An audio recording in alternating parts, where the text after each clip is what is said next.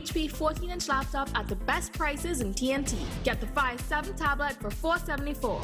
You can also shop the latest Amazon Fire Sticks. Call now at 32-DBEST to order, or visit us in-store at Forces Flagship MacBean.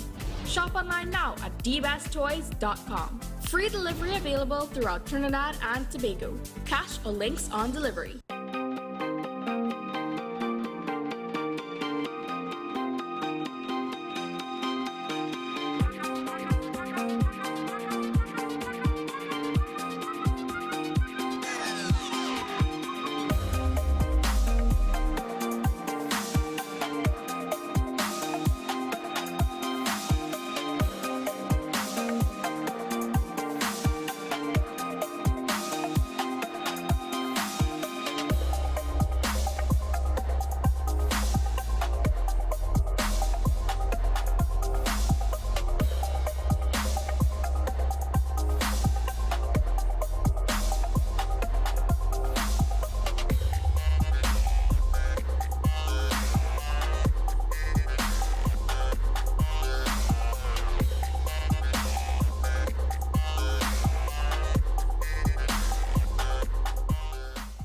SM Group International Limited, your solutions partner for the latest innovations, brands and competent staff to meet your needs. We provide products and services in the following divisions: executive services, event rental and services, power and heavy equipment, construction and property management, food and beverage, aggregate and sales and distribution. Check out more on our products and services at www.smgrouptt.com. Contact us at 221-7445 or email at info@smgrouptt.com.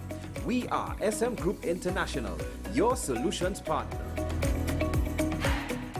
Our award-winning show is back, and this season promises to be even more exciting than before. What's Up Doc isn't just a title, it's a call to action for anyone who wants to improve their health and well-being. Join us on this thrilling ride towards better health on WESN Content Capital. This is Face of Sports, WESN Content Capital. How you felt about the kiss on the lip? That's the business. I'm not to do with that. And I find that was distasteful. The national senior team, whether you like it or not, that is the model for all other teams to follow. I'm assuming that the regional requirement may be a much stricter requirement. This is not about Pro League and Super League. This is a league run by the Normalization Committee that I'm responsible for. Nobody expected FIFA to fund this arrangement. If we don't get a professional attitude towards this, we are doomed for failure. You break a balance, trip the leg, control the body. They ain't gonna stand put forever. Why you want the Chiefs to lose so? Why you want the Chiefs to lose so? They already have two. Lamar don't Why? have. You're jealous because you know the Chiefs getting closer to the Patriots. Let's go to the last part. No, of the not no. Let's go to the last part.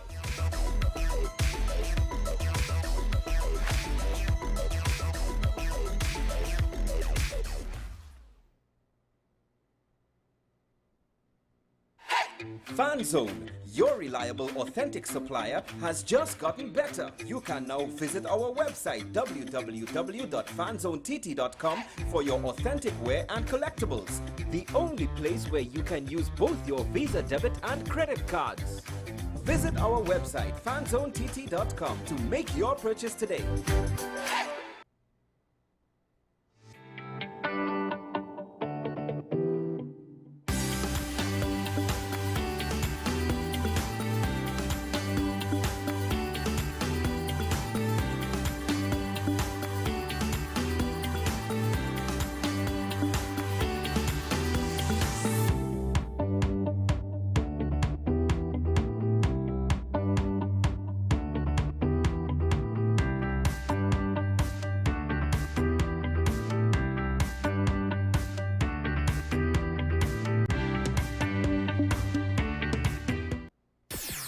WESN.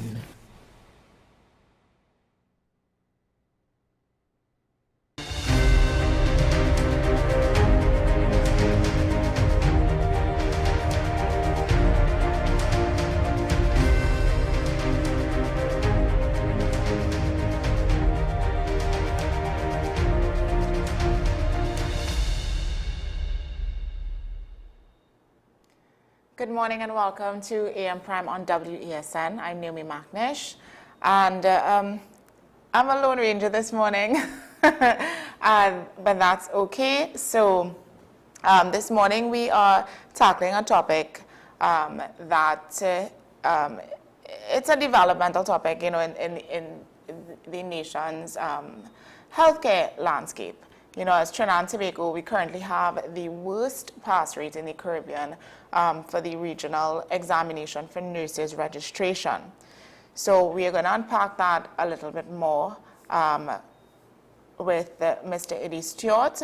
He has been vocal about what's contributing to this crisis, from the withdrawal of student stipends, the lack of accommodation, and outdated policies, to the pressures of driving nurses abroad. Good morning, Mr. Stewart. Welcome to the program. Pleasant morning to you and your listeners. Thanks for having me. Of course. How are you this morning? Not too bad on this rainy Friday morning. Oh gosh, I'm yes. doing well. It was very, very rainy this morning. So, Mr. Stewart, can you explain, you know, just how serious this 50% failure rate is, and what it means for the future of healthcare in Trinidad and Tobago? Yes. Well, even before we tackle the 50% pass rate, one has to understand that we are already hemorrhaging a number of our best and brightest nurses to foreign countries. Right. And that is really having a debilitating effect within the healthcare setting. We are struggling to arrive at a patient-to-staff ratio that can safely operate and safely provide the necessary care for our loved patients. So we're already short, and then to further compromise, we are short on our specialist nursing personnel, which is even more of a concern for the association. How do we address that shortfall? We address it by trying to retain our nurses, and hopefully at some point the government will see it fit to increase the remuneration for nursing personnel who continue to work on 2013 salaries. You also try to improve the environment. If it's one thing the government has been doing is building a number of buildings, so the environment in which nurses are working is improving over the years. But we are unable to attract and retain those nursing personnel who get into the profession. In terms of attraction, there are 3 nursing schools persons can go to. And yes, most of them are oversubscribed into attracting those persons fresh out of school with the required qualification, 5 CXC level passes, inclusive of a maths and English and a science subject. Okay, they are coming into the schools. However, in the school system, which is now a 4-year bachelor's degree, because that is the standard internationally, we are seeing an unusual high failure rate. It is very unusual in terms of the regional and international. Generally, the pass rate, regional and international, is hovering around 85–90% pass rate. But in Trinidad and Tobago, unfortunately, it has a woeful 50%. And it has been going down over the years, actually. So it is not improving, it is actually getting worse. And there are a myriad of reasons for this. But going back a little bit, what is the current patient-to-staff ratio? It varies internationally, so I'll just give you what international best practice is and what the evidence has demonstrated. Anytime you go above this patient-to-staff ratio, then the patient life is at risk. Any additional patient we add on. So for instance, ICU is 1-to-1. 1 nurse to 1 patient, 1 registered nurse to 1 patient. HDU, high dependency unit. So that is a step down from ICU. That is 1 nurse to 2 patients. The general medical and surgical wards, where the most of our population are placed in, that is generally around 1 nurse to 4 patients or 5. In Trinidad and Tobago, you could have a situation where in a general ward, you could end up with 1 nurse to 10 patients, 12 patients, 20 patients. So there's, in Trinidad and Tobago, because there's no standard, because there's no barometer to be held against, you can open a new hospital and just say, okay, we're going to staff it, send a few nurses there, and expect them to run that hospital. Yeah. What challenges arise when staff are responsible for too many patients at once? That arises when a staff is required to attempt to see about. You can place the best nurse that exists in the world, and you place them in environments where they have to take care of 12 patients. 1 of those patients is going to die, 1 or more of those patients, because you don't, when it's supposed to be 1 to 5 or 1 to 4, and you add a 6th patient and a 7th patient and an 8th patient, it is not only those additional patients' care that is being compromised, it is also the original 4 patients you're supposed to have. So all 10 patients' lives are now at risk.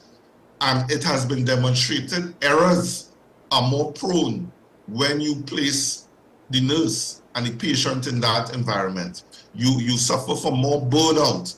The patient cannot get that level of one-on-one care that they otherwise would have received in the normal setting. Yeah. And internationally, this has been recognized. And that is why you have states mandating that you follow these strict patient-to-staff ratios. So, and that is why America and England and Canada and Saudi Arabia are coming down for our nurses, because they have to maintain proper staff-to-patient ratio. So coming back to the issue with the pass rate being, at 50%. What are some of the possible reasons behind, that performance, compared to other Caribbean countries for the exam? Yes. Dominica, just to give an analogy, Dominica has 100% pass rate. Wow. So everybody who enters graduates successfully at their first attempt. Just recently, it came out. And a few other countries have been able to hit high 90s and at points 100%.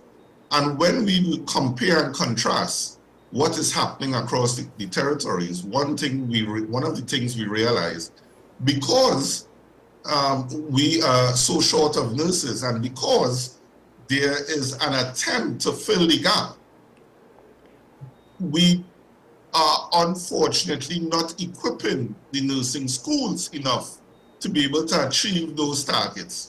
And therefore you end up with extremely large classes, 30 plus students in a class, and there are about 3-4 batches, and you don't have the required number of lecturers and clinical instructors. So the lecturers will remain in the classroom and teach the students, and the clinical instructors are the ones to be able to monitor them in the hospitals and ensure they learn the correct procedures. Yes. Because again, unfortunately, we don't have enough nursing personnel to be able to guide these students when they're out on the wards. So they must have clinical instructors provided by the school to make sure they are properly supervised and they learn the correct procedures. Yes. So that is a major shortfall, and one of the greatest shortfall the students suffer with. In addition, there are a number of other issues. Nursing students don't enjoy stipend like they used to. In my time, every nursing student would have enjoyed a stipend, very small, $1,000, $1,200, $1,400. But it went a long way. You didn't have to worry about feeding yourself. At least you had this $1,600 to carry through the month. You could have used it to supplement the purchasing of books. Could have used it to supplement purchasing of uniforms, traveling to and from the institutions. So that is a major shortcoming now, because that has since been removed from one of the nursing schools and it has never been given to another of the nursing schools. Currently, there are 3 nursing schools. Costat, they currently receive a stipend, but the other 2 nursing schools, UE Nursing School and USC Nursing School, do not enjoy that stipend. Right. There are other factors, hostels. Yeah. In my case, every nurse had the ability to stay within a hostel. In fact, doctors still enjoy the opportunities to remain in the hospital setting in these hostel rooms. Nursing don't have that. They actually have knocked down all of these hostels and made car parks of them, unfortunately, both in Port of Spain and South and Eastern. So we are short there also.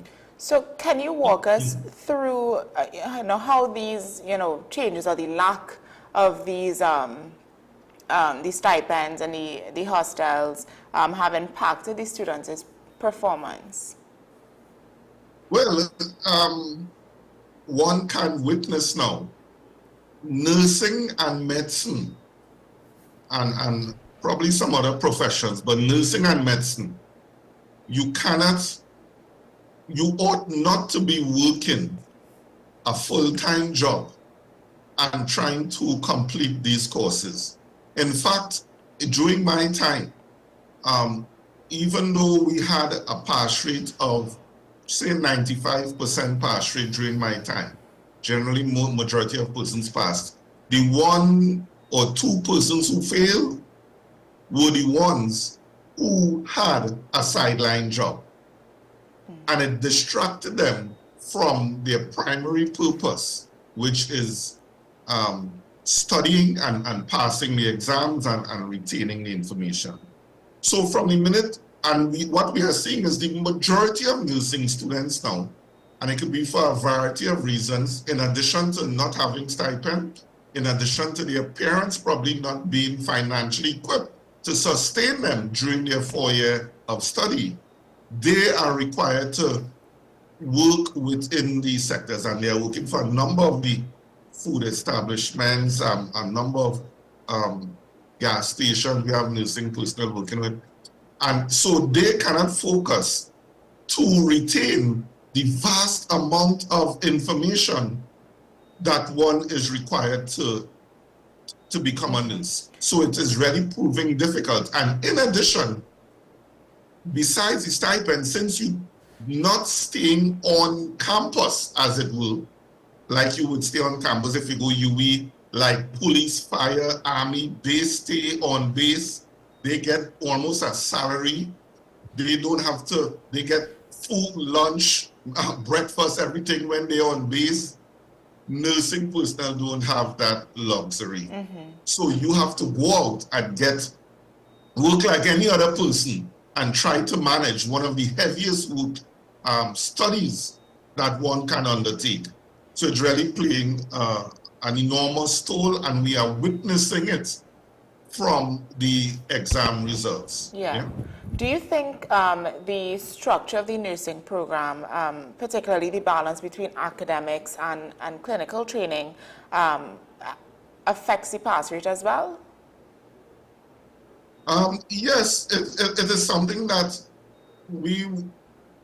I would have listened to the Minister of Health and also the Minister for Tertiary Education, Dr. Prakash Prasad, indicating they're going to analyze the data. They are going to do their own research to identify what is the main causes. But it's not going to be one cause, it's going to be multifactorial. And they would definitely include those areas I would have mentioned this morning. Yeah, and including what you would have indicated there, that work-life balance, and that balance between retaining theory and putting it into practice on the wards, and putting it into practice in the hospitals. And so that is the balance that we are trying to strike. And I think that is something that we Because even at the ward level, because there are two sets of exams. There's the practical exam where you have to demonstrate proficiency on the wards to your examiner, and then there's the written exam. So our practical exams, while it's better, it's still not as it used to be. It's around 75% pass rate for the practical exam, but for the written exam, it is at 50%.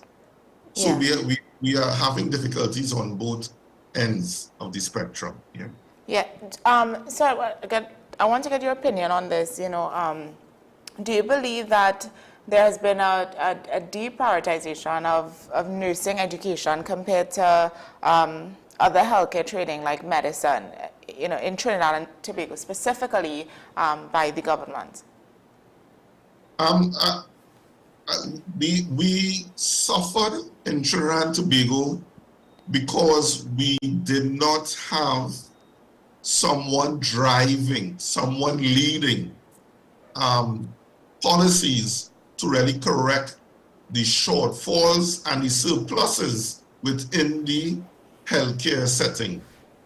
So what I mean by that, currently we have a surplus of doctors.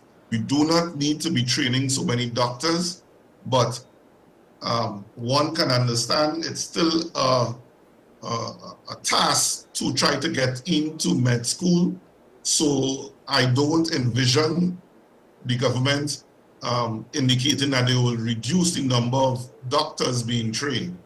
We have a shortage of nursing personnel. So some of that resources can be redirected towards nursing to ensure we ramp up on nursing. So we hope the government finds the necessary resources to ramp up nursing education in Trinidad and Tobago. We have a shortage of specialist nurses and specialist doctors. So I hope the government can redirect resources to these areas. We have an oversupply of dentists, pharmacists, so much so they cannot find employment, and oversupply of vets. So there needs to be a realignment of what the country needs as opposed to what persons want to do when they get out of school. Cannot be we just continue funding persons to do courses which we know they can't get employment for, and at the same time suffer tremendously because we are short in other key areas. Yeah, so so then on that, you know, you would have mentioned that nurses are migrating for better opportunities, and you know, is this nurses who are already registered, or would this be nurses, well, persons who are studying nursing? Well, it will be nurses who are already registered. Right. So then, you know, how much of a threat is that to our healthcare system? Well, it's going to further compromise the quality of care that the public receives. Just give a comparison. When I was training some 20 years ago, the senior nurses on the ward had something like 25 years of experience, 30 years of experience, and you could have relied on them comprehensively for guidance. You could have witnessed best practice and all of these things. Now, the senior nurses on the ward have about 5-6 years of experience. They are now the seniors because those persons who are above them have already left our shores and working for the US dollar and the pounds and what have you. So you can understand immediately the difficulty when our student nurses go on the ward. They don't have that years of experience from a senior nurse that I would have enjoyed and my colleagues would have enjoyed in my time. And again, when these things happen, that is when you end up with a shortage of nursing personnel will ultimately lead to increases in the mortality rate, deaths occurring, unnecessarily deaths, and mortality rates increasing. So persons will end up getting with IV burns, they will get more falls within this setting, you'll end up with pressure ulcers, you'll end up with incorrect medication being given. So this is when all of the problems begin to arise, when you do not have the required number of nursing and midwifery personnel to take care of patients. Yeah. And we always say the hospital could run without any other category of staff for 24 hours. Any other category of staff could strike, could stay away for 24 hours. And nursing personnel could man the fort and keep those patients alive. But the patients cannot survive 24 hours with the nurses removing themselves from the workplace. Patients would not survive. So that is the level. Yes, all workers in the healthcare setting is essential, but nursing personnel are even more essential in the interest of the patient's welfare. Yeah. With regard to the stipend and possibly reinstating stipends for nursing students, do you believe that this is something that's being taken seriously? I know that, well, now that there's a new government in place, have you heard anything, or are there discussions being had currently about it? Well, we have been lobbying for that nursing stipend to be in place for the last 8 years. We have been lobbying the then government. And in the run-up to elections, we were able to have a meeting with the then Prime Minister, Stuart Young, who agreed finally to implement the nursing stipend. And he said it's going to be government policy going forward. All nursing schools would enjoy that equity and receive the nursing stipend. Elections would have been held and new government is in place.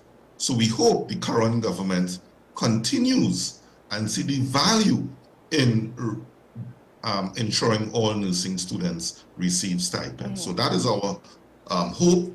Thankfully, we have Minister of Health currently, Dr. Lakram Bodo, who is fully apprised of all of the issues nursing and midwifery personnel would have faced, because he was the one we went to during the last 8 years. He was one of the ones, and we provided all of the information, all of the statistics. So he's fully appraised over the years of the challenges nursing and midwifery would have faced, and he would have championed these issues in Parliament. So it will be difficult for us to even imagine that he would not implement some of the things he once championed as a shadow minister within the opposition. Yeah. It will be shudder to think that. But thankfully, we also have a meeting carded with the Minister of Health, so we will know conclusively. This Monday coming, we have a meeting with the Minister of Health, so we look forward to him confirming that the policy taken by the outgoing government would be continued under this government. Yeah, well, I do wish you all the best with that meeting, and I hope it ends well. Yes. But so I want to talk about, mentorship from senior nurses to the younger ones. In your view, how important is that mentorship, and how can it be better structured to, support the struggling students or the younger students in the nursing program? It is key. It is key. It is fundamental to any profession. And just to give you an example, with law, you would have to be mentored by someone your senior.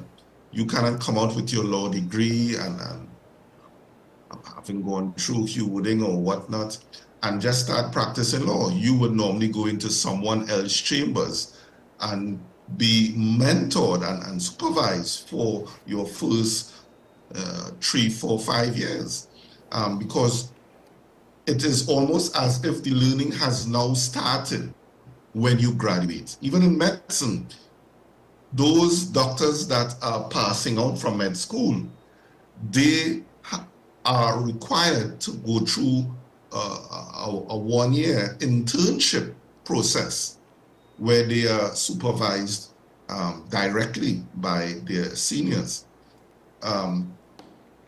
And actually, under the last government, not under the last government, under the UNC government, where Dr. Fuad Khan was Minister of Health, he actually saw the need for that mentorship to be so critical that he wanted to extend the internship period from 1 year to 2 years, because he realized even after 1 year, the competency level was not yet there and the person needed more. So it was briefly changed, but then it was quickly changed back because the doctors weren't in favor. They found that they can't work on the internship salaries for 2 years. So I guess they protested and it was reverted back to the 1 year. But it's key. A nurse coming out of nursing school is considered a novice nurse. And you now are required to really be placed in an environment, because now you are responsible for someone's life. Any error that you make could have severe repercussions for that patient. Yeah. Yeah. So, Mr. Stewart, we begin to wrap up. You know, what would you say to a young person considering a career in nursing here in Trinidad and Tobago, you know, given the challenges? It's still one of the greatest professions to be involved in. So I would definitely encourage young persons in this market where there's a lot of unemployment, a lot of persons doing degrees that you are not assured of a job. Those things do not happen in nursing. You're always assured of a job. Whether it's locally or internationally, you are assured of a job. So we definitely would want to encourage, and we would want the government to encourage the government to focus on nurses. We can be a home for nursing export. And it will definitely help the country, because when nurses go abroad, they send back foreign exchange to their loved ones.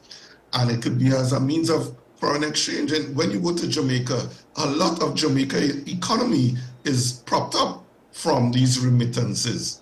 A number of African countries get a lot of foreign exchange. Philippines now train nurses for export.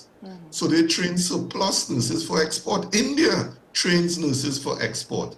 So this is a good opportunity for Trinidad and Tobago, because countries, these developed countries, cannot sustain the requirements for in terms of the number of nurses and personnel they need, and we can fill those gaps for them and make it beneficial to our own country at the same time. So it's definitely encourage anyone to join. Finally, is there anything that the public can do to support our nurses and possibly advocate for, you know, a stronger, more resilient healthcare system here in the country? Yes, and it's so apt that you have asked that question during Nurses Week. We just celebrated Nurses Day, and we normally celebrate the entire week. And it's a good opportunity when you interact with nurses, you know, to give them that, those nurses who are performing well, and you see they are performing well and going beyond the call of duty, to give them that mode of encouragement. Persons, yes, we know persons would complain when they suffer a bad interaction with one or two nurses and then label the entire profession. But the majority of nursing personnel are doing human service, and we really would want them to encourage and lobby with us, the government, to ensure that they invest in nursing and midwifery personnel. So because at some point, all of us would have to be in our nation hospital, and we want the best care possible. Yes, I must say, I mean, most of the interactions that I've had with our nurses were positive, and I do give a lot of respect to our nurses. They work hard, and I've never, well, that I can remember even that it was so bad that I, you know, held it, but I've always had positive interactions with our nurses. So I agree, and I do wish you all the best moving forward, that the nursing program, you know, the pass rate increases and the stipends and the hostels and all these things come back into play for the development of our nurses. Thank you so much. Thanks for joining me on the program this morning, Mr. Stewart. Thank you so much. Take care. Bye-bye. All right, so as Mr. Stewart said, you know, we definitely do need to encourage our nurses and support them and just be nice, because we need nurses. You know, we can't have a healthcare system without the nurses. They do a lot of the work in taking care of patients. So let's advocate for that. We are going to take a quick break now. And when we come back, we're going to continue on with another conversation. This one is targeting mental health. As May is Mental Health Awareness Month, so we are going to spend a little time on that. So stay with me, and I'll be right back.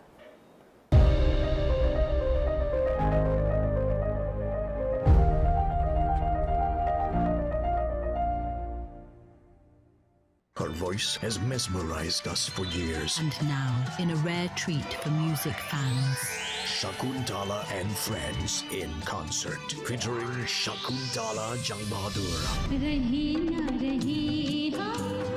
Singing sensation Nepal Chaitlal, brilliant musician Dr. Shivanan Maharaj, master flautist and saxophonist Narendra Maharaj, with music from Shiv Sangeet Orchestra. Shakuntala and Friends in concert. Shakuntala.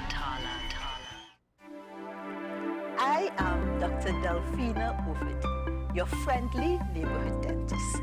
At Community Hospital Dental Clinic, we offer examinations which include x-rays, basic oral cancer screening, and a treatment plan.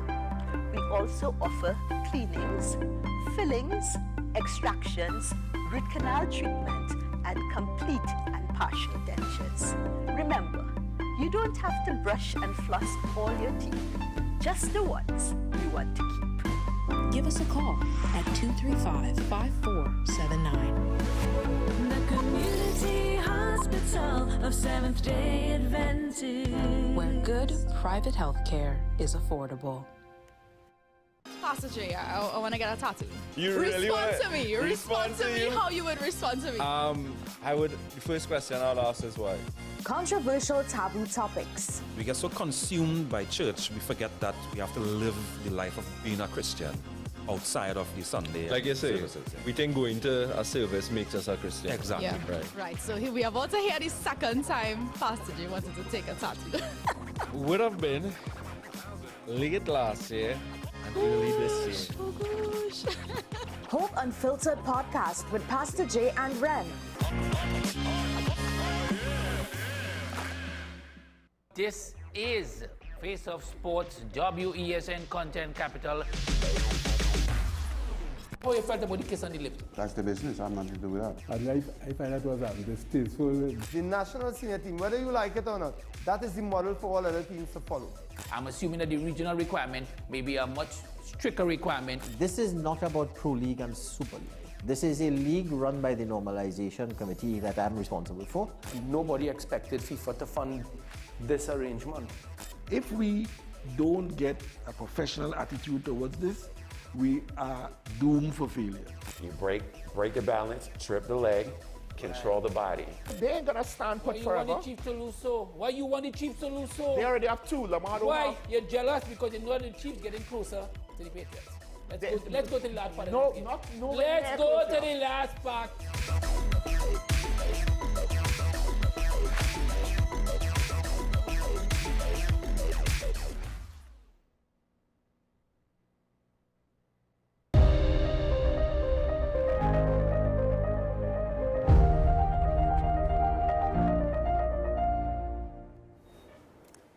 So not only is it Mental Health Awareness Month, that being me, today is also International Day for the Boy Child.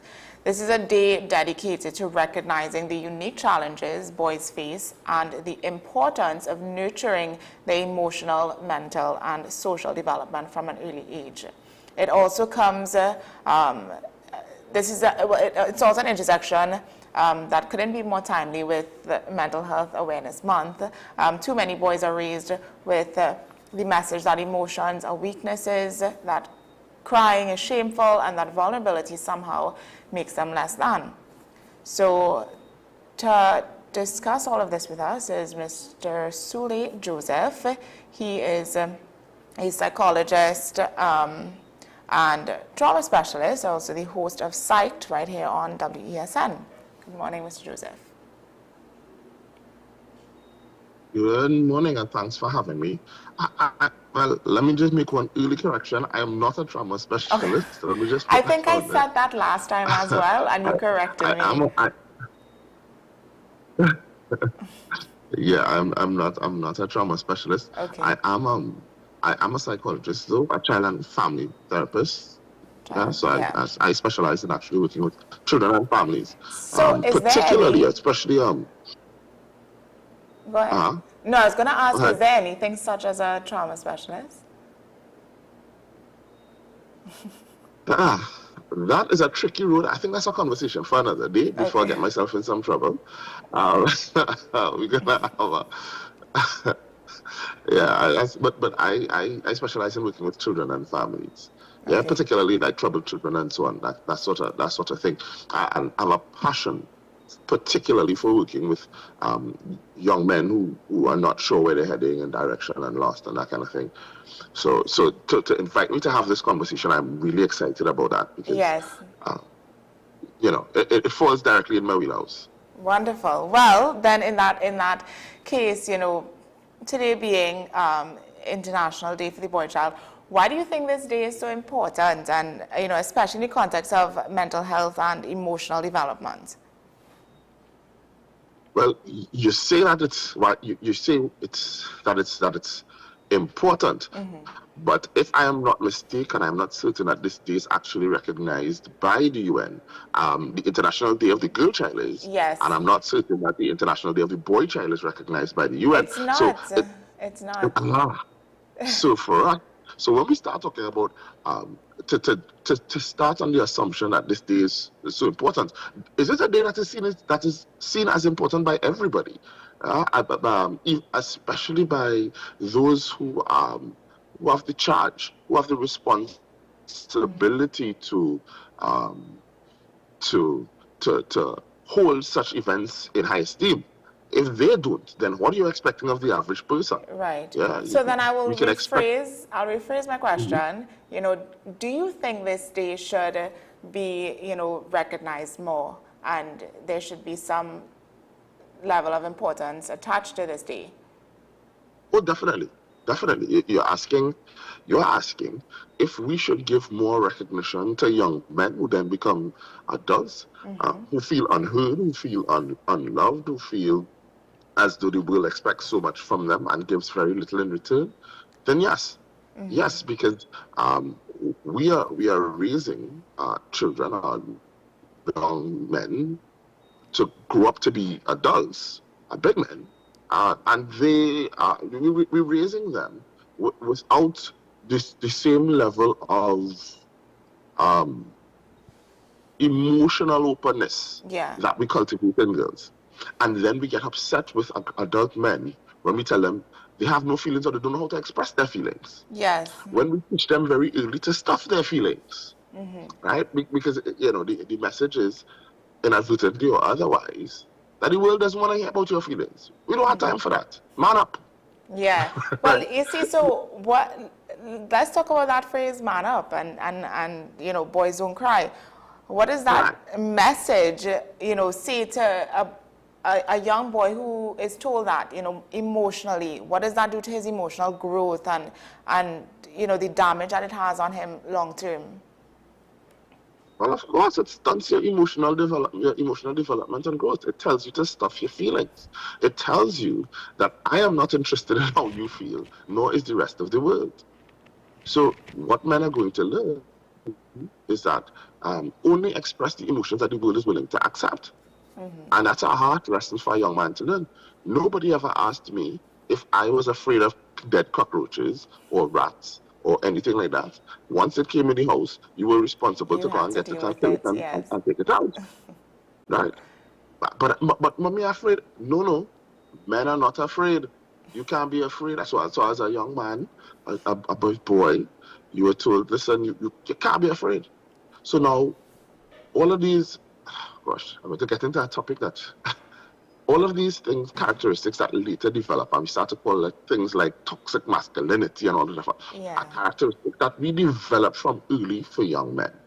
And we tell them, they have to show bravado and show this brave face despite how they feel, and to not explore certain feelings of hurt and fear and so on, and replace it with feelings like certainty and overconfidence, and that develops into a character, into certain characteristics and a personality, right? Because we don't allow young men the same space to feel vulnerable and hurt and to cry and so on. Yeah. But I will say, at least the statistics and research, at least in the States and so on, are showing some level of some change to some degree, which is hopeful, with modern parents starting to do more, being more open and allowing more their children to share their feelings and so on. Right. We're not quite there yet, especially for boy children, but it seems like we're on a path. Yeah. In the Caribbean, I think masculinity is often linked with silence and stoicism. So how would you say that has shaped the way boys are raised, and what needs to change about it? Well, we assuming, first of all, you're making several assumptions in your question, which is that it must change, right? Oh, well, because I don't see why it would be a good thing. If you're stifling their emotions and, that they can't express how they feel, because then it's considered, weak. Well, the thing is, what you're looking at, and I don't necessarily hold you accountable for it, but I do understand. What we tend to do is to ask the victim how you plan to fix what was done to you, right? And this is bigger than that. This is a cultural shift that we need to look at.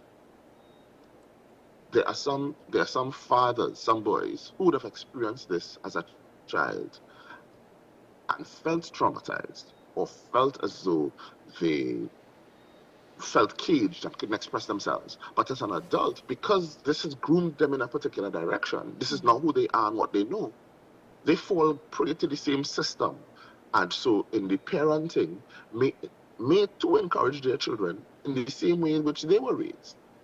So to the mothers saw their brothers being raised in that particular way and made so to do the same thing. It's a cultural shift that needs to take place. We, as a people, we need to understand that this is not the best way to raise our children. It's the outcome of which we having a lot of males who, I won't say that we are emotionally dead, but we're emotionally stunted. And they can't seem to be able to express themselves emotionally or experience certain emotions, at least openly and freely. And that is a direct result of us teaching them to park those emotions. Boys don't cry. Men are strong and stoic and silent. But what about if you have... Could you imagine, right? I don't know if you're familiar with Rudy, the actor. Yes. Yeah. The Trinidadian actor, okay. Comedy. Could you imagine Rudy, because Rudy acts as both men and women in his skits. Yes. Could you imagine maybe even 10 or 20 years ago, Rudy trying to do that, and his parent being an old school parent? They would have murdered him. They would have literally, he's like, embarrassing. This is what you're doing with your free time? You're embarrassing the family, and you're acting as a woman too, and so on. And we have not moved past certain ideologies that we cling firmly to, since, dare I say, since colonialism. We have not let go of certain ideologies, and we've held firm to some of them. Even when, traditionally, if we do the research, you would see that when we go back to times of Shakespearean dramas and so on, there were no female actors. Men acted the parts of women and men. Yeah, but we're so stuck now in this perception that a man must be strong and a man must be stoic and a man must be a man's man and so on or whatever, that the concept of somebody acting both roles is now something that is almost offensive and angers you. Yeah, because I think it just makes for some people it makes them it brings a level of uncomfort because it's strange. You know, it's not something we would be used to. But I wanna ask, you know, we can understand, okay, for men and boys, you know, not being able to express their emotions, or that being seen as a bad thing, could harm them. But do you think there's any good in that? Do you think there's any positive side of it, where teaching a boy to become a man and masculine energy, you know, it being something, you know, good in a sense? I don't know if I'm explaining this properly, but we understand the bad side of it, you know, that it can stifle them. It can allow them, you know, not to grow emotionally, not being able to properly express their feelings and how they feel. But then, you know, teaching a young boy how to be a man, it's all about being macho and being strong and, you know, not showing too much of your emotions, because then it's kind of feminine. And it could also lead to other things in their adult life, because, you know, where if you act too feminine, you're not gonna find love, you know, with a woman, you know. So is there any positive side of it? You mean having a positive side from teaching your children to be emotionally stunted? That's what you're asking. Well, I would say, I guess it depends on what you look at as a positive side. Because I believe if we do to have a cultural shift and we get the society to start thinking differently and be more open-minded, then you can have a softer side and still be able to get married to a woman and have a family and not be viewed as, for again, and I'll bring Rudy back as an example. Rudy does skits where he acts as women all the time, and it's hilarious, and people like him and so on or whatever. And she was recently married to a woman, and I don't see how that has held him back. Definitively being, you know, but it doesn't necessarily mean that he is emotionally very open and so on. I don't know the gentleman like that, so I can't say. But to be able to act as a woman in public, on skits and so on, and face feedback, I think takes a certain level of emotional intelligence and maturity. Not many people could do that. But then, you know, if what you're saying, you know, is true, then that would only come from practicing being vocal and about your emotions and always, and some people would say, you know, you're very emotional because you talk about your emotions a lot, and any little thing that happens, you're up in your feelings. That's usually what's said. But there must be a balance somewhere in between there where, you know, not talking about my emotions all the time. It's not a matter of I'm stifling or, you know, it's not acceptable, but then you just have to know when to share your emotions, because some people overshare emotions. And then I think when a man does that, this is where the you know, kind of stigma comes in, that you know, he's feminine or he's too feminine because he's oversharing his emotions. Oh. So then the question arises, where's the limit then? Because for women, a man is supposed to be able to create a safe space for a woman to be able to share her feelings whenever. Yes. Right? But then if it's a relationship, shouldn't that be reciprocal? Where does a man find a safe space, or a young boy find a safe space to be emotional, if not always with his partner? No. So does he then have to get multiple partners to share a little bit of emotions with each partner? Right?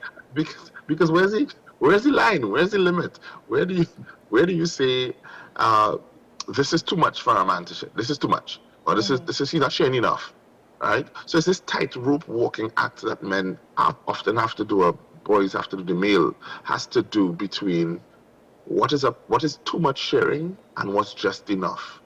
I can't come in and just say, listen, I had a hard day today, or my mom passed, and it's back in my mind, and I can't just come and just cry. Doing it once might be fine, but if I have days of that, then I say, but what kind of man I have here, always crying, boy? Yeah. You know. So where's the line? How emotionally open can I be before it becomes problematic? And the answer to that for women is that there's no line. But for men, while we encouraging them to do it, there is still a line. So while we talk about the International Day of the Boy Child and so on, and that's why I started by saying, how much do we recognize this? Yes, it's very appreciative. Yes, we've made some progress, but we're still in a space that there's still a line that needs moving. Yes. Right? Yeah. Do you think that this is something that should be brought up more in schools for young boys? You know, emotional intelligence, being able to express emotions properly as a young man. Oh, definitely. Emotional intelligence is not necessarily something that it's a skill. So it's not necessarily something that you'll be born with. You have some people who have a better aptitude to it, I suppose, and others may have, but it's a skill that you learn. You have to be trained. And if you don't if you don't teach children that skill, or boys that skill, at some point, they're never going to learn it. As a matter of fact, we do the opposite. We actually actively hinder them from learning the skill, because we tell them, nah, we don't want to hear about how you feel it. Yes. Right?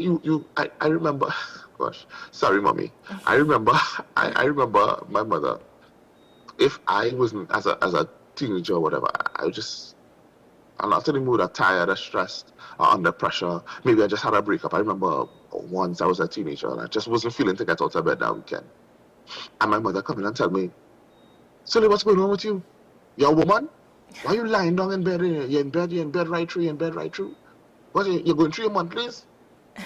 Right? And that kind of stuck with me. And it was a thing. I said, listen, why it stuck with me is because I said, listen, whether I have tobacco, whether I'm not feeling well, whatever is the case, the world does not care. I have to get up and go and get. Yeah. Right? And that's something that stuck with me for life, as opposed to, I'm not saying that you encourage our boys to, or our children in general, right? But it should have a safe space for us to say, listen, this is how I feel. And we can still tell them, you can feel this way and still, muster a way to be able to get up and do what you have to do. But it's okay to feel this way. Yeah. But what the message is for boys instead is that it's not okay to feel this way. Because as a boy, you get it hits you on your back, you shake it off, and you keep going. Yeah. And we must change that. What role do you think, fathers and uncles and, male mentors would play in modeling healthy emotional expression in young boys, and being able to, break any kind of generational cycle with regard to these emotional maturity? Oh, a huge part, because a big part of becoming a man, or transitioning from this boy to a man or manhood, it's not just something that you can learn from textbooks and so on. And it's not only biological in nature. It's also based on nurture, right? Yeah. So, and a big part of that nurturing, besides the active information that would be shared with you by your parents, your mothers, your family members, and so on, is modeling behavior. Yeah. That's a critical part. There's a part where boys actively pay attention to the males in their lives. And so, even if it's not your biological father, there's usually a male person, a teacher, somebody from church, an uncle, somebody, a male who models a behavior that a young male can then say, okay, this is what a man looks like. Let me find my way to model something like this, to kind of shape myself behind, something. Mm-hmm. And what is scary is that, and I mentioned previously, if those persons who model that behavior have come from a space where they too have modeled their behavior behind someone else who didn't make it easy for them to be able to share and express certain emotions, who had a very fixed concept of what masculinity and manhood and so on is, manhood is. Yeah. Then they in turn are modeling that same behavior for another generation, who in turn are going to model it for another generation, and we just keep going in the cycle of, listen, my father never hugged me and said he loved me, but he showed he loved me by getting up every day and going to work and providing. Yeah, no, that's not it. As a child, boy child, girl child, different. You want to be able to hug your children. Yes. And too many times we hear girl children talking about, my daddy hugged me up and used to pick me up from school, and the boy children don't necessarily say the same. Yeah. What they hear is daddy telling them that they should have protect the sister in a fight or quarrel with them for not looking out for the big or the sister in general, right?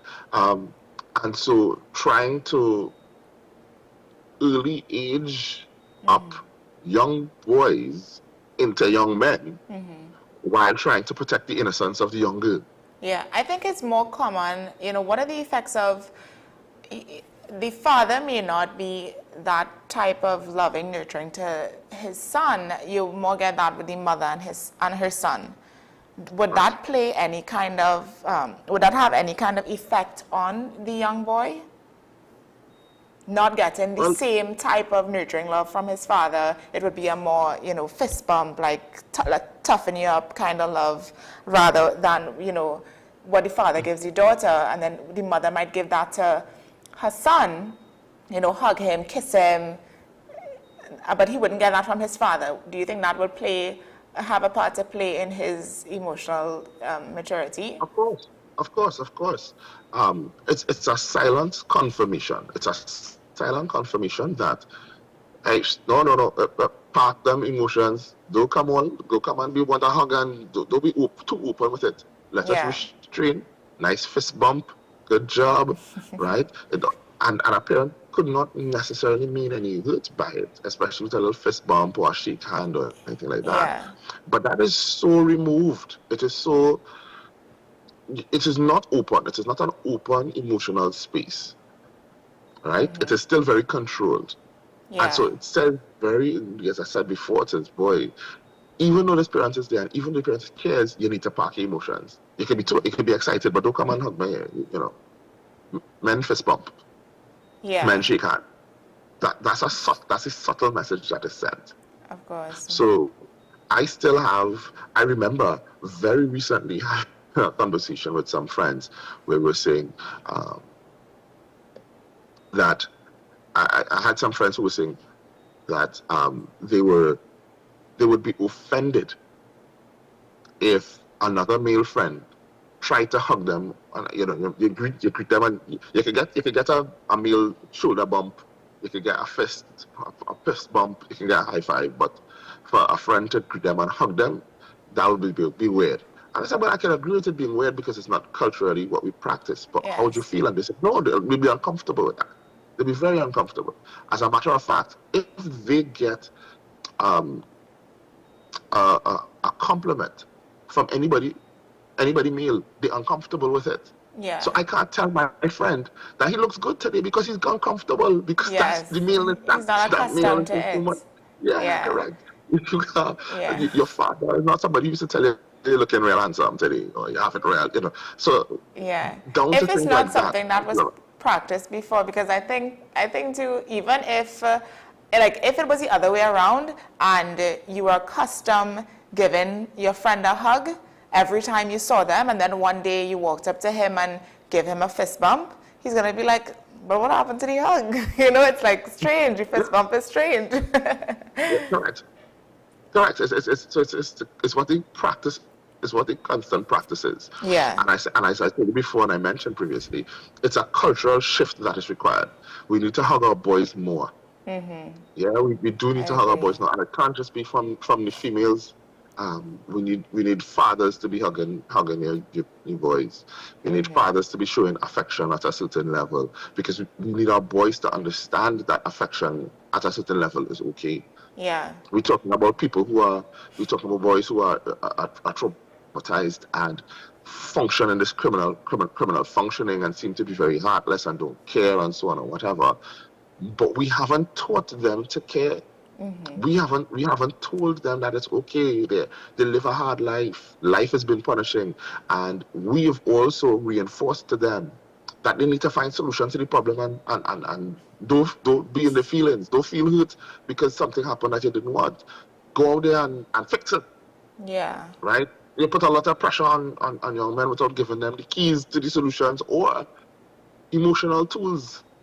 It's okay to feel hurt or be disappointed. It's okay. Right? The emotions that we tend to allow men to express, I call them 2.5 emotions. Mm-hmm. Men are allowed to be happy. Men are allowed to be angry. And the third emotion men are allowed to be is normal, which is numb. You're allowed to be normal. That's the half emotion, I call it. You're allowed to be numb and normal, and that's it. But there's a whole host of emotions. Yeah. And instead, what men do is when they experience those other emotions, they automatically default to expressing it in one of the 2.5 emotions that are allowed to be expressed. Yeah. So something happens that hurts you, what do men do? They become angry and lash out. They don't take the time to feel hurt. Yeah. Something happens and you feel sad, you get angry. Or you get numb, you just don't take it on. Yeah. So what are some simple but powerful things that parents, or specifically fathers, can do at home to start teaching, emotional intelligence and emotional literacy to their young boys? Well, I think that fathers could start having basic conversations. And include your sons in basic conversations, and not necessarily the mature ones where we try to re-age them quicker than they need to be. But have them in, when I say conversations, I mean conversations about how you appreciate them. Be able to tell them, listen, son, I've been noticing you working hard. Congratulations on that. The results don't necessarily show everything that you worked on, but that's something you'll get better. Let's focus on, you see, those conversations, words of affirmation particularly, they work very well. I think fathers should do a lot more of that. Mothers as well, of course, but particularly fathers or male role models. Have those conversations and include words of affirmation in them. It's really important. 2, the second thing I'd recommend is to be more expressive in the interaction. And when I say more expressive in interaction, I mean more expressive in relation to modeling the behaviors you want to see.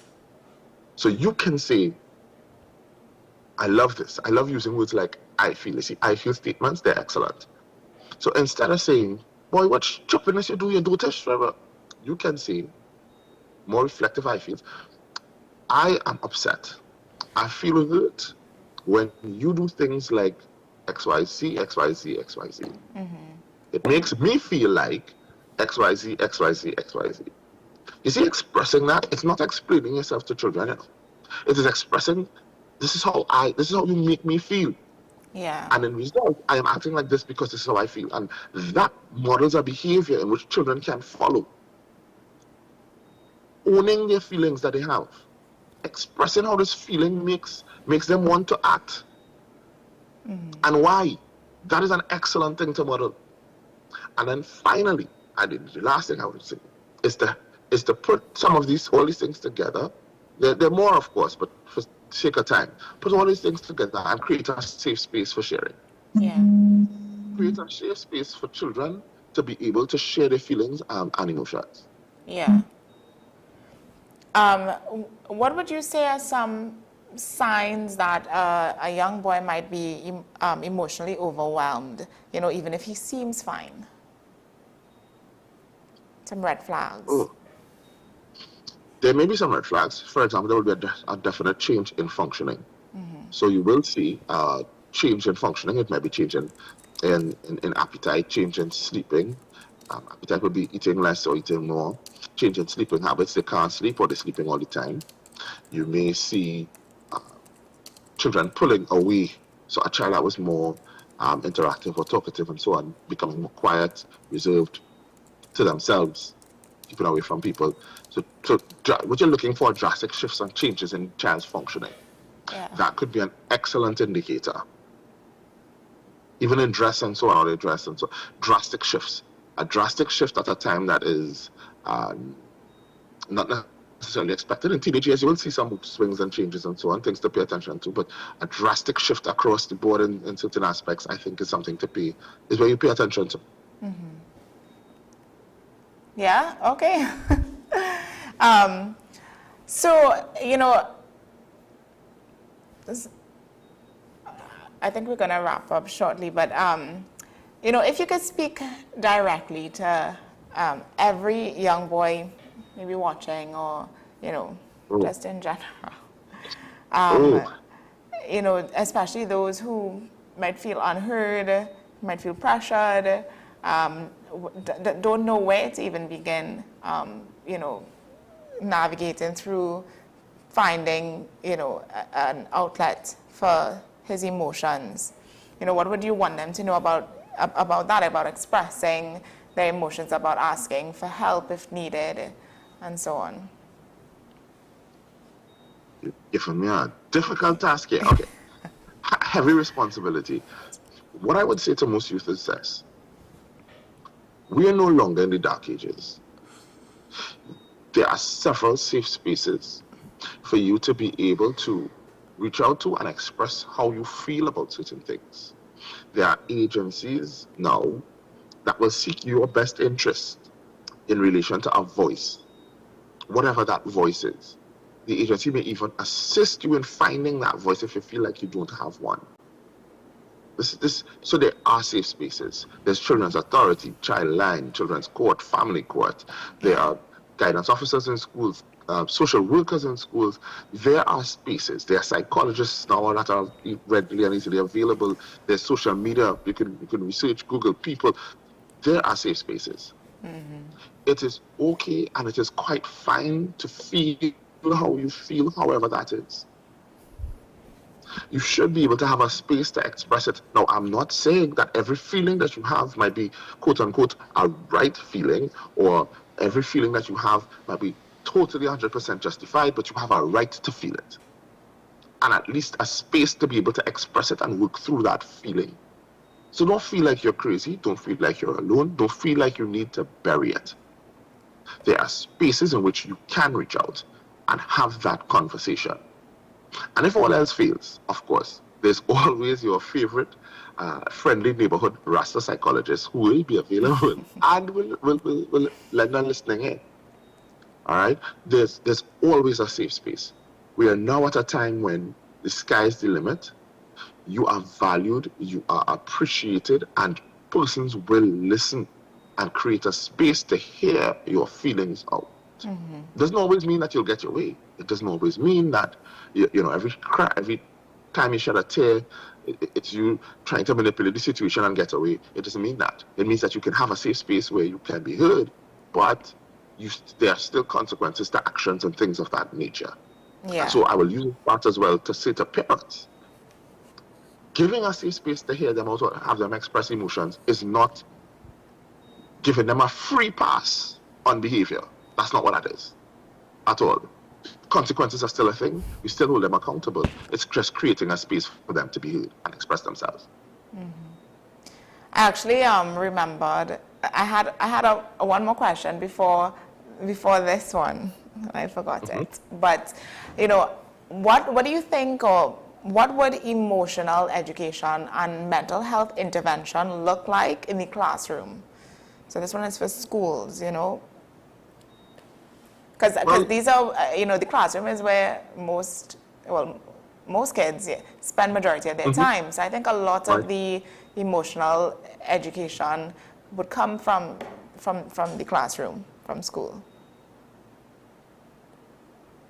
Well, it is something I would suggest should and would occur in primary school level. It should occur at all levels, right? But remember, it's a skill that we're trying to teach. So while we're teaching reading, while we're teaching writing, while we're teaching all these basic skills, we should also be teaching emotional intelligence.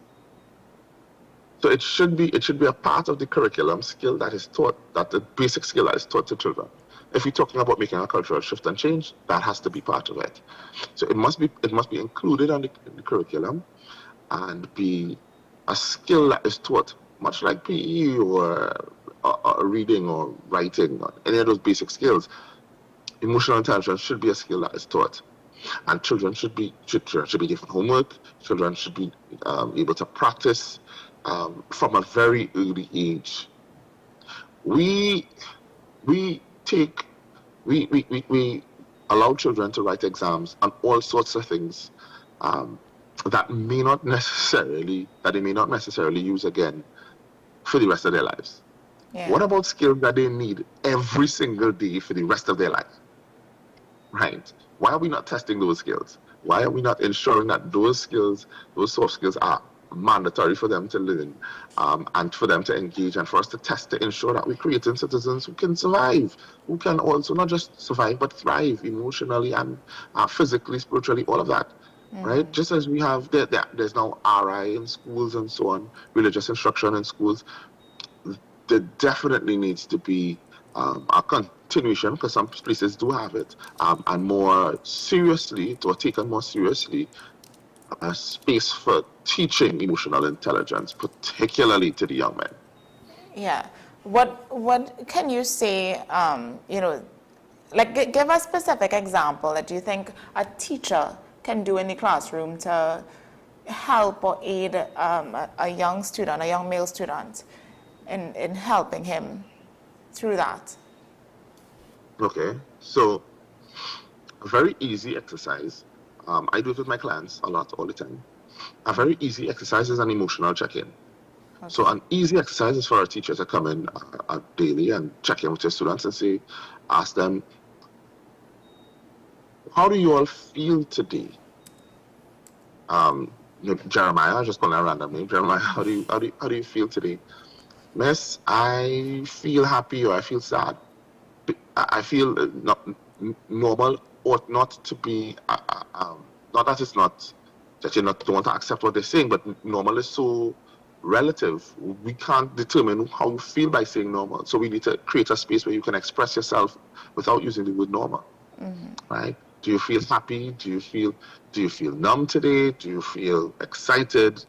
And then what we do is you do that check-in, and you usually ask them to rank it on a scale, whether you do the scale from 1 to 5 or 1 to 10. But how do you feel today? And rank that on a scale. It brings emotional awareness to the child, and it allows a space for them to practice assessing themselves or awareness to see where they are at emotionally and at what level. And so if that is something that is constantly practiced, it will start to jar the conversation of, well, what emotions do I feel? Yeah. How do I express? Because I'm forced now to express that to the class and to the teacher. What emotion do I feel? Do I say that I feel angry today? Right? And they must know that it's a safe space where if I feel angry, the teacher's not going to ask me for the class. My business, like, why are you feeling angry? Yeah. This is how I feel. You know that Jonathan feels angry today. That's just where he's at, and he's angry at a 6 or a 7. So he's really angry. Okay, people, don't harass Jonathan today. You know that Jonathan is not in a good mood. He's at a 7. He's angry, and then we could put Jonathan aside at break time and say, Johnny, what's going on with you? Why are you angry at a 7 today? Do you want to talk about it? Do you want me to send you to the guidance officer? Do you need to see a social worker? Do you need to see a psychologist? Yeah. What's going on? That emotional check-in. You can then send them to, you don't have to create this space. You've initiated the space for them to express their feelings, and then you can send them to a safe space that already exists, a practitioner. So it's not like the teacher now has all of this responsibility to create this safe space and all of that. Because I understand that teachers have a lot to do. There's safe spaces that exist.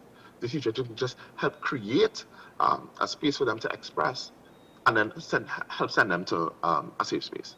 Yeah. And if we do that, we also avoid a lot of incidents where you have children getting into fights and scraps and that sort of thing. Because we know from advance, they come to school angry today. Children are little people.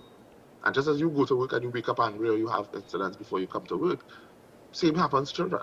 Yeah.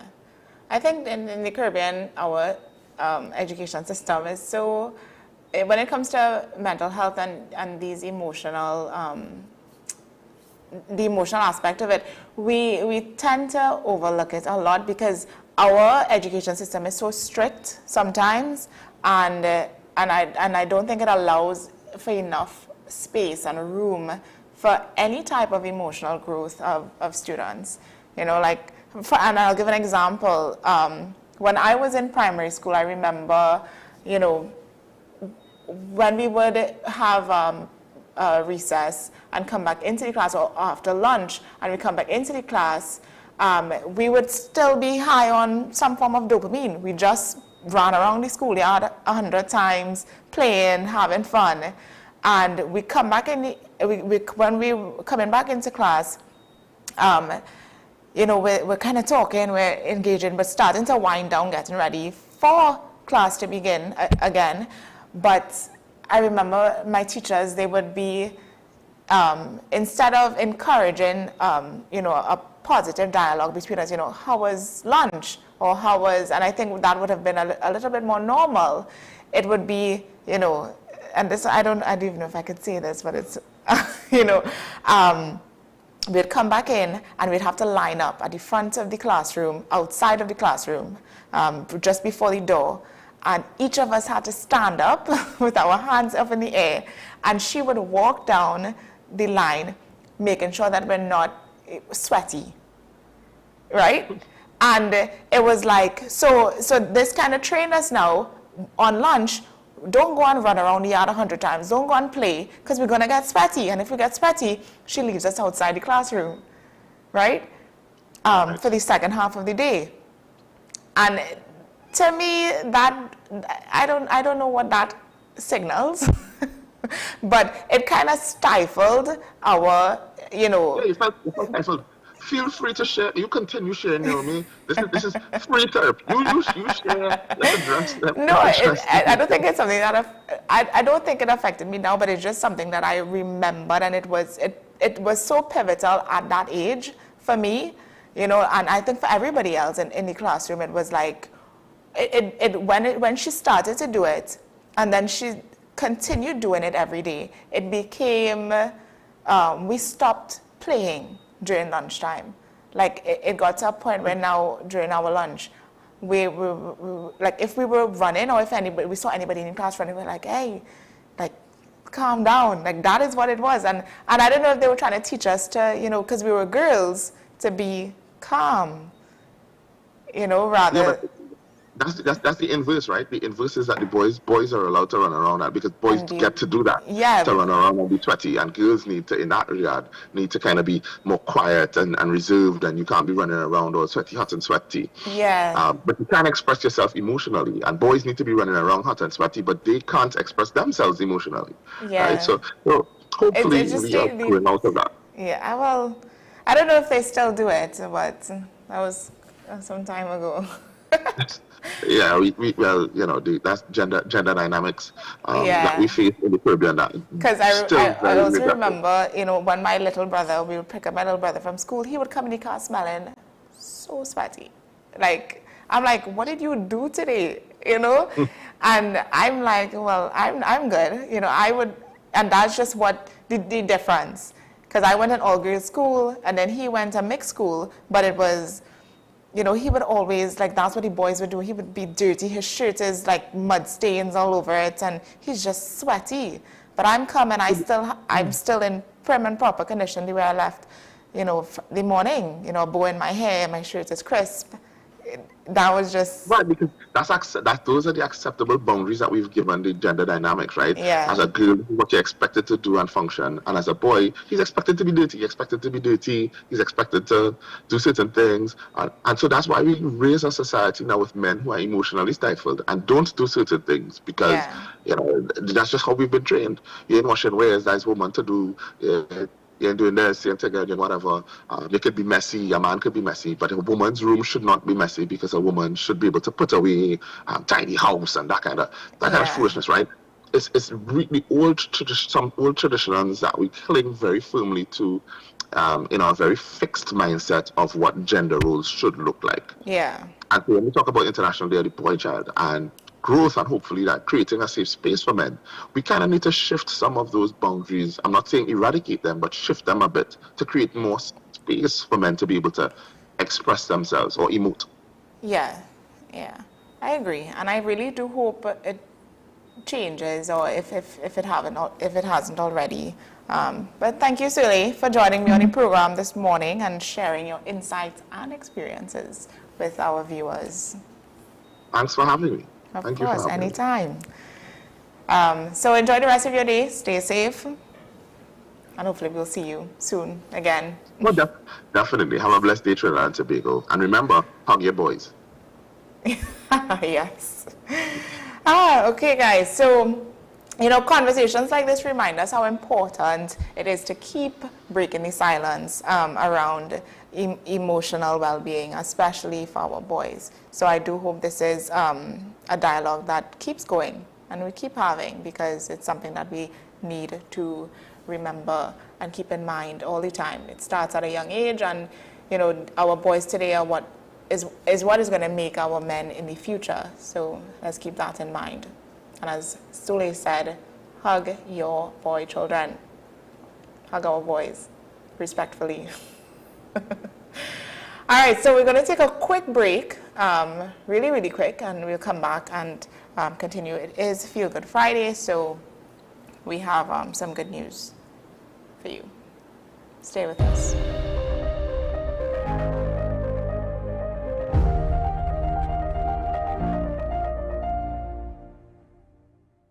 My name is Dr. Stephen Carroll, the CEO at Community Hospital of Seventh-day Adventist, and we are committed to making good private health care affordable. For all your medical needs, including dental, radiology, laparoscopy, behavioral and mental health, along with many other services, contact us for more information at 235-5479. Community Hospital of Seventh-day Adventist, where good private health care is affordable. Our award-winning show is back, and this season promises to be even more exciting than before. What's Up, Doc isn't just a title, it's a call to action for anyone who wants to improve their health and well-being. Join us on this thrilling ride towards better health on WESN Content Capital.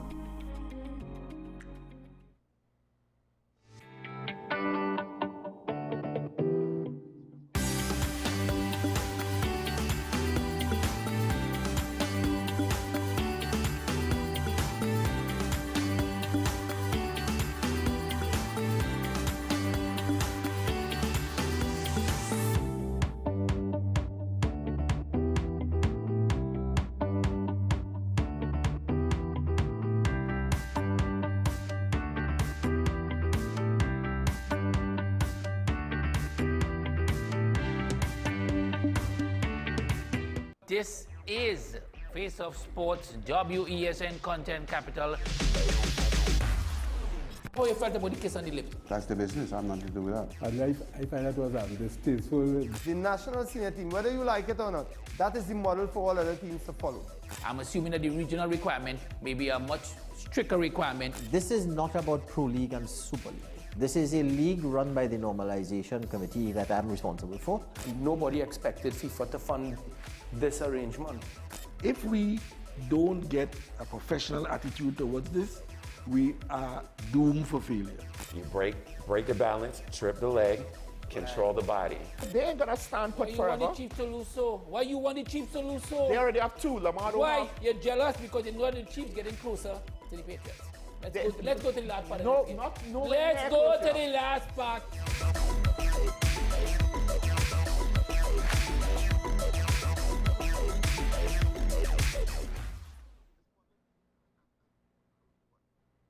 We are tackling the hard-hitting topics, some controversial topics, some topics we sweep under the rug.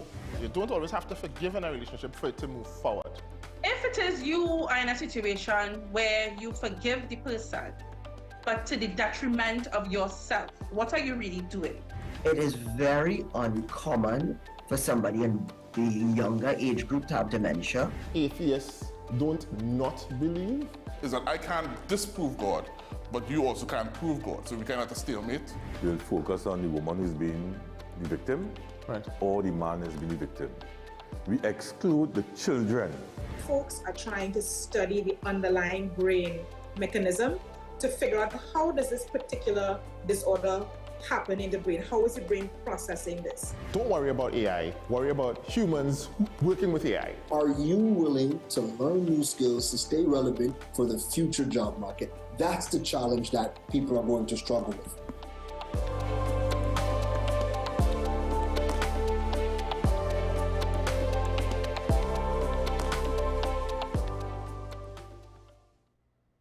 Our award-winning show is back, and this season promises to be even more exciting than before. What's Up, Doc isn't just a title, it's a call to action for anyone who wants to improve their health and well-being. Join us on this thrilling ride towards better health on WESN Content Capital.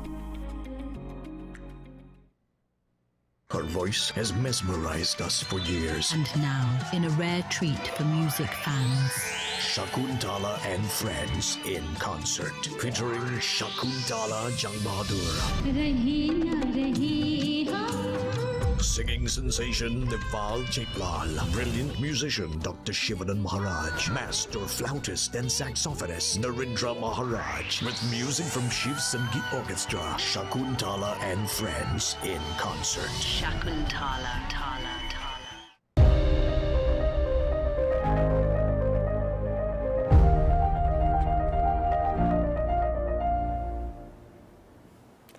All right, welcome back to the program this morning. So it is Friday. So every Friday we're going to do this Feel Good Friday segment. I got this story out of the Newsday, yesterday's Newsday paper. Now it celebrates 69 new authors. I found this was so interesting. So the National Library and Information System Authority honored 69 first-time authors in its 2024 Author Appreciation Program. This celebration showcased a range of local talent, including students, professionals, and creatives from diverse backgrounds. The books launched covered themes from heritage to mental health, capturing the rich tapestry of Trinbagonian voices and experience. So that was that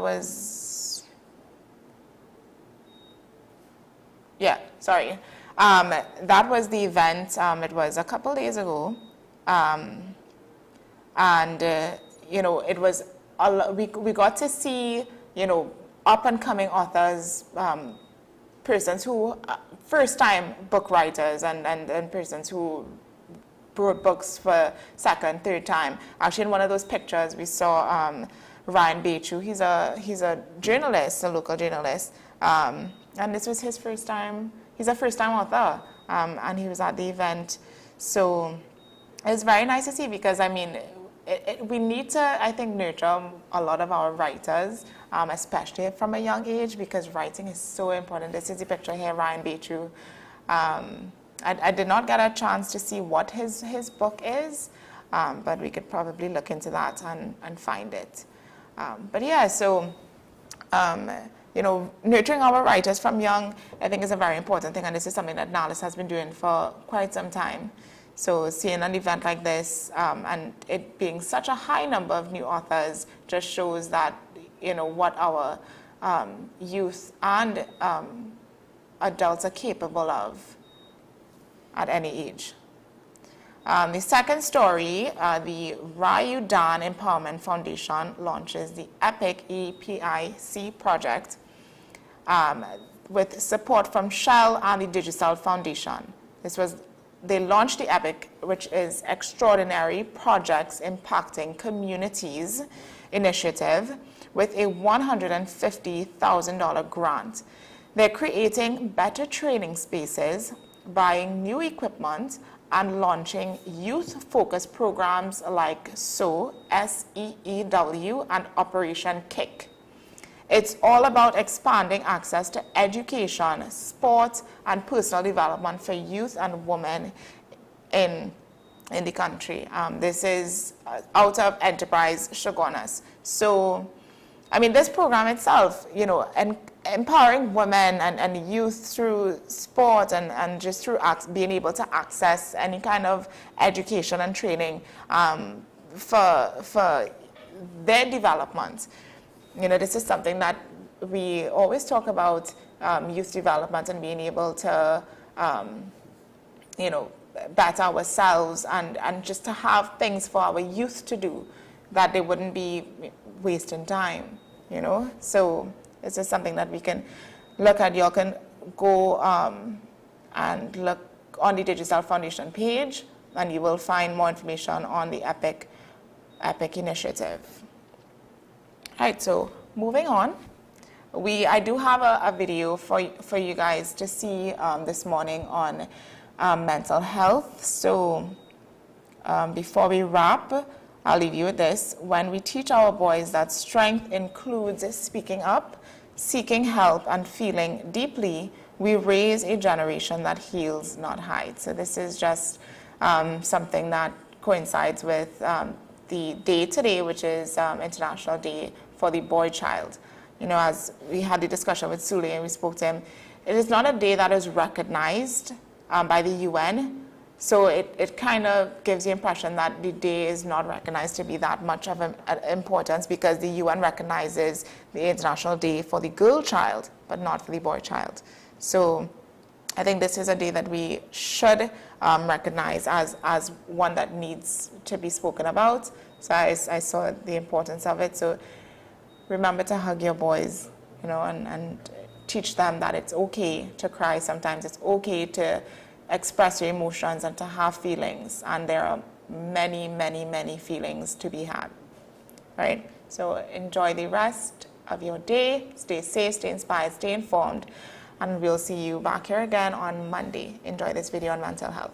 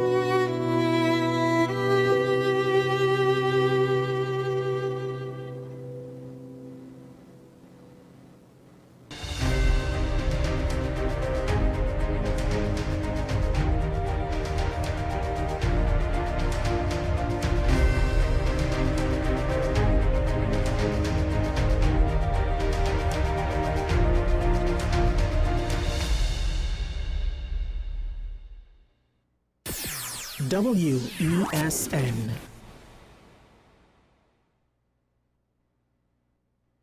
Her voice has mesmerized us for years. And now, in a rare treat for music fans, Shakuntala and Friends in concert, featuring Shakuntala Jangbahadur. Singing sensation Deval Chaitlal, brilliant musician Dr. Shivanan Maharaj, master flautist and saxophonist Narendra Maharaj, with music from Shiv Sangeet Orchestra, Shakuntala and Friends in concert. Shakuntala. I am Dr. Delphina Ovid, your friendly neighborhood dentist. At Community Hospital Dental Clinic, we offer examinations which include x-rays, basic oral cancer screening, and a treatment plan. We also offer cleanings, fillings, extractions, root canal treatment, and complete and partial dentures. Remember, you don't have to brush and floss all your teeth, just the ones you want to keep. Give us a call at 235-5479. The Community Hospital of Seventh-day Adventist, where good private health care is affordable.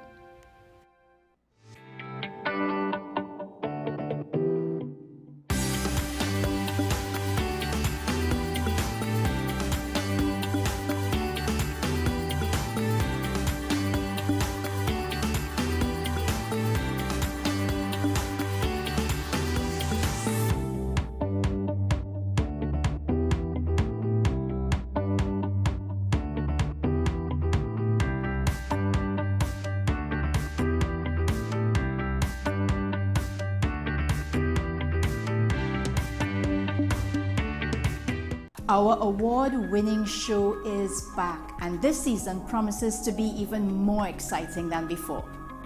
What's Up, Doc isn't just a title, it's a call to action for anyone who wants to improve their health and well-being. Join us on this thrilling ride towards better health on WESN Content Capital.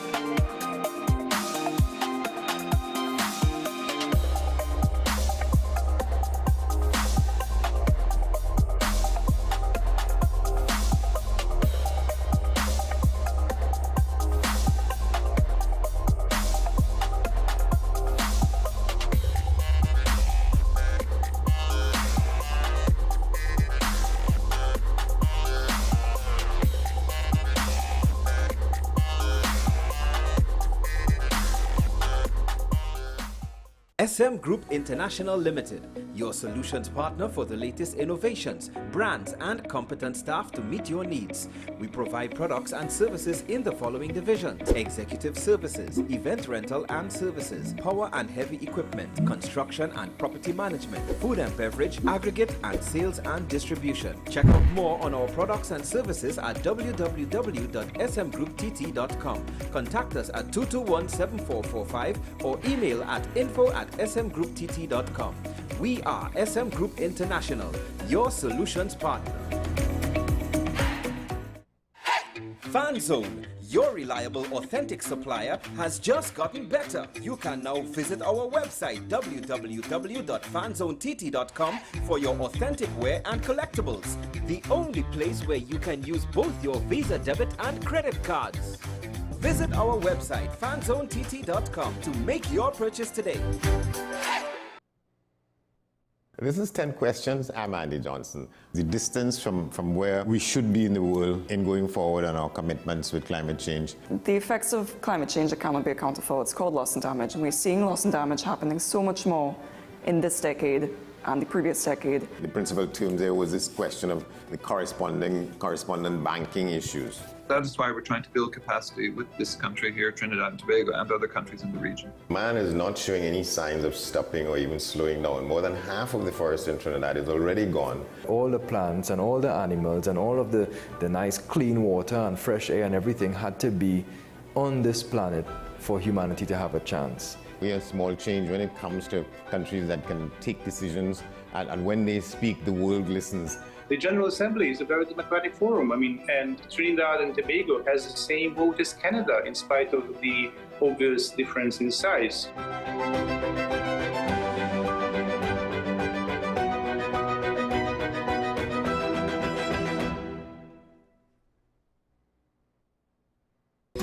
Take some time for yourself or spend some time with the family at Sandy Point Village Hotel.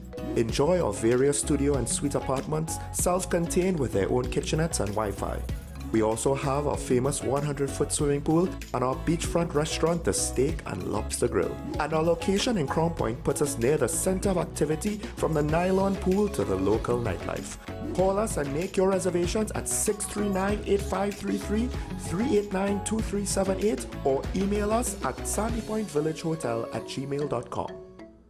The best laptops and tablets are at dbesttoys.com. Get a Gateway 14.1-inch Ultra Slim notebook or an HP 14-inch laptop at the best prices in TNT. Get the Fire 7 tablet for $474.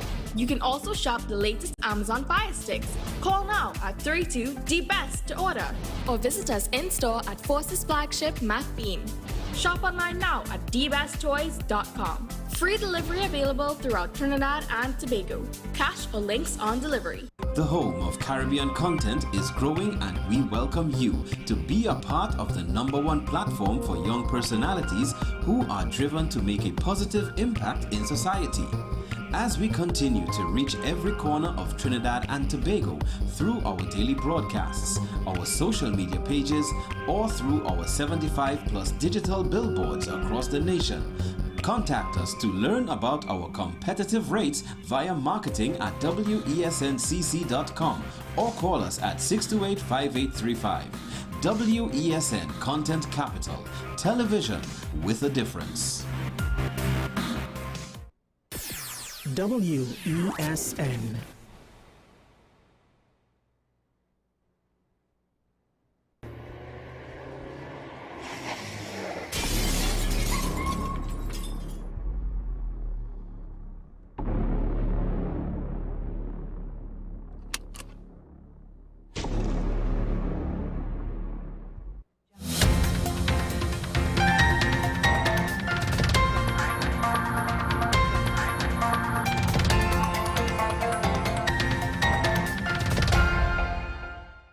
Here is your WESN News on the Hour. I'm Naomi McNish. Thanks for joining us. Here are the headlines.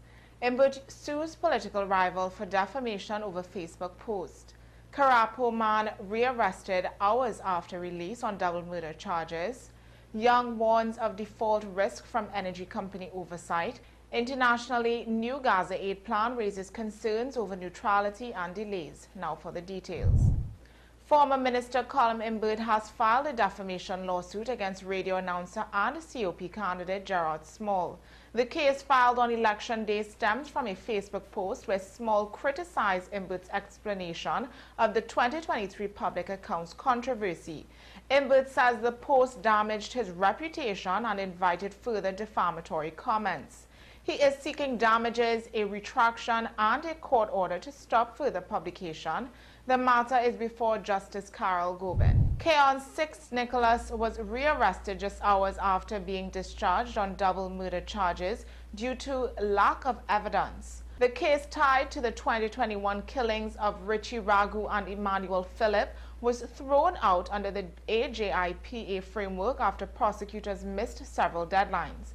Nicholas was released from prison at 4 p.m. on Monday 14th and re-detained that same night. Former Prime Minister Stuart Young says the country could face legal and financial fallout due to a critical oversight in ministerial assignments. He claims the Gazette issued on May 13th failed to assign oversight of key energy companies, TPHL, Heritage and Paria. Young warns this could lead to bond defaults, lawsuits, and a credit downgrade. Government officials say the Gazette has not been officially published and corrections will be made.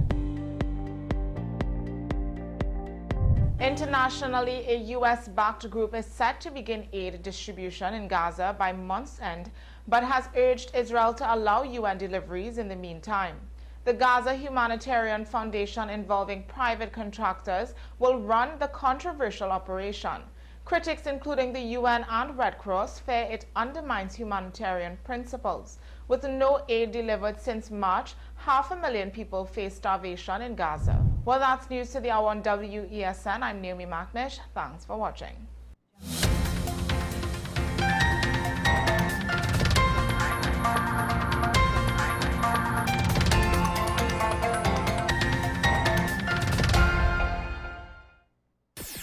WESN.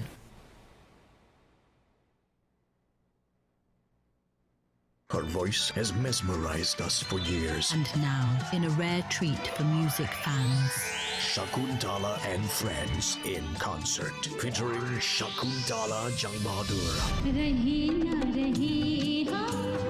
Singing sensation Deval Chaitlal, brilliant musician Dr. Shivanan Maharaj, master flautist and saxophonist Narendra Maharaj, with music from Shiv Sangeet Orchestra, Shakuntala and Friends in concert. Shakuntala.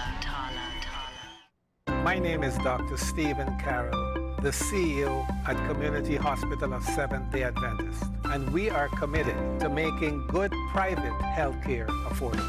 For all your medical needs, including dental, radiology, laparoscopy, behavioral and mental health, along with many other services, contact us for more information at 235-5479. Community Hospital of Seventh-day Adventist, where good private health care is affordable.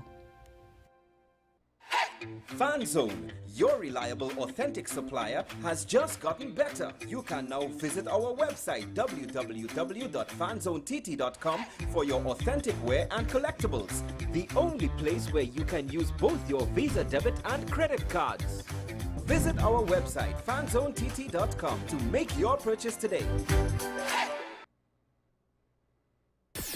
WESN.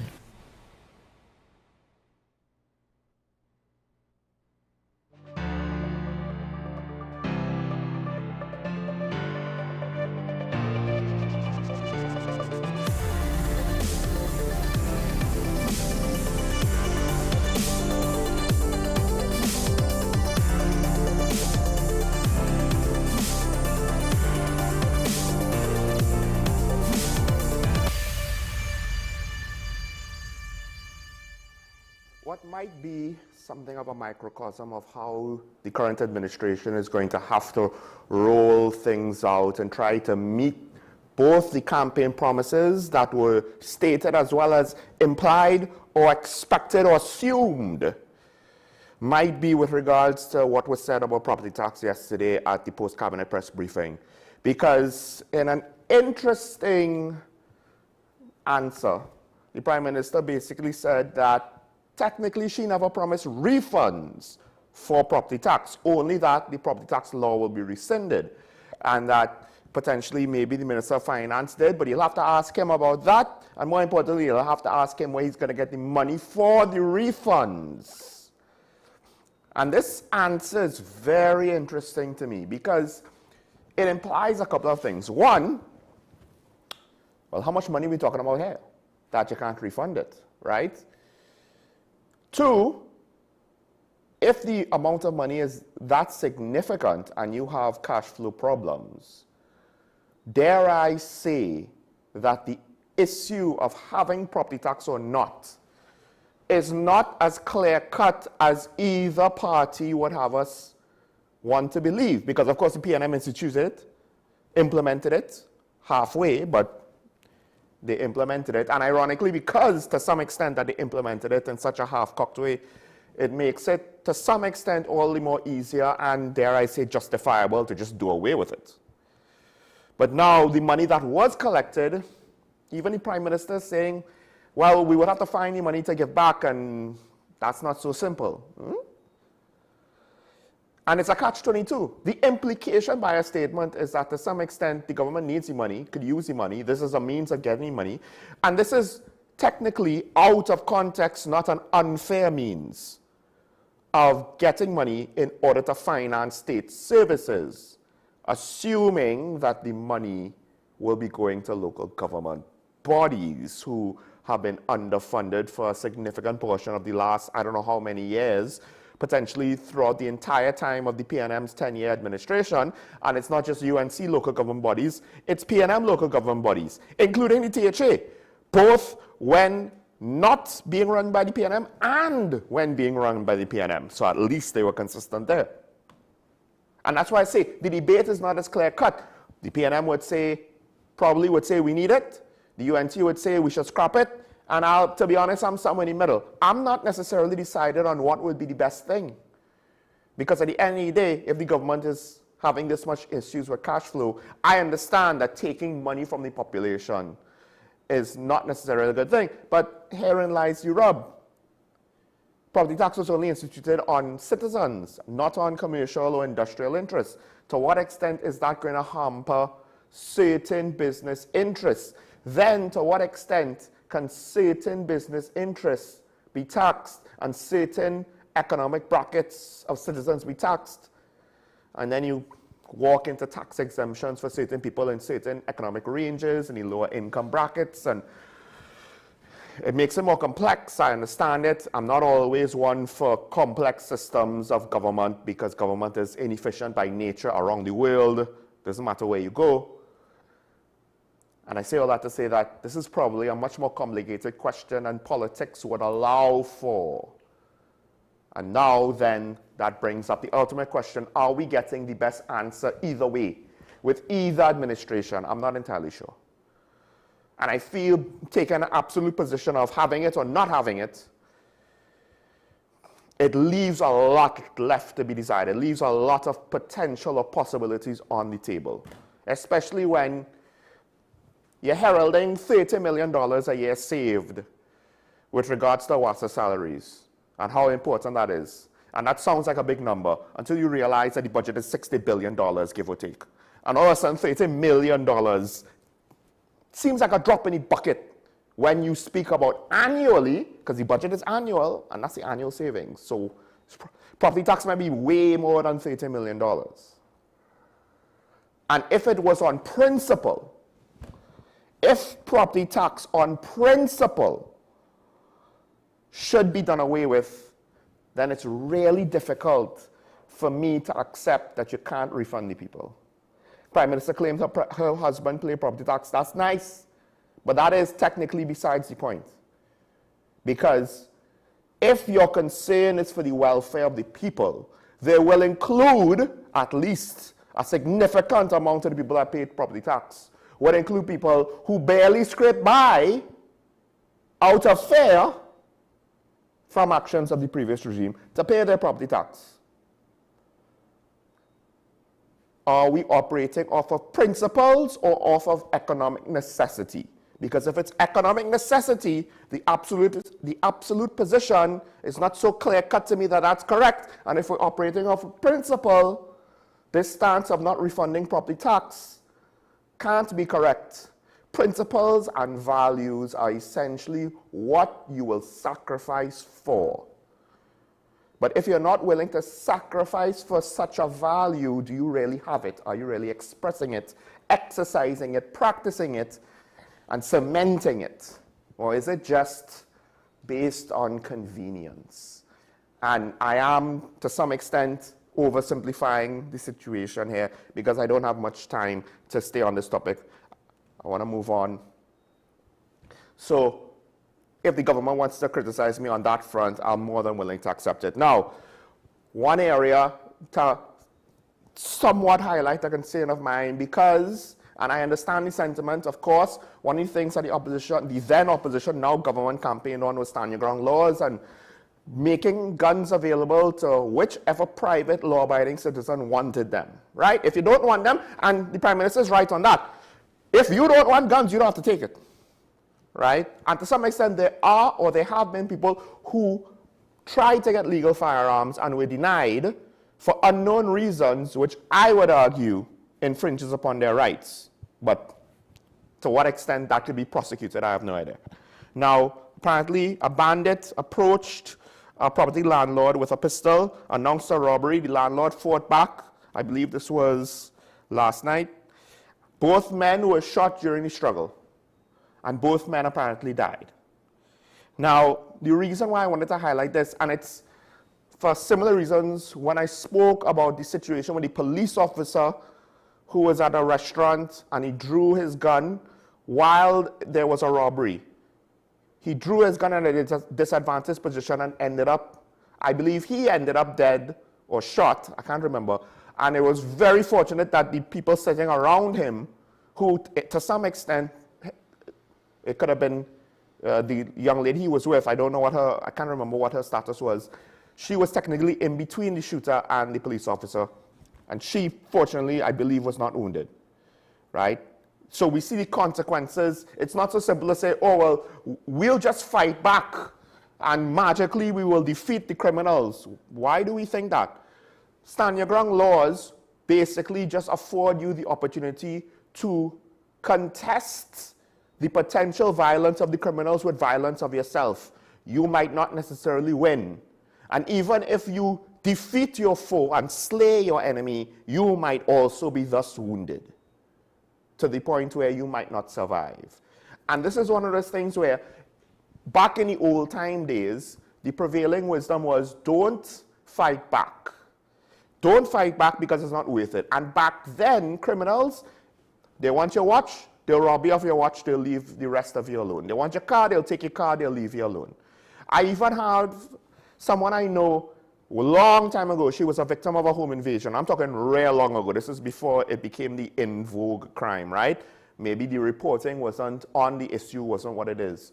And essentially, she was there with her baby. The baby was crying. She had to feed the baby. The point is the criminals didn't do anything to her.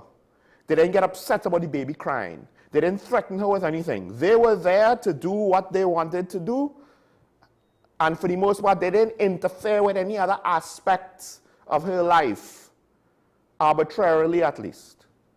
And they allowed her to be. But these days, it's kind of hard now. It's questionable if, you might end up still dead, not fighting back and trying to submit and give in and give them whatever it is they want. Now it's a judgment call. I could appreciate that. If I was attacked, would I fight back? I have no idea. I've never been in that situation. But to say that this is going to be the societal solution, I am very, very, very hesitant on that. I don't know what the potential fallout is because I fear half the time at least if everybody who's the victim of criminal activity fights back, I think half the time you could probably expect the victims to end up dead, and then we have to question, would they have died if they didn't fight back? There's another situation in the criminal justice system where a man was rearrested hours after the court discharges his double murder case. So for what I understand, he was arrested and recharged for the same case that the sufficiency hearing basically released him on because the prosecutors failed to present key witness evidence despite several extensions. So it seems as though potentially, if this is a loophole, then this is a bad loophole. Otherwise, if this is not a loophole, then potentially this is breaking some kind of regulation or law. They rearrested him on the same charges because they want to still try to get the witnesses to give evidence. And I think potentially the lawyer who represents the accused is going to have a field day with this one, saying that the relaying of the charges by the police was an abuse of court processes, right? And saying that, if anything, the DPP should have, or the DPP should have appealed the sufficiency hearing division, right? So now we have a question of if this is an abuse or not, and if this could lead to another lawsuit with damages or not.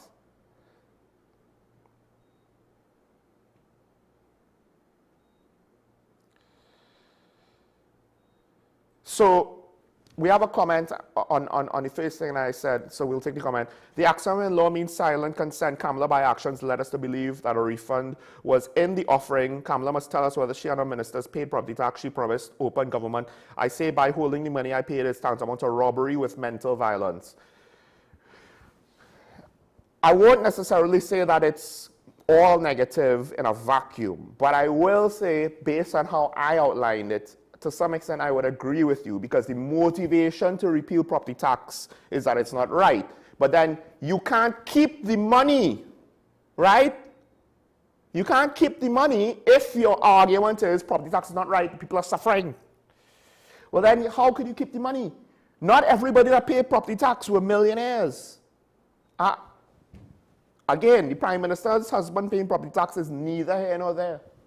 That is besides the point. So technically speaking, when you say whether her ministers pay property tax or not, I get it. To some extent, it's pertinent in the court of public opinion. But on principle, it doesn't matter. The argument, if you're standing by the argument that property tax is bad, it causes undue suffering to the population, keeping the proceeds of that cannot in any way be seen as righteous. No matter what the motivation is, because let's just say there's a guy that robs a bank. He gives his little old granny $100,000. She uses that to fix significant damage to her house to prevent the house from collapsing, right? Somebody had to pay that back though if the police catches up to them. Just because it was used for a good reason and, oh, I don't have the money anymore. Well, the law doesn't care about that because that money was taken from somebody else. It was taken from somebody else, and from what I understand, I could be wrong, it has to be returned. It's illegal proceeds. So somebody had to figure that out. But it can't just be, oh, well, you know, a little old lady who didn't know any better. Hey, this is why you can't take it for granted when your family gives you gifts and you know that your family who giving you the gift don't have a full-time job that can afford said gift. You'll get in trouble one way or the other, because if you runs afoul of the law, that's bad.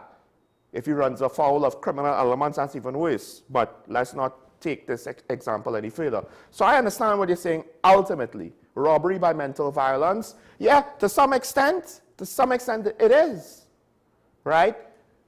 If it is that property tax is not the be-all and end-all worst thing of all time, and there's more subjectivity in it, well then, dare I say, a proper debate on its merits should be had with regards to a better understanding of what's going on with the government finances.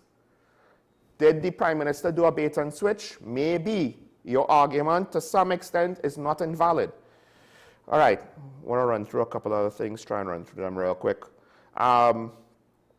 Tourism, there are calls with regard to the impact of a U.S. travel advisory on tourism, but that travel advisory has been in existence at least since July last year, and I don't have time to check back if it was any further. More importantly, we don't have a lot of tourists from the U.S. We have a lot more tourists from Europe. And right now, listen, I think the way things are going, let the U.S. send out more travel advisories, right? And we should market to Canada, because it seems like Canadians will just do whatever the opposite America says. So who knows how that is interpreted right now by the general public of the international or global community. But to some extent, all of these travel advisories, they're more or less pre-existing, right? We've had crime issues for long enough. If we really are serious about tourism, there are a lot of things that needs to be addressed. That's one of them.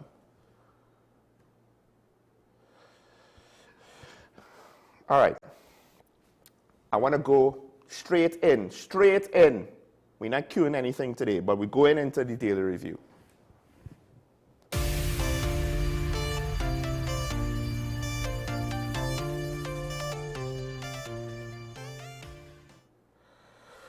Okay, first story I want to get into, it's something to do with WASA here. Long and short is this. At the press briefing yesterday, the Prime Minister, she ripped up the previous administration's plans with regards to WASA. Now, the former Minister of Public Utilities, Marvin Gonzalez, MP Marvin Gonzalez, he has come out and warned of corruption ahead at WASA because, wait, this is the quote, wait and you will see the true outcome of it. That is to say, scrapping of the previous administration's plan. It's back to the old days of corruption mismanagement between some union leaders and politicians. She's a liar. We approved a new structure that would have eventually reduced the size of management of WASA by 40%, and the new executive team, which they have now dismantled, was to ensure that the new structure was implemented. Meanwhile, the Minister of Labour counteracted, 426 managers. You believe that? That does not exist, because that's what the previous administration said. There was all of these managers and we have to get rid of them. Also, I do believe the Minister of Public Utilities, he did say that essentially there was a lot of top-heavy management under these plans, and this goes back to the 30 million apparently that is potentially going to be saved in salaries, right? Because they wanted to replace these supposed 400 plus managers with 34 high-powered executives. I can't remember what the term was. And the UNC's administration had an issue with that. They're going to scrap that. The thing is this, and let me just go straight to the conclusion. On one hand, you have a minister that was not necessarily viewed that negatively, and he's pointing out something that, unfortunately for the current administration, is low-hanging fruit. A union who is in an alliance with the people essentially running the organizations by which its membership works for, runs the risk at some point of running into a conflict of interest. Because union interests are not always going to be in line with organizational interests. So WASA has several organizational interests that's not always going to be in line with the union. One, of course, is wanting to ensure that it doesn't take a loss, that efficiency and delivery and results, are delivered as required, because this is not a profit-making company, it's a public utility. And the union is going to want to have things about, we need reasonableness with regards to our employees and fair compensation. But the problem is in TNT, more often than not, when unions talk about fair compensation, let's just put it this way, when public service teachers ask about fair compensation for their work, private teachers are paid less. So exactly what is fair? Private teachers with more senior positions, like vice principal, are potentially paid less than public teachers. So what is fair? Private teachers who worked through COVID compared to some public teachers barely did anything during COVID. So that's the one apples-to-apples comparison I have, right? Of course, there's no private water company. But whenever unions decry about fair compensation, how fair is it? Private sector doesn't get raises, right? So to some extent, the private sector is struggling in ways that maybe the public sector isn't. Is that fair? That is a higher conversation than we have time to get into. But Marvin Gonzalez is pointing to a very basic consideration of this is how things goes wrong. Because the union is supposed to be negotiating with the government for certain things because their interests are not always in line. But because of the coalition of interests, technically speaking, the current administration owes the union something and have to give the union something for their support. And what does that mean? It doesn't automatically mean that it's going to be bad, but the risk of it being bad exists. Now we have to wait and see. To some extent, Marvin Gonzalez was smart to say wait and see, and he didn't try to say too much absolute terms because that runs the risk of him speculating, getting it wrong, and then it undermines his whole message. It's better to not be too aggressive, say wait and see, because it might work out. That said, I'm not necessarily that hopeful because of the unions involved, to be honest. Traditionally, these are the ones with the most bacchanal, and these are the ones, in my opinion, or some of the ones that have been more unreasonable than others. But I could be wrong. And when a former union leader is the Minister of Labour, think about it. He's supposed to be negotiating on behalf of the government. A government that has money issues, but we're starting at 10% apparently. So And let's not forget, I think it's fair to say that long before this election, it's not as though the public said, oh, the WASA is fine, and what the government is saying is completely without merit. Not saying that the government plans were the best way to do it, but to say that there was nothing to see there at WASA, everything was going well. They've already stuff with regards to the PSA and the former heads of the PSA, etc., etc. And what Minister Gonzalez is saying is kind of obvious. And again, it's not necessarily going to come to pass, but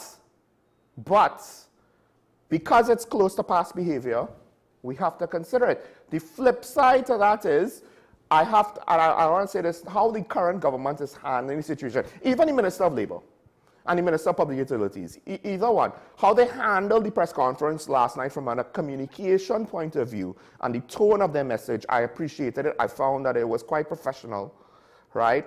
And I hope that they would give more information and more detailed on it, because right now we have competing claims and it's difficult to know factually, objectively, who is right and who is wrong. I'm not going to say who is telling the truth. I'm going to say who is right and who is wrong, because part of it is they have different approaches. So part of the differences of the two parties or the two administrations could be that.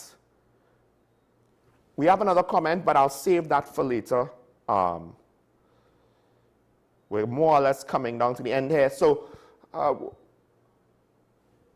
last story, and we'll take a break. With regards to, and I know that the death penalty stuff is up, and we'll speak about that later when I welcome my guests, but I believe the Minister of Homeland Security alluded to the fact he's going to look at El Salvador. And there are issues with looking at that as a model, and several criminologists came out on one of the newspapers, I'll mention it, The Guardian, about having caution with regards to considering El Salvador by the suspension of constitutional rights, and the consequences for that, I don't know if we're ready for. We could barely deal with the demerit point system, right? Oh gosh, how fair is that? And it's unpopular. So unpopular that the current administration will scrap it. Now, do you think that we could deal with suspension of rights and mass incarcerations that Dr. Randy C. Prasad is pointing this out, right? We have legislation exists, we're not applying it effectively. Now you want to go to a further extreme. It's a band-aid. It doesn't fix corruption, doesn't create jobs for youth, doesn't address the root causes of intergang violence. This is from Dr. C. Prasad. And then he went on to add, there are people in El Salvador's prisons who are likely innocent, detained for being in the wrong place in the wrong time. You cannot implement that without infringing on human rights. The state must balance law enforcement with upholding constitutional rights. Because think about it. We already have situations where people involved in gang activity, at times there's public outcry when the police have confrontations with them and it leads to violence and the individuals end up dead, right? Now, what if there are situations where there's evidence that there are innocent people in prison? You just need one, and public sentiment might erode trust and confidence in the administration. So politically, I would respectfully suggest to Minister Alexander, be cautious with your language here, because you might be setting up expectations. The public are not going to think through the expectations that they will have inferred from your general statements. They're not going to think it through. And then they're going to demand for something that they will then complain about afterwards if you give it to them. And if you don't give it to them, they'll complain about not giving it to them. And therein lies the danger and the pitfalls of having to be a public person, making public statements that could be construed as public promises. We'll take a break. When we come back, we'll welcome our guest. Stay tuned. This is Talking About WSN. We'll be back after this.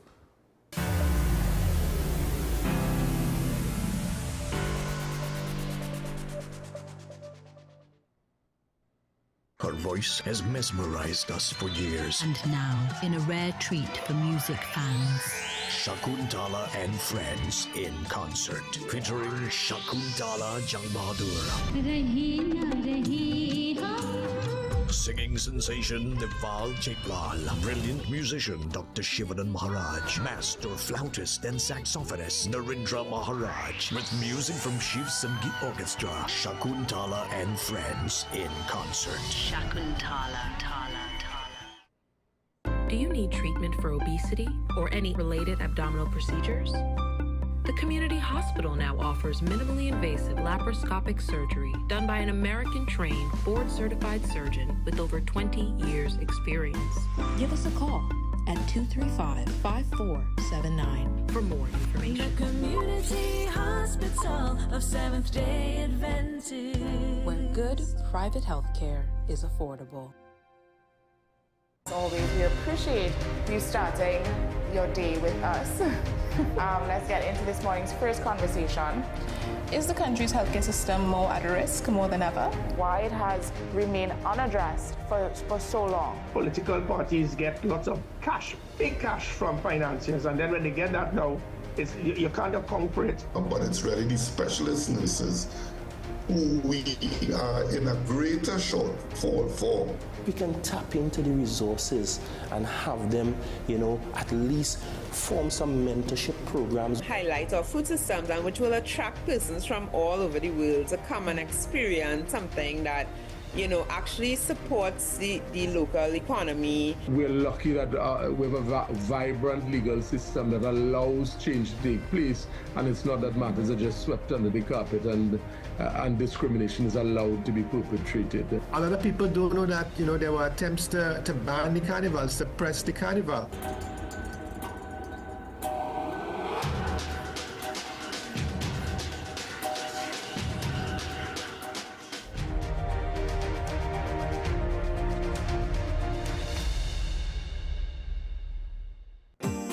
Money is something we all deal with, but how many of us truly understand it? What if you could make better decisions with your money? Decisions that secure your future, protect your family, and bring you peace of mind. I'm Darren Jacobs, and I'm here to help you make sense of your dollars. Welcome to Dollars and Cents, the show that breaks down the financial world in ways that matter to you. No jargon, no confusion, just real conversations about money, your money. So join me every Wednesday at 10 a.m. on WESN for Dollars and Cents.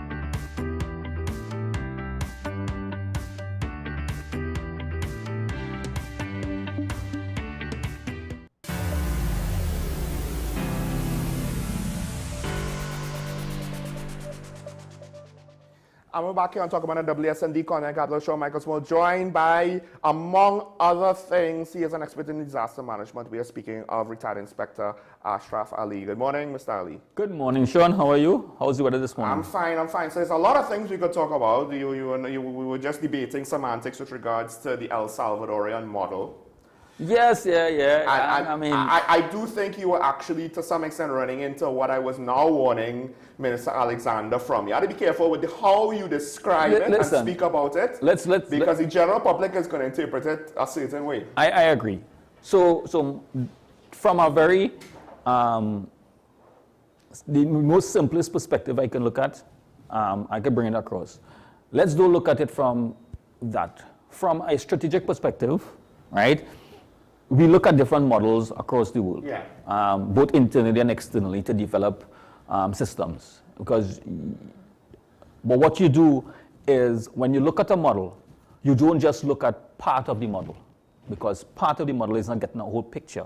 Right. So if you are saying you are looking at this model, fair enough. It's good to look at models across and see how best they work. Then we have to bring it into our system and look at our constitution, our citizenry, perception of how things have already been laid out, and see whether or not a model, right? I'm not using this El Salvador model any model that you're bringing into a system would be effective. Because at the end of the day, I think a lot of people underestimate, they look at the model as being, oh, how they arrest and how they incarcerate. And it's not just that. No, it's just not that. It's actually the real, to me, foundation of the model is the politics that allow the president to implement the model, and that continues to allow the public to accept the negatives of the model without pushing back against the model. And that's why I said I don't think we could have that here in TNT. But don't want to spend necessarily too long about that, because from Sunday, we were looking at a topic. Oh, yes. Right? And you, essentially, it seemed, were chomping at the bit. You didn't want to wait. I wanted to wait until Friday because I was hoping we would get more. We did get somewhat more, but not as much as I would hope, because we had a cabinet press briefing, and I was a bit disappointed the government didn't say anything directly on certain aspects of the matter, but we could start going into it. And of course, we're talking about the commissioners, well, the press release by the DPP, which in and of itself, that's a unique occurrence, because it's not like we get press releases of every case from the DPP, but this is a high-profile case that potentially undermines trust and confidence in the TTPS leadership and criminal justice system. So the DPP, to some extent, it was good that he gave it out to preempt it, because in the middle of the week, DCP Martin basically said that she was consulting with the DPP throughout the investigation. But based on what he has said and what he has been saying from the very beginning, he wasn't there at the start. He only came in after the fact to then say, well, you can't charge, after the arrest was made. Well, I think that matter is going to be placed before the courts. And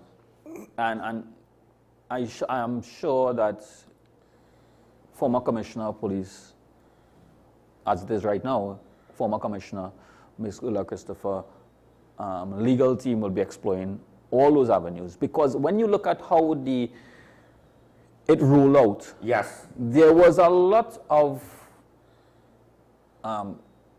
questions as to how this thing really playing out. I mean, the timelines of certain things and the gaps in between, and why certain persons take so long. Certain departments, the Police Service Commission took a little, was timely in dealing with certain things. The ministry. Well, the Police Service Commission was timely then, but at other points in time, yeah, doesn't seem to act in a timely manner, right? However, when you look at some of the media the articles in the media and what has been published, is that certain things didn't seem to happen in a chronological order. It's just like a reaction of one or the other. It's what should have happened to then cause another domino to fall, seemingly was out of order. I think this whole procedure, yes, this whole situation started off, or was dealt with wrongly, or inappropriately, I should say, from the onset. So when if I bring my my other skill set in play, as a critical incident, when you're dealing with critical incidents, the arrest or the potential arrest of a high office holder, the Commissioner of Police, who is part and parcel of our ongoing investigation, that is in fact a critical incident to address, because that has fallouts. Have you seen anything from the public? Because to me, it seems like the public is just looking at this and they're exasperated. When you view so many comments on social media, you're getting varying views as to how and why, and there are a lot of speculations as to the motives behind a lot of things. And once you leave those type of things open, there are different narratives that will be drafted, and perception is very difficult to change when persons who really don't like and had negative experiences with the Trinidad and Tobago Police Service, they just don't want to believe anything good about the organization. Right. So everything becomes a conspiracy and a negative context. And from the beginning, I believe that understanding that this, or the potential arrest, and I'm saying it as it is, as before it should have, the potential in arrest or the interview of a commissioner of police, sitting commissioner of police, note, this is not, was not former commissioner, this is a sitting commissioner Yes. of police, should have been managed much better than how it started. The lack of information from the onset caused a lot of misinformation. So I have questions on that. My first thing, and I said this I think yesterday, when handling something like this, you are the subordinates. You are potentially running the risk of looking as though you're using the powers of your job, right? Yeah. Being a, Abusing member, office, being a member of the police service, Yes. right? There's an accusation against your boss, right? This could potentially be abuse, right? So for the sake of transparency, wouldn't it have been a lot better, and to some extent, even arguably, it should have been an automatic consideration. The first thing I do, it's consult with the DPP before I do anything substantial like arresting. So because there is not enough, because now, to be fair, you have to be fair and very objective as the case may be, the DCP did in fact, Ms. Martin, having been interviewed, said that she consulted with the DPP.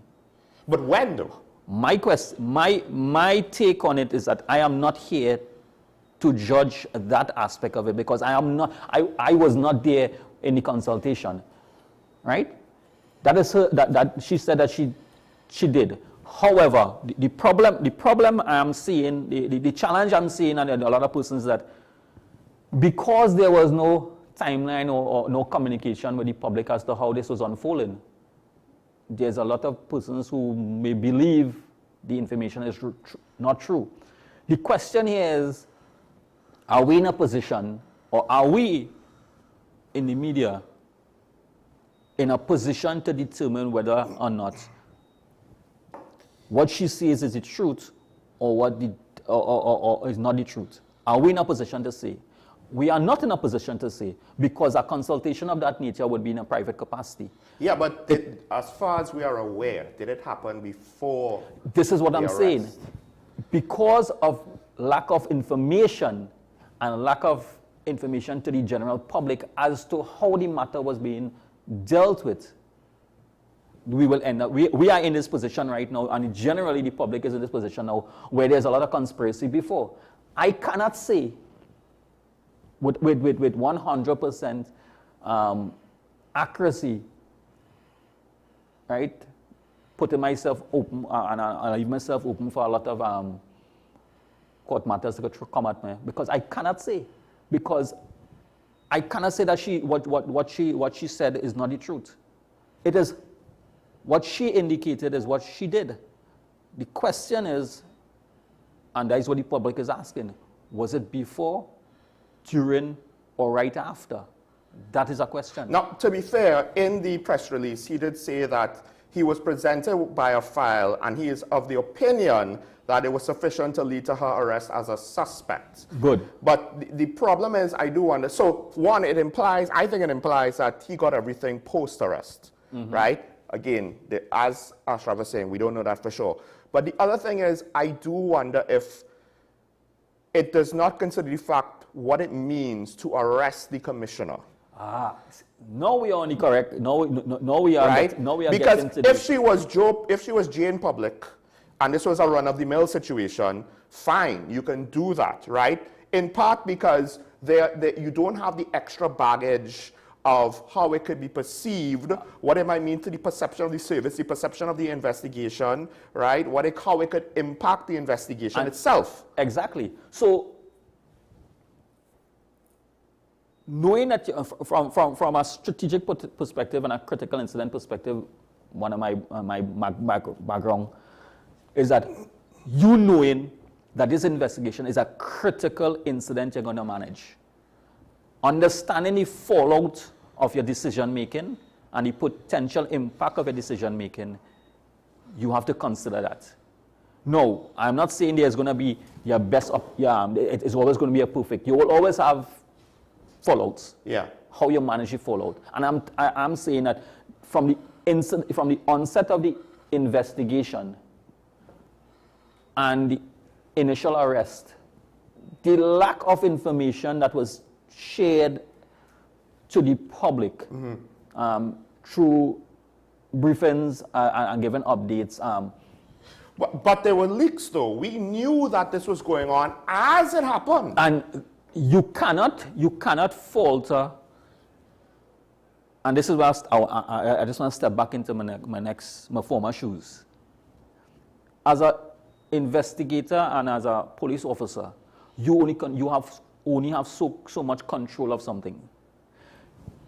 Information will leak. You don't have control of it. Right. And I do not believe that they would have had control of it. It could have been leaked by a number of different persons, by a simple phone call, right?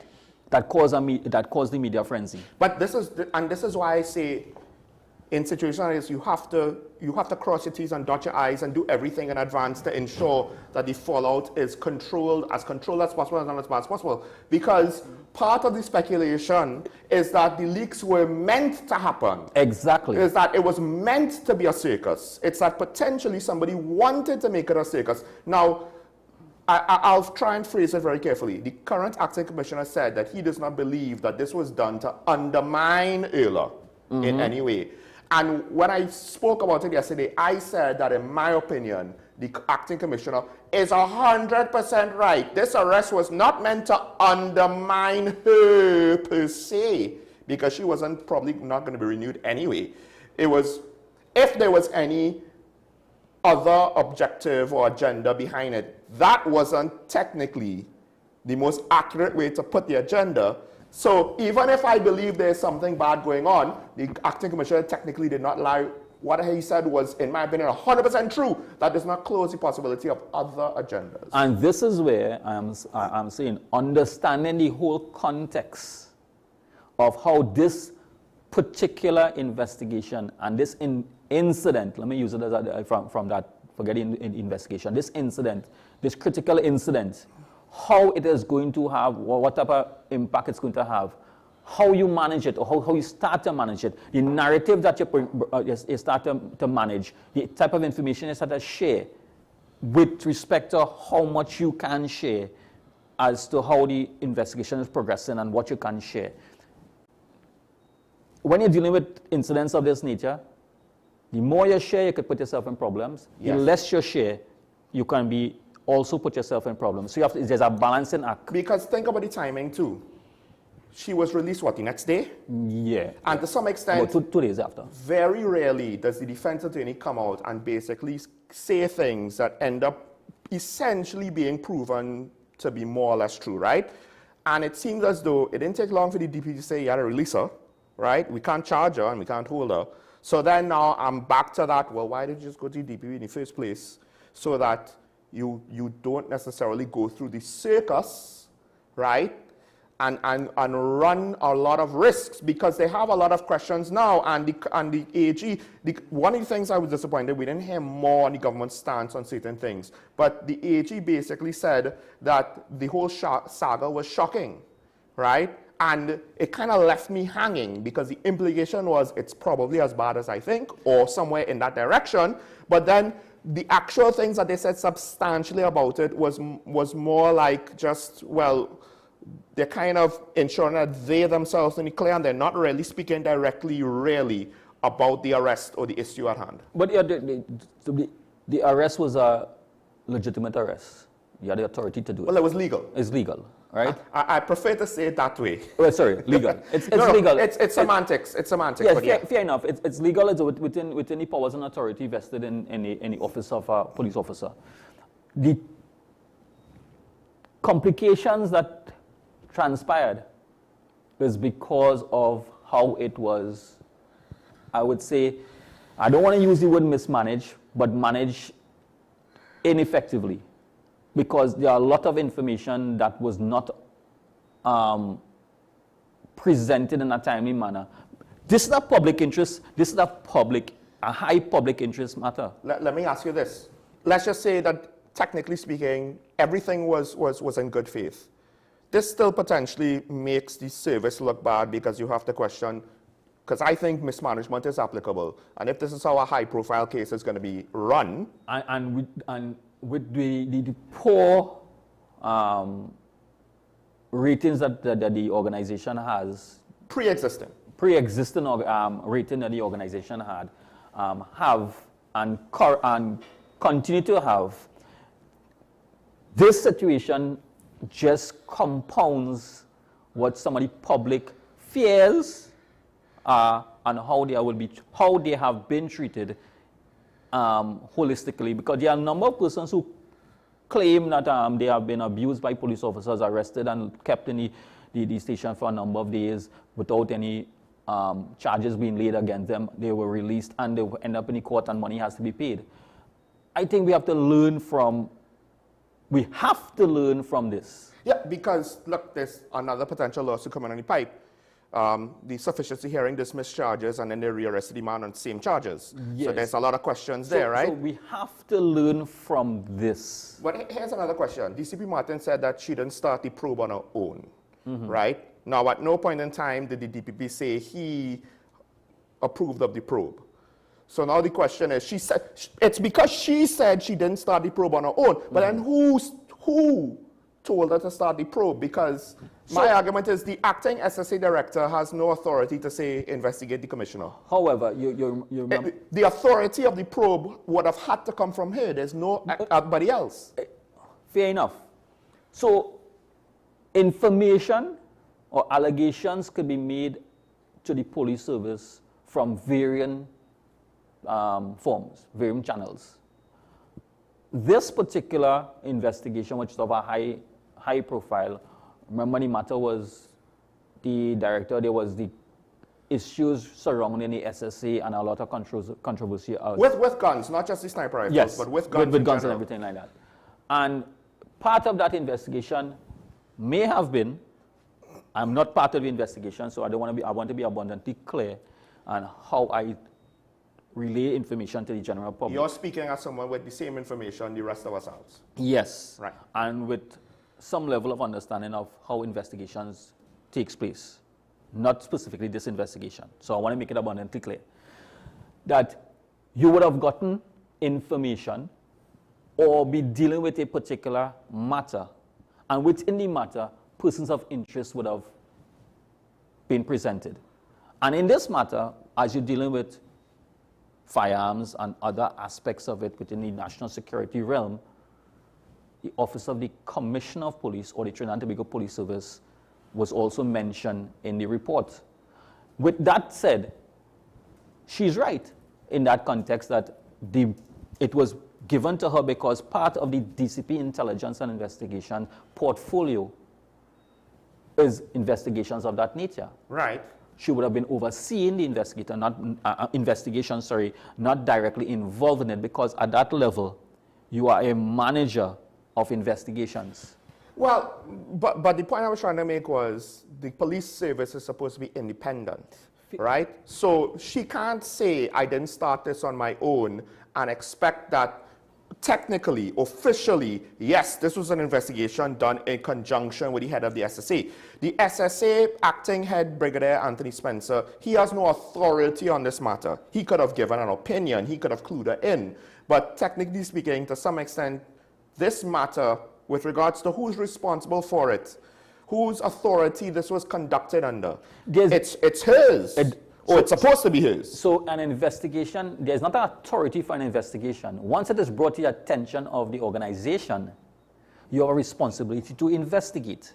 Right. So in this context, or in the context of any investigation, once it is brought to your attention, the attention of the police service, they have a responsibility to investigate the matter. It matters not who name is mentioned in it or what role they play in it, because your investigation goes two ways: to confirm the allegation or investigate that the allegation has no value, right?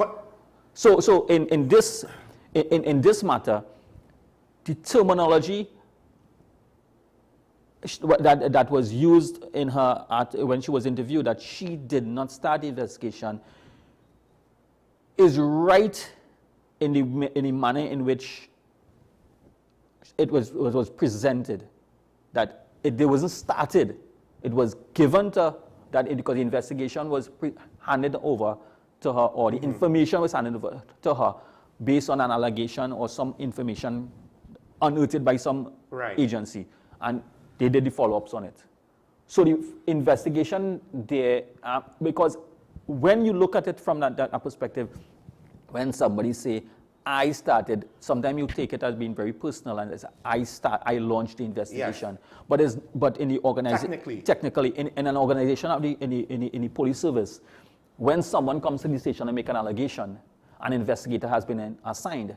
That investigator doesn't start the investigation. It's not an I.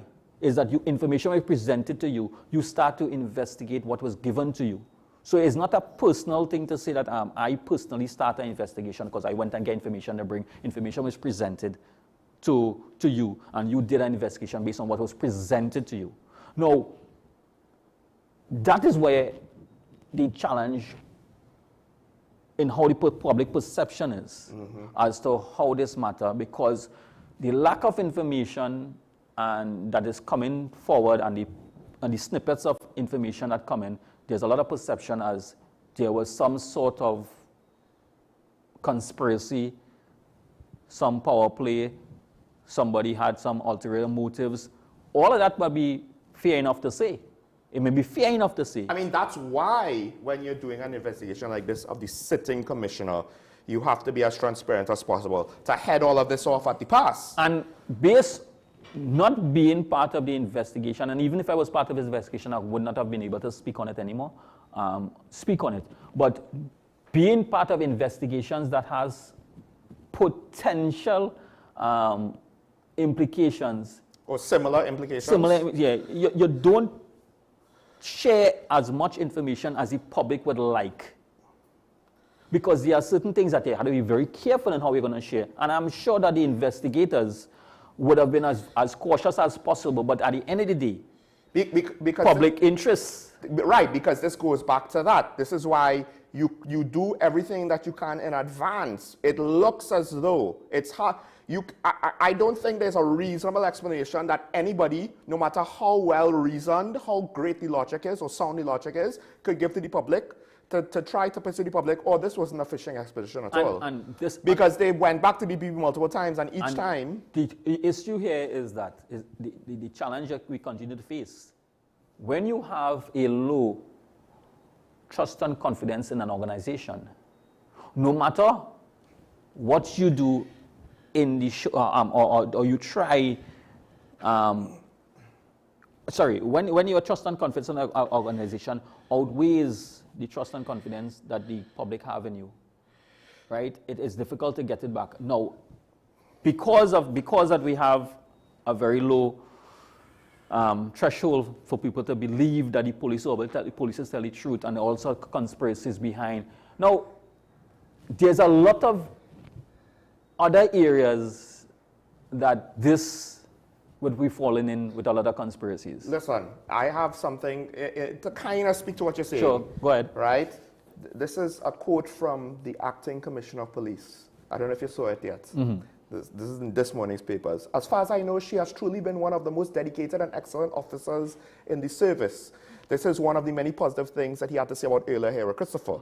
And my issue is, you are now that she has been released and reinstated, you are now coming out to some extent in a personal capacity, right? Because this has technically nothing to do with your office as acting commissioner, right? To sing her virtues. Meanwhile, dare I say, does anybody in the public buy any claims that she is an example of excellent police service and is this positive at a time when already people are kind of looking, because there's some people that says the whole executive must go, including him. And now he's kind of making these statements. Granted, it's not, this is kind of interesting because it's not necessarily going down the path and compounding all of the conspiracy theories with regards to the arrest and compounding the potential perception of mismanagement of the arrest and so on and so on. But you are basically taking a controversial police commissioner, right? We have to separate the actual, we don't agree with what was done to her. What was done to her was unfair. does that mean now we get to rewrite the script? Or, you know, so in order to balance out the equation, she had to have been the best commissioner ever. You know, now we must treat her with kids' gloves and sing her virtues. No, she could still sue the state, and we could still call her a bad commissioner of police at the same time. Those things could be true at the same time. But the point I'm getting at to, the current acting commissioner kind of doing this all of a sudden, dare I say he runs the risk of further causing the public to go, how am I supposed to believe what you say? Because this is not looking like it adds up. Well, at all. Well, I really can't. Because if he wanted to extol her virtues publicly as an individual person, he could have done that in support of her, to some extent, a lot sooner. It doesn't have to be when she was arrested, but... Fair enough. And I guess we had to throw that, you had to throw that at him, because his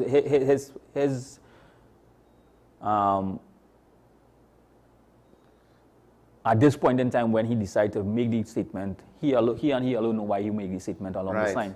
Now, it's unfair. The situation here, and this has been as objective as I can be, it is unfair for the former commissioner of police in the manner in which he was treated as a citizen and as a high office holder. Yes. Right. It is unfair as to the statements and the accusations, unfounded in some circumstance, but the perception of how the Deputy Commissioner, Suzette Martin, is being treated at this point in time, is the messages and the comments about her and her level of professionalism and her integrity, it's unfair, right? It's unfair on how the organization is being dealt with and looked at with this matter. The reason for all of this be saying unfair is because of how it was managed. Right, because there's what happened to Erla and how she was treated unfairly is not quite the same with regards to how DCP Martin is treated unfairly. That's what I'm saying. Because Erla didn't have a choice. Erla did not opt into this situation. But to some extent, the service and DCP Martin, I'm not saying that they were fully responsible for everything, but they were the ones that to some extent opted into getting the ball rolling on this, to start this, to be in this, to do this. So at the end of the day, whether the players within the organization are being treated fairly or otherwise, that is for the public to judge. I am saying that the organization to which I have given almost half my life and continue to serve, right, until the time I am not there no more. But at this organization, the Trinidad and Tobago Police Service is what is being treated unfairly. The organization itself. And when the organization itself is being treated unfairly because of the actions of either the top management or some officers within the organization, it's unfair on the hard-working men and women of the Trinidad and Tobago Police Service. So, to that, and now we go to the eventual conclusion of this whole conversation, because what I was hoping for, or what I am hoping for, because the lack of further statements from the government last night doesn't necessarily close the door on this. I'm not saying that I want a certain action to be taken, because, like I said, there are some people that say the whole executive needs to go. And to some extent, I can understand that. When you have a situation that the trust and confidence is that eroded, it's hard to then say, well, with the same leadership, we will somehow move forward and fix the perception. You could potentially do it, but it might take so long. Yes. And you might never get there. And to some extent, you're doing a disservice to the men and women who are still trying very hard to hold things together, right? And of course, there are some opinions with regards to Martin and with regards to other individuals in the TTPS executive, right? But all I want is a resolution. So if they are released, fired, suspended, whatever, an explanation for that. If they are not, if the whole executive remains intact, an explanation for that. Because to me, this is one of those things where you can't just say, well, it was bad, but we will move forward and try and do our best in order to re-establish the trust on God. Like, you can't just make buzzword statements and hope that it goes away. Exactly, and I think that this is the sentiments of the general public. A lot of the persons in the public asking, well, let us hear what really transpired. However, you're going to get a portion. Whether you hear it now, they still would not believe, and they will still believe a level of conspiracy. But that has to be managed at the same time. So, but yes, I agree with you. We all need to know, well, what is the next step? What, or if any, is going to take place. We know that the commissioner and her legal team said that they will take it. They have intention of taking it further.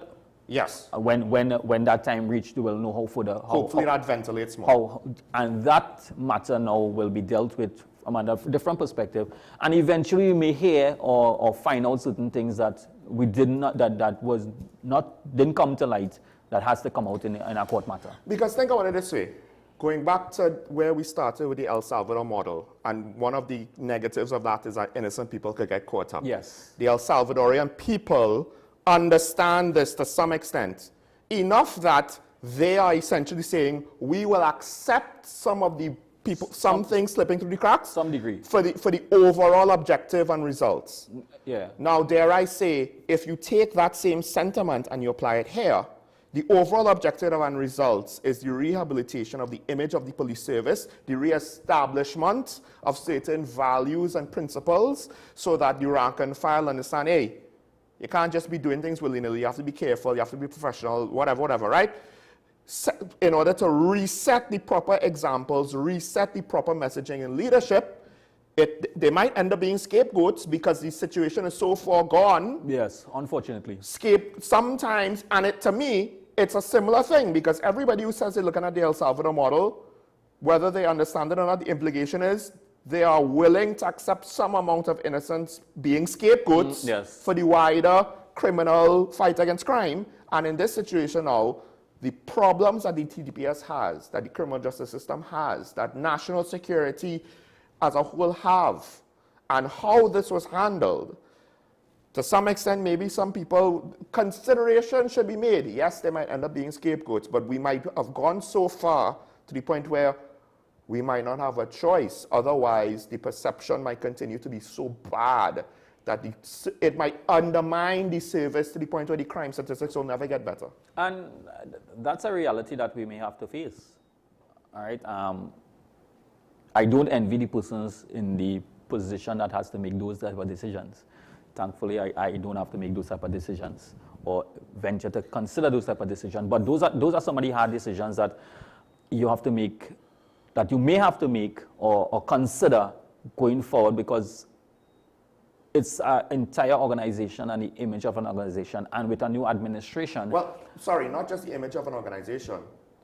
That perception then translates to the perception on crime. Well, yes. So the perception of the criminals. So that I'm saying, so we have an organization of... This is not like WASO, the Ministry of Education. This is an organization, but a very critical organization. The perception of the organization then bodes to a perception of a situation that has practical reality results. Yes. So we have an organization. We have society who does not, general persons, in a number of persons, or I should say a vast majority, who don't have trust and, forget the word trust, they don't have confidence, and that is worse. They don't have confidence in the organization. Yeah. Right? They trust the police because they have to report incidents to the police. Yeah. But who else are going to call if somebody is outside the house? But they just don't have confidence that it will be resolved. That confidence is great. You need to get that confidence a little higher. And when that exacerbated, we have the criminal elements and persons who are saying, hey, we don't have to worry about nothing because nobody is willing to work side by side with the police. They have no confidence in the police, so crime could escalate a little more than we wanted to. I mean, we are in a relatively good position, when it comes to just the statistics alone. But you are hearing a number of violent crimes taking place, people still getting shot, still finding bodies here. So crime is still there. Yeah. Right? And with all of this, you want some level of stability in an organization like the Trinidad and Tobago Police Service, where confidence in the ability to manage and treat fairly the citizens of Trinidad and Tobago, you want that to be a high degree.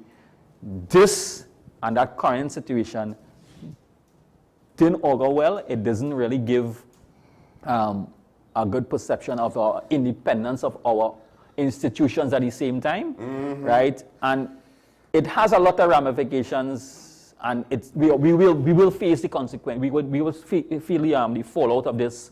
Not right now we're feeling it, but lower down we'll still see some of this fallout because I don't think it's finished. And the problem is, depending on the decisions made now, like each decision, if it's wrong, the fallout down the line might be even worse. And I'll just close with this. And this is why. Values are what you pay for, what an organization, its core values, it's what it's willing to pay for. Principles are what you're willing to sacrifice. So this is the thing. People want to throw those words out there until the crap hits the fan, and all of a sudden you're not willing to take that sacrifice, to take that hit, to pay that cost, right? So now we get to, this might be the first time where we get to see what the current administration is made of, what the Police Service Commission is made of, what the Police Executive is made of, and what the TTPS as a whole and society is made of. We have Digger Martin waiting on the line. We'll take the call. Good morning, caller. You're on the air. Good morning, Sean. Morning. And good morning to the ESP there. Interesting discussion. And I am on board with the challenges that the new Prime Minister, KPB, has said. 6 months. And let us dive into it. Sean, I am in agreement with you. The executive, the all has questioned, and they should go. And our comment directly to the ASP. He made a statement, a few in the police service damaging the TTPS. And I want him to reflect on that statement, because I have reflected on that statement. And I'm going to the executive, the top of the executive. You could count out how many judgment, castigation has been done with them. And numerous of them have issues to answer. And the TTPS has not addressed that. I will call some issues. The senior khaki officer who locked up a man, and when you went before the judge says something is wrong with your testimony, your affidavit is there, but something is wrong with that because you had witnesses at police that you didn't call them. The Brent Thomas issue, why we as taxpayers have to spend money just to find out who gave you the authority to go to Barbados. We're spending plenty money to defend something that is simple.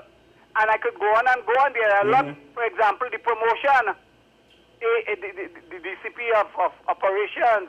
I mean to say, all of those promotions suspect that, and I mean, the affidavit she provided in court. So I am saying, if your executive has question to answer, it's tantamount to the head. If the head is rotten, then the whole culture of the organization could possibly carry that. You remember, you're a police officer. I'm not a police officer, but I've heard about the batch culture in my batch, and we had a close rank. That we have to change that. And you know what I am expecting the police service to do? To come on board with that 6-month challenge. Even though people see it surmountable, I ain't see it surmountable. The police, the TTPS as an organization, has to cleanse itself from within. One of the first things they have to do is meet with the leadership of the country and try to fix or amend the Police Act to get rid of all the perceived errant officers. We can't have a man being arrested 4 and 5 times. I paid money, double whammy. The government taxing me, and I had to pay him. And I mentioned it already. Is there collusion within the police service and that gentleman? So we have a good opportunity. Some of us procrastinate and say too hard. I don't believe that. I think it can be happen because the Prime Minister doesn't signal. We're going to look at hanging. Police service, the judiciary, has to play its part. And every citizen, just like me, will continue to put my view out on all the legislation for people to understand. Go and have a nice morning. I mean, caller, No matter whether I agree or disagree, I will always encourage you to continue putting out your opinions. And it's not that you shouldn't put out your opinions, it's that not enough people put out their opinions. And it's not about being right or wrong. Perspectives need to be heard. That's how we learn, because you never know when you might get inspiration because of somebody saying something for whatever reason. But he did say a couple of things. One of the things is that Brent Thomas question, Susan Martins included, although from our understanding, it didn't. That definitely didn't start from her. Well, that had to come from someone above her. Because of the assets involved. And that matter by itself, and that incident, let me put it this way, that incident by itself raises a lot of questions also. One question is, one would assume she would have been aware that they're not following proper procedure. I think that should have been pretty self-evident, and she was a senior police officer even then, right? Or at least potentially that was there. So I cannot say whether she was aware or not aware. But potentially. I am going to use the word potentially. I am going there. Yeah, she was, I believe, at least a senior superintendent at the time. However, I know for a fact that if you are leaving this jurisdiction to proceed to another jurisdiction on official duty, you need special permission. Right. That is all I say. So there is potential that she was just told to go. She was, in a lack of better word, the trigger person, but she could have assumed all the paperwork behind the scenes was done because that was somebody else. And I would say again, maybe if you're leaving this jurisdiction to go to another jurisdiction, okay, you need special permission. Special permission, right. So again, that's why there's a lot of questions there. Here's the thing, she's involved with 2 high-profile controversial issues, and that's why she should be under the spotlight. What should happen to her should be based on the merits of the situation, not on speculation. Exactly. We have Shagonas on the line. Good morning, caller. You're on the air. Good day, gentlemen. Good day, good day. What I can't understand about this commissioner business is the fundamentals of budgeting. Because when you're making up a budget, every agency is supposed to list what they will need with the price. Mm-hmm. Was those rifles listed in anybody's budget? And nobody is mentioning this. I do believe they would either be in the SSA's budget or the Defense Forces budget. Why nobody mention it? So caller, that is not part of the police investigation. Police budget. Or it wouldn't be, yes. No, that will not be part of it. It wouldn't be. Have to be part of somebody's budget. Yes. Well, the thing about it is that we can't ask somebody to mention something that they don't want to mention. Really? No, that's the whole idea of it? No, it is. If it is not part of yours, you cannot speak on somebody else's behalf. Remember, that falls on somebody else's budget. No, it is not as.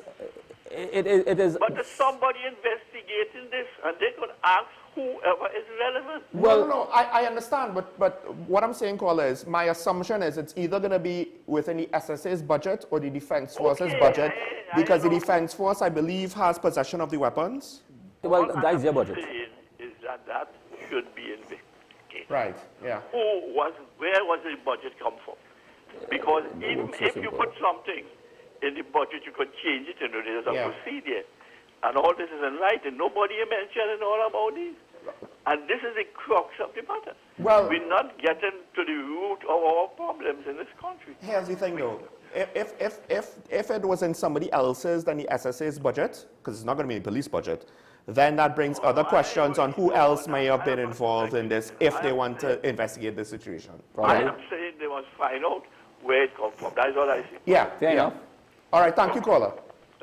Yeah, no, because and that's why I assume it should be in the SSA's budget. And the head of the SSA at the time was part of the investigation.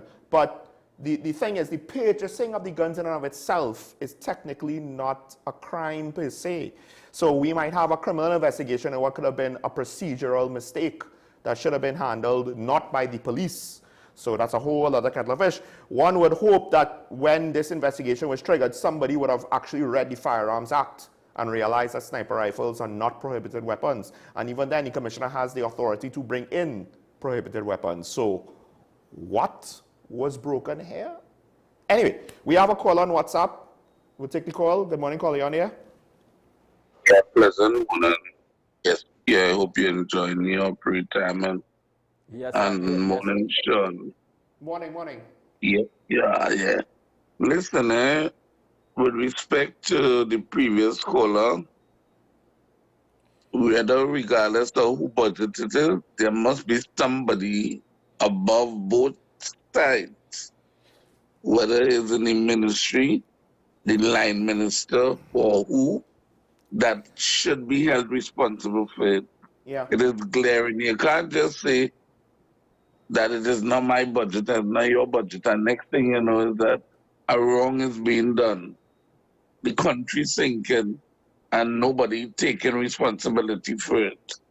You know?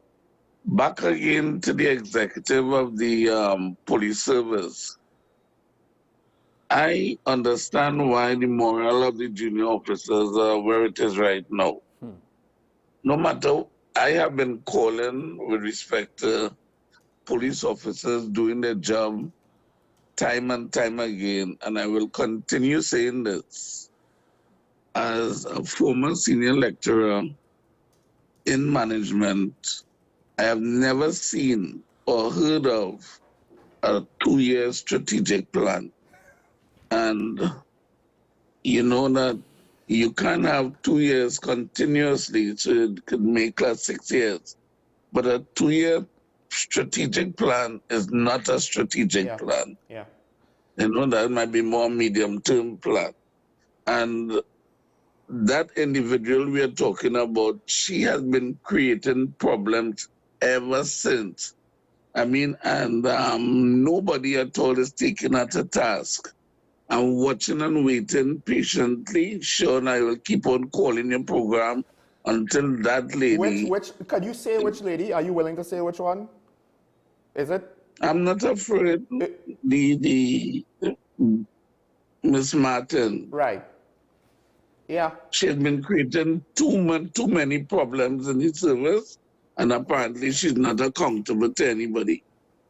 You know? Mm-hmm. So let's watch and see what happens. And early is gone now, and we look forward to Parliament opening and a new police commissioner coming who might do better than the previous commissioners. Yes. Guys, you'll have a nice weekend and a wonderful program as usual. Thank you, caller. And I want to go to the point that he made about the morale of the officers, because the first caller, and I think I had a similar point to make yesterday from his call yesterday, but I can't remember if I made it or not.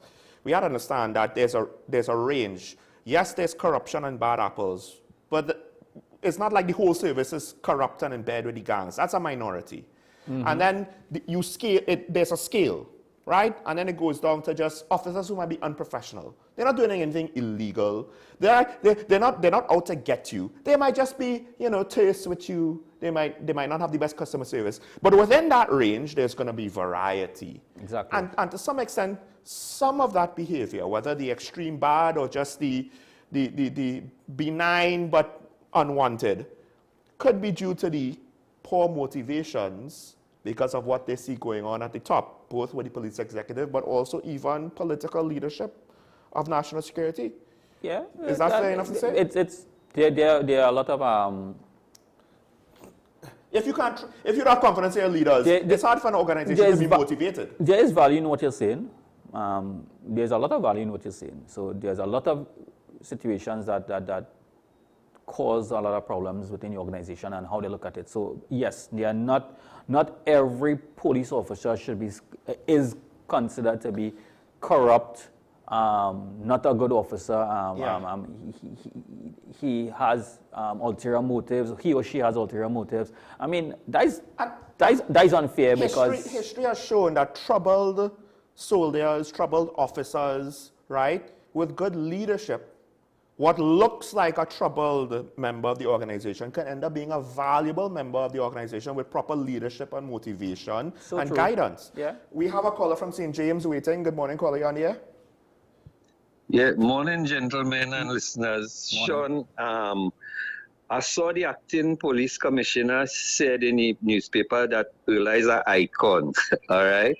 So I'm okay. What I wanted to if I could get a breakdown, I believe because the taxpayers' money through the government funds the police service with sometimes the highest cut in the budget is for the police service and all these vehicles and all of that.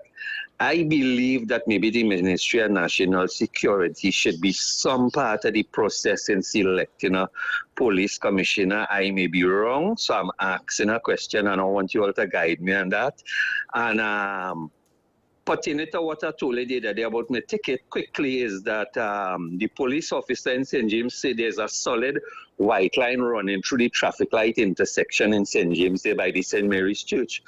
Furthest from the truth, there's a yellow box there and there's a line showing you when the light change where to stop. Also, the warden who gave me the ticket says there's an arrow painted on the ground. If there's an arrow painted on the ground, then it means you could turn right by the St. Mary's Church. There is no arrow. So these people don't know anything about the regulations and they are traffic wardens, right? And as far as I'm concerned, the merit system, giving you 2 demerit points for a blow bulb. General Electric is a multi-billionaire company, and when they bulb give out, just how we have people on the system has given them a blind, show that there's a warning and you need to report to the station in a couple of days stating that you change your bulb. You gain people 2 demerit points because multi-millionaire company bulb blow.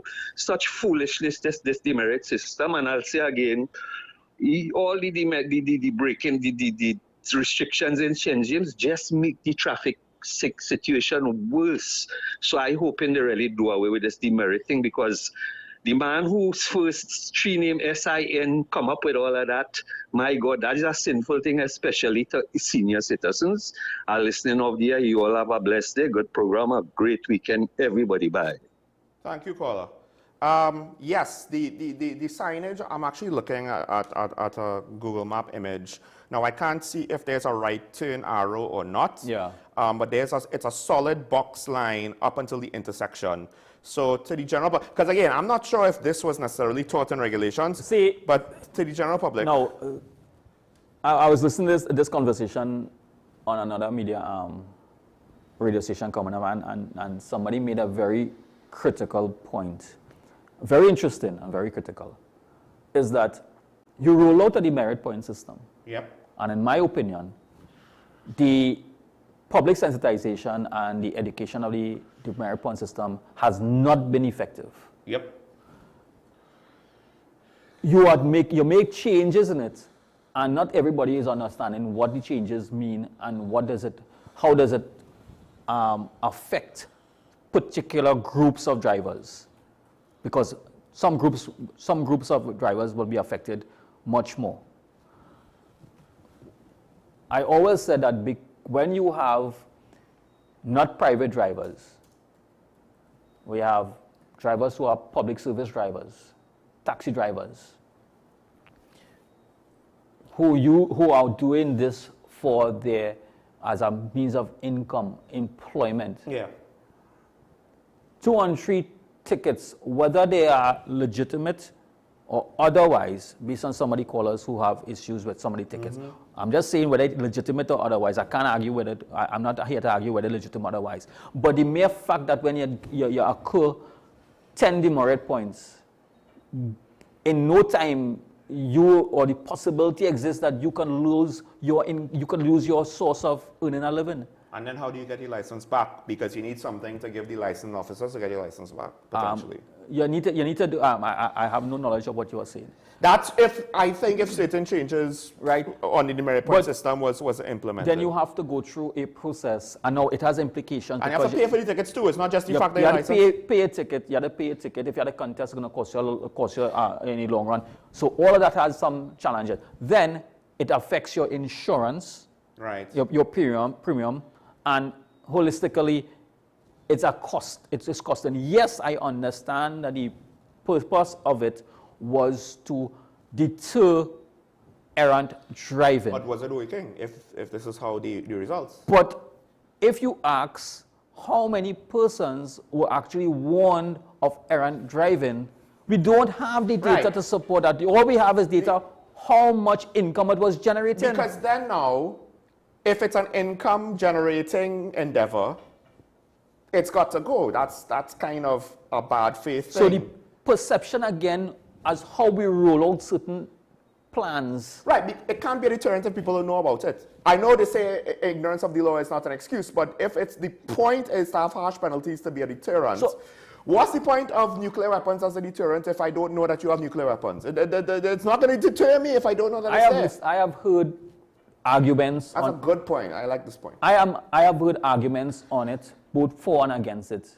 I am for the management of the roads in terms of you commit offenses, breaches of the Motor Vehicle and Road Traffic Act, you pay consequences. I'm for that.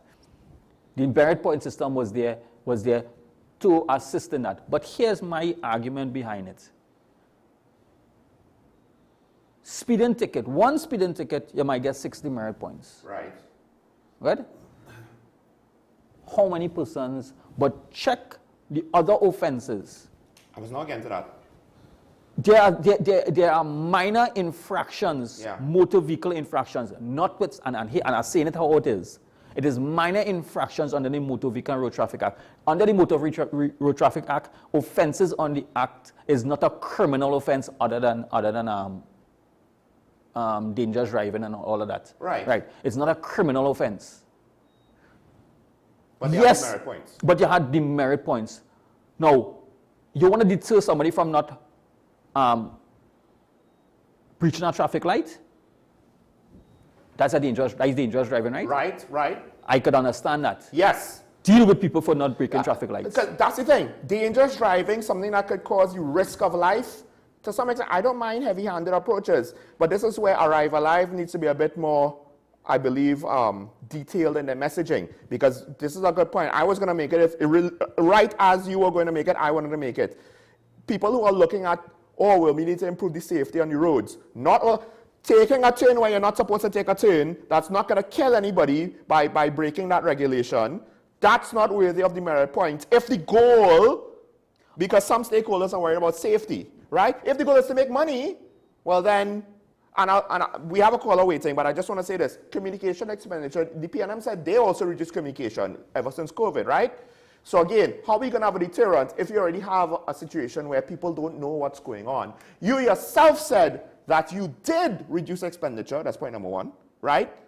And the current administration also, at the very least, I think what effectively is happening is they're going to maintain a certain level of expenditure for the communication. That's not going to be as much as it was in years gone by, and we're probably going to get results like this. It is what it is. So there's more to say, but we have the call on WhatsApp. We'll take the call. Good morning, caller, you're on here. Good morning, Sean and ASP, retired ASP. Sean, you know, retired inspector. And retired inspector. Yeah, you're not the first person. Sean, it's just we can I'm always, I'm always amazed at, in this country when we're having discussions, so many times, some valid points don't come up.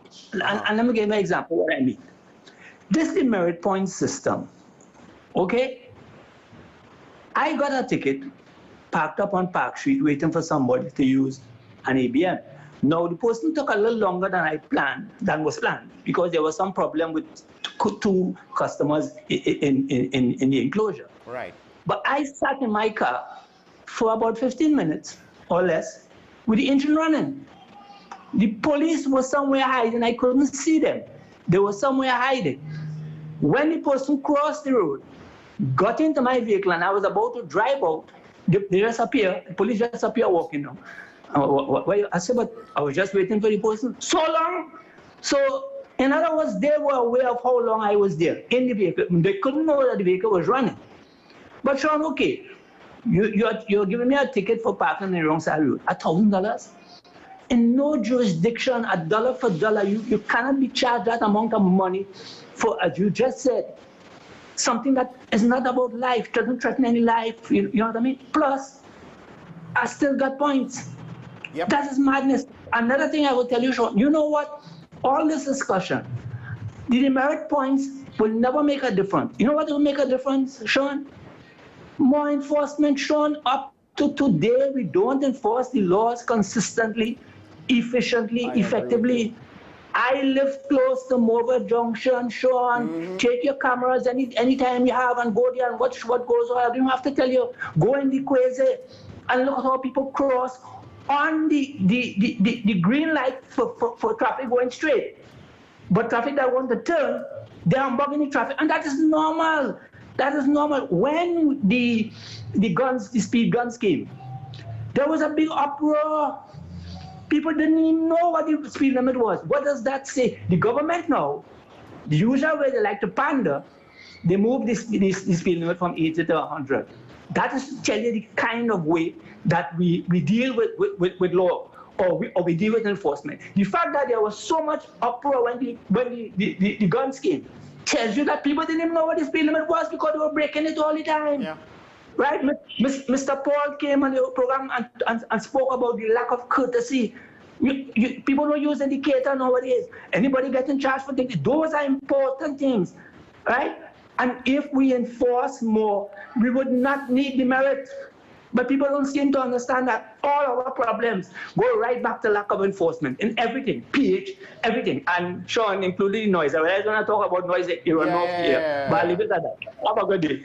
Caller, I like your example because it highlights what I think it turned into. I understand that stakeholders are like, no, the merit system good and it could work and it's worked other places. But one of the things that I've been saying now in the last couple of weeks is all of these suggestions out of context are fine suggestions.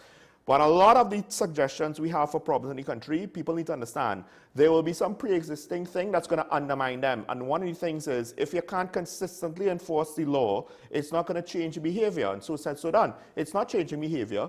It's just generating revenue. So and it's disproportionate. So the merit point system is not unique to Trinidad and Tobago, right? Right.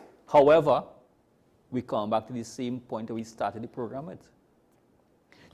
You took a system from another jurisdiction and brought that entire system into our jurisdiction, not implementing the other facets of it, which is the supporting mechanism for enforcement and education of the general public as to how it is. Yes, that's a better way to put it. The enforcement and the education, because if the enforcement is not consistent, you know how people are, and it's not just Trinis, it's not just Trinidadians. So we have a culture in Trinidad and Tobago how we drive.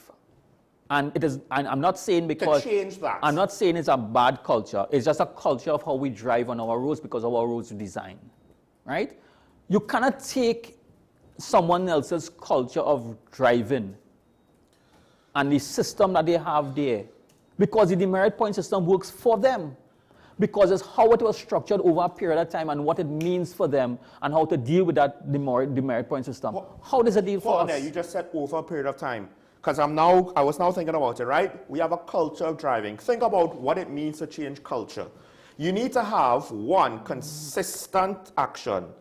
Persistent, not just consistent, but also persistent. Right? And then on top of that, over time. You can't go all the way from where you were to where you want to be when it comes to changing culture in a day. It has to be incremental. That's why it has to be persistent. That's why it has to be consistent to get you there. And I still over time. And I will still keep on using this example. We increase the number of lanes on the highways. We increase the speed limit to 100, but every lane on the highway is 100. But I would just want to point out a different thing though, right? We have this very immature reaction with regards to crime and breaking the law. Because like you said, we don't look about the underlying systems that support these endeavors. So we want to increase the penalties for road traffic violations, and it's not working because you haven't seen any change in the behavior of driving, right?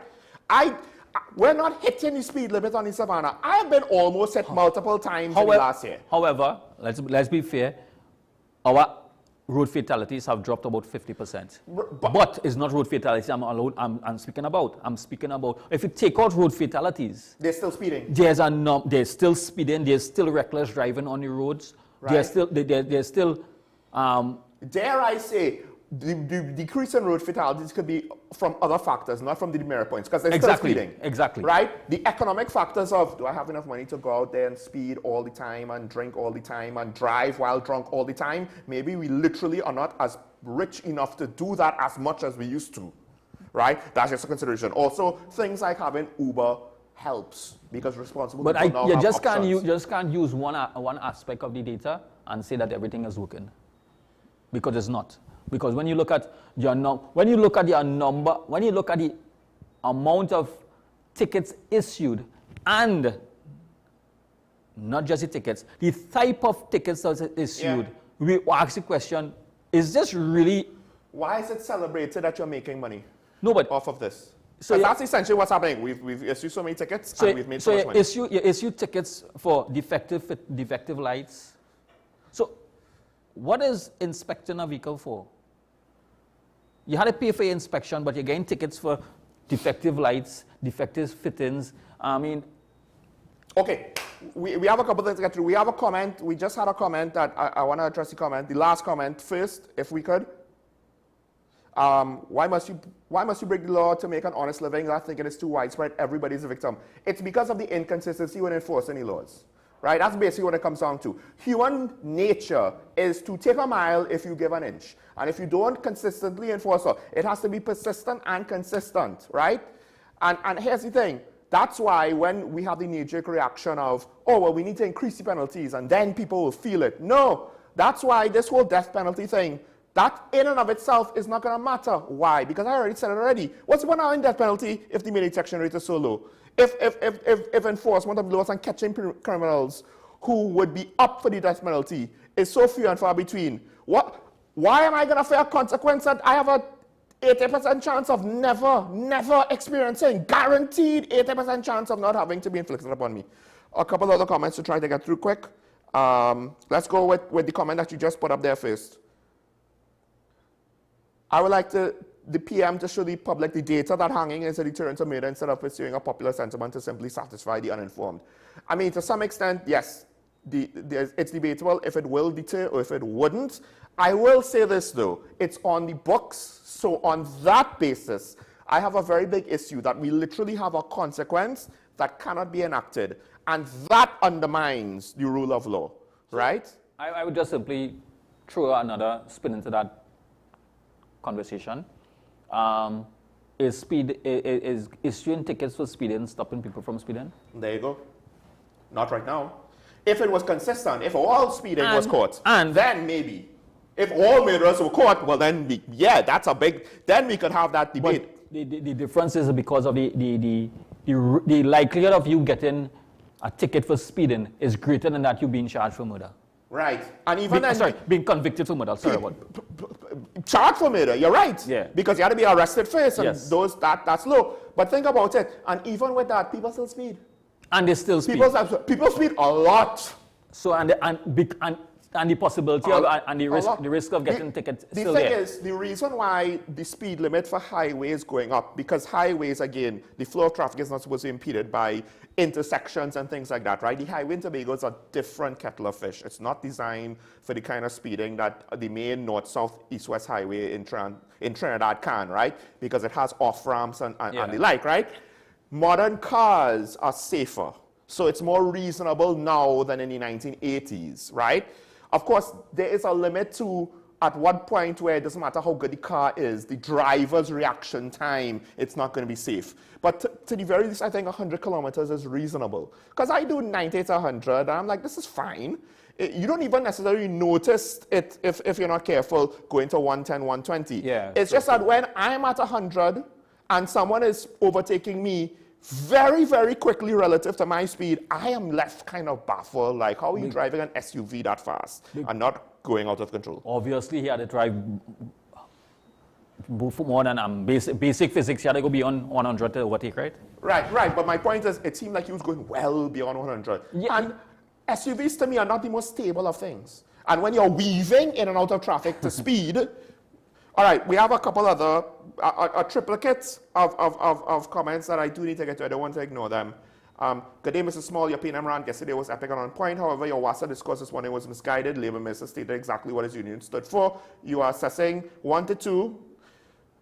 Mr. Leroy Baptiste, based on past union leaders, you need to assess him based on his utterances and actions as ex-PSA leader and now Minister of Labour.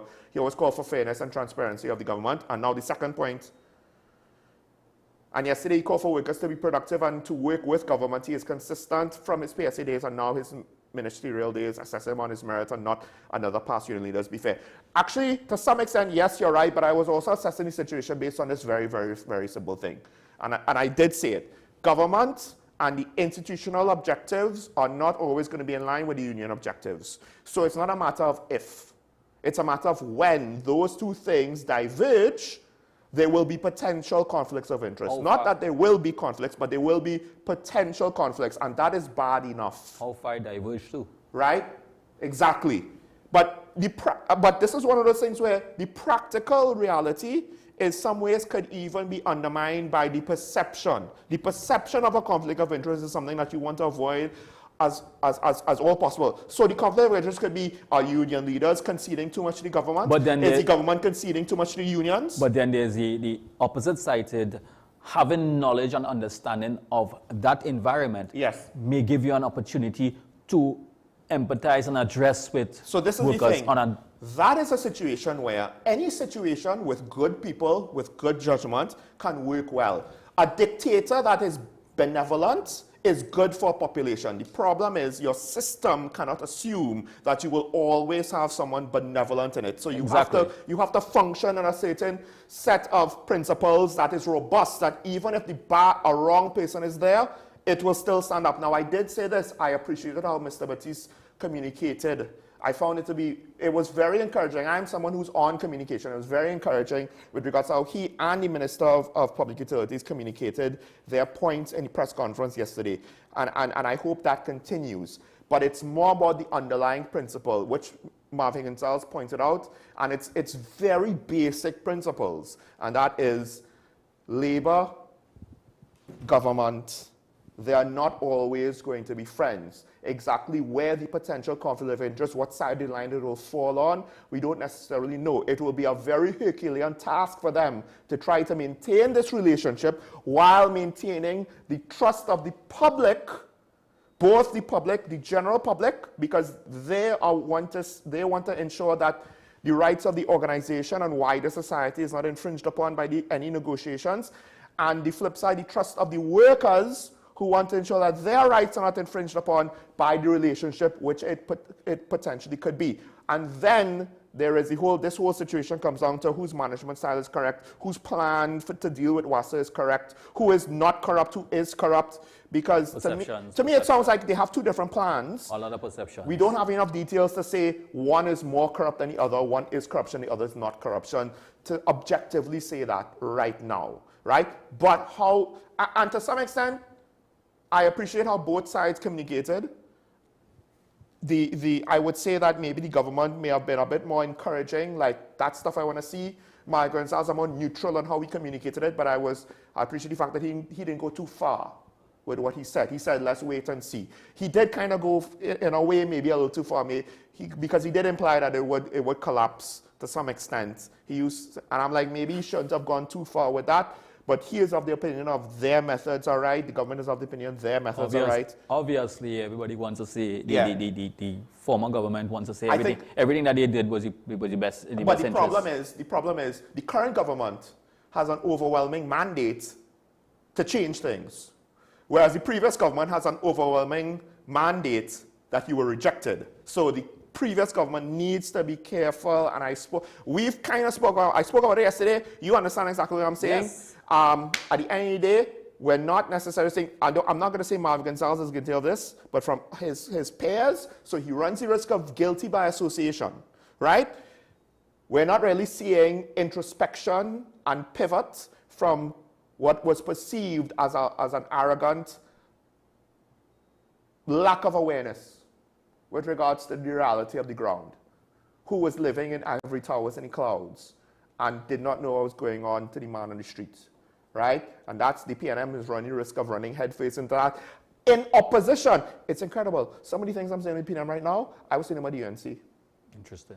I'm just saying, I don't know if it's just like whoever's in the chair of opposition when it's not a general election, like they don't really know what they're doing anymore. I don't know what it is.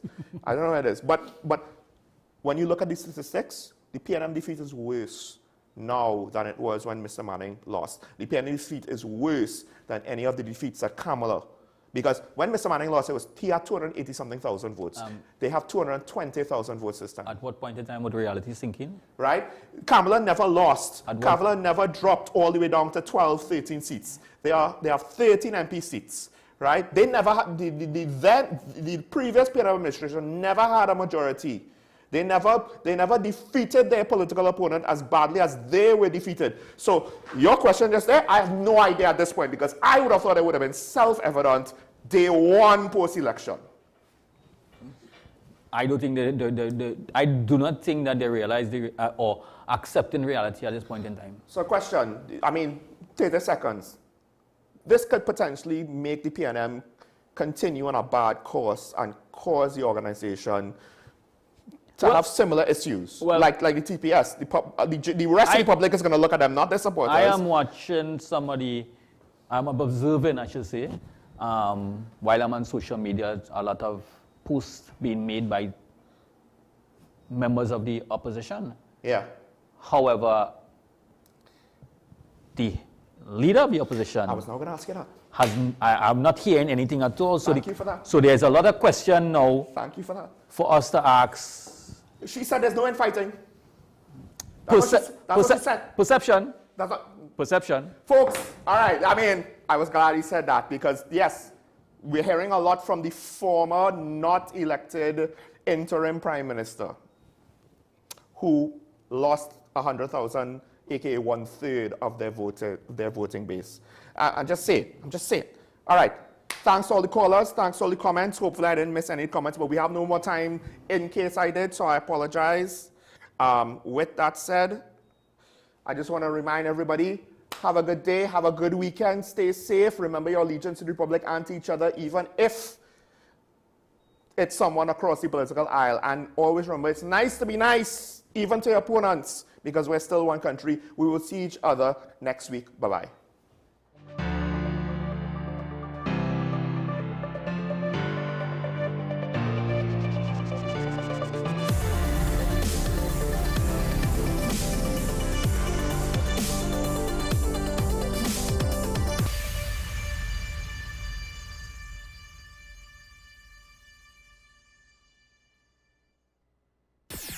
WESN.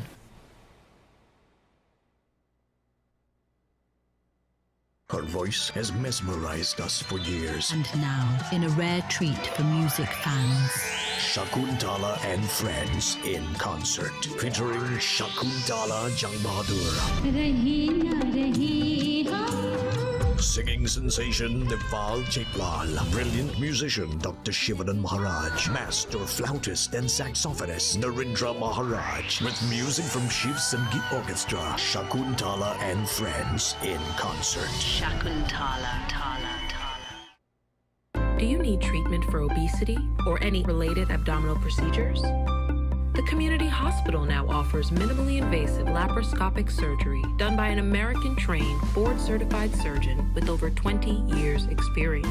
Give us a call at 235-5479 for more information. The Community Hospital of Seventh-day Adventist, where good private health care is affordable. FanZone, your reliable, authentic supplier, has just gotten better. You can now visit our website www.fanzonett.com for your authentic wear and collectibles. The only place where you can use both your Visa debit and credit cards. Visit our website fanzonett.com to make your purchase today. Our award-winning show is back, and this season promises to be even more exciting than before.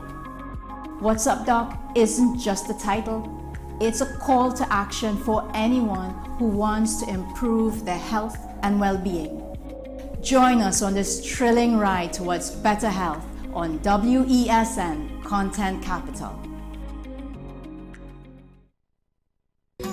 Take some time for yourself or spend some time with the family at Sandy Point Village Hotel. Enjoy our various studio and suite apartments, self-contained with their own kitchenettes and Wi-Fi. We also have our famous 100-foot swimming pool and our beachfront restaurant, the Steak and Lobster Grill. And our location in Crown Point puts us near the center of activity from the nylon pool to the local nightlife. Call us and make your reservations at 639-8533, 389-2378, or email us at sandypointvillagehotel@gmail.com. We are tackling the hard-hitting topics, some controversial topics, some topics we sweep under the rug. You don't always have to forgive in a relationship for it to move forward. If it is you are in a situation where you forgive the person, but to the detriment of yourself, what are you really doing? It is very uncommon for somebody in the younger age group to have dementia. Atheists don't not believe. Is that I can't disprove God, but you also can't prove God, so we kind of at a stalemate. We'll focus on the woman who's being the victim, right, or the man who's being the victim. We exclude the children. Folks are trying to study the underlying brain mechanism to figure out how does this particular disorder happen in the brain? How is the brain processing this? Don't worry about AI, worry about humans working with AI. Are you willing to learn new skills to stay relevant for the future job market? That's the challenge that people are going to struggle with.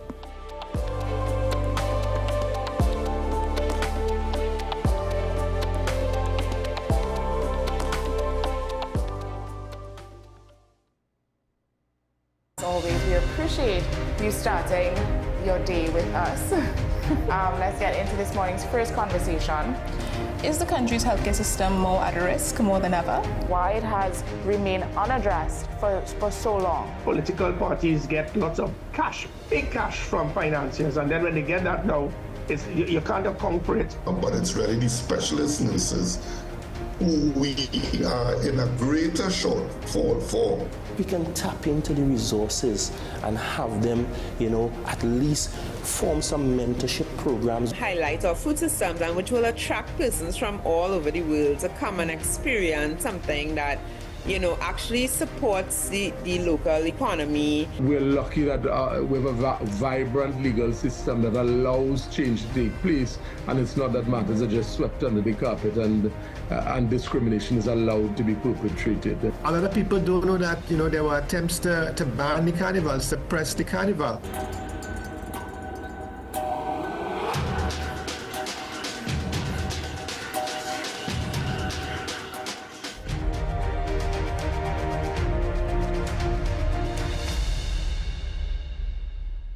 This is 10 Questions. I'm Andy Johnson. The distance from where we should be in the world in going forward on our commitments with climate change. The effects of climate change that cannot be accounted for, it's called loss and damage. And we're seeing loss and damage happening so much more in this decade and the previous decade. The principal term there was this question of the correspondent banking issues. That is why we're trying to build capacity with this country here, Trinidad and Tobago, and other countries in the region. Man is not showing any signs of stopping or even slowing down. More than half of the forest in Trinidad is already gone. All the plants and all the animals and all of the nice clean water and fresh air and everything had to be on this planet for humanity to have a chance. We have small change when it comes to countries that can take decisions, and when they speak, the world listens. The General Assembly is a very democratic forum. And Trinidad and Tobago has the same vote as Canada, in spite of the obvious difference in size.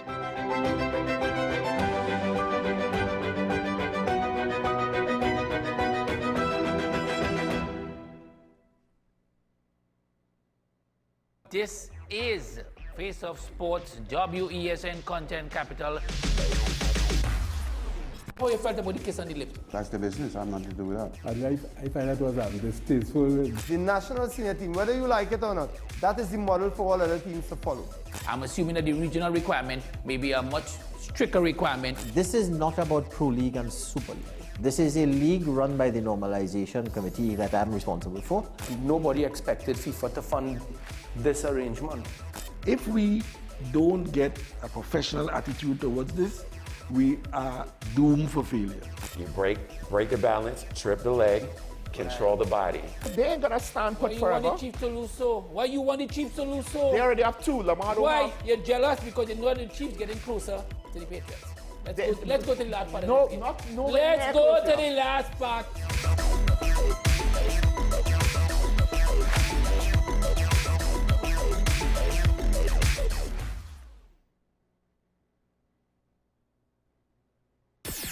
WESN.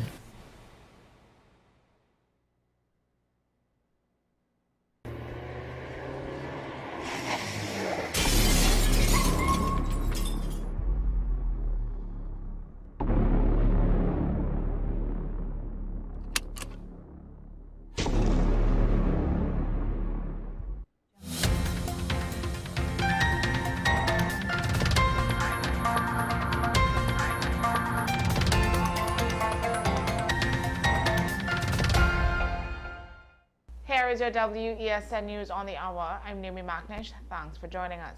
Here are the headlines. Contractor and another man killed in suspected home invasion. OAS challenges High Court decision overturning $850 million award. Government launches 114 flood prevention projects ahead of the rainy season.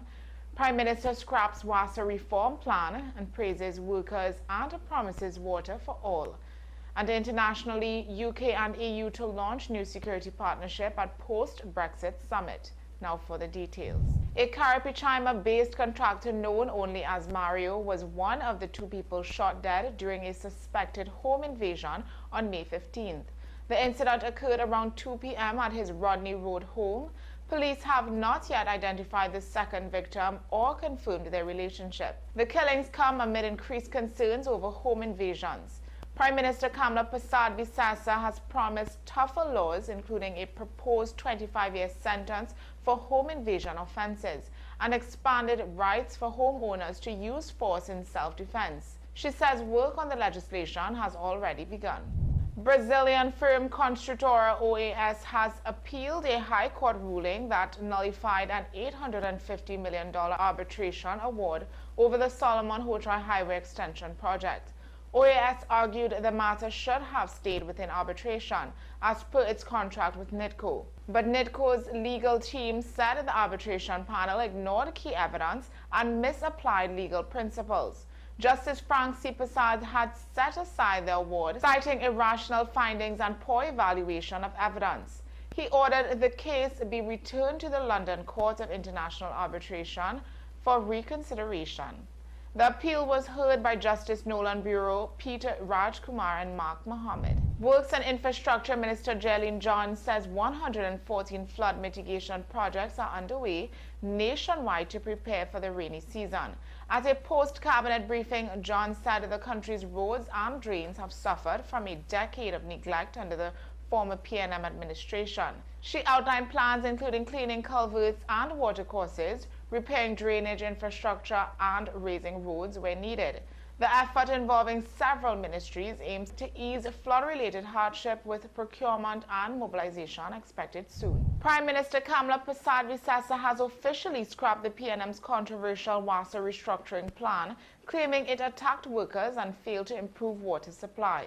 At a post-cabinet briefing, she tore up a copy of the plan, drawing applause from the ministers and the PSA. Persad-Bissassa said $30 million has already been saved under new management changes.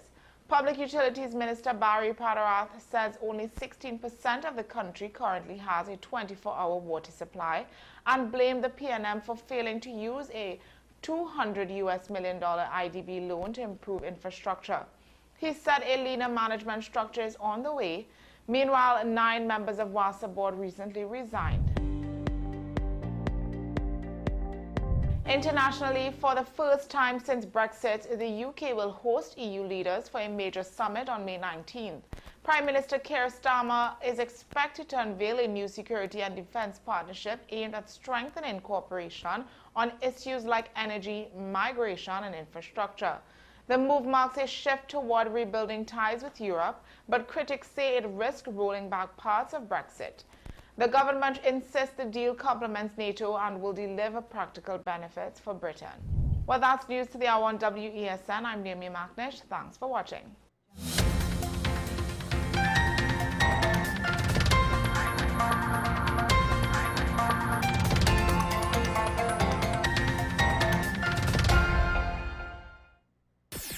WESN.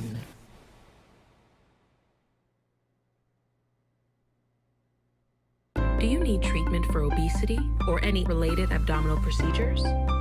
The community hospital now offers minimally invasive laparoscopic surgery done by an American-trained, board-certified surgeon with over 20 years' experience. Give us a call at 235-5479 for more information. The Community Hospital of Seventh-day Adventist, where good private health care is affordable. Knowing how to tell authentic is as easy as 1, 2, 3. Find it, match it, search it. Step 1. Find the style number on the tag. Step 2. Match the style number inside the jersey with the number on the tag. Step 3. Search it. A quick Google search of the style number will verify the jersey is authentic when the search results match the jersey being searched. Don't be fooled by counterfeit jerseys. Before you buy, remember to find it, match it, search it. Fan Zone, 2 locations nationwide. Center City Mall, Chaguanas and Movietown, Port of Spain. Nationwide delivery available.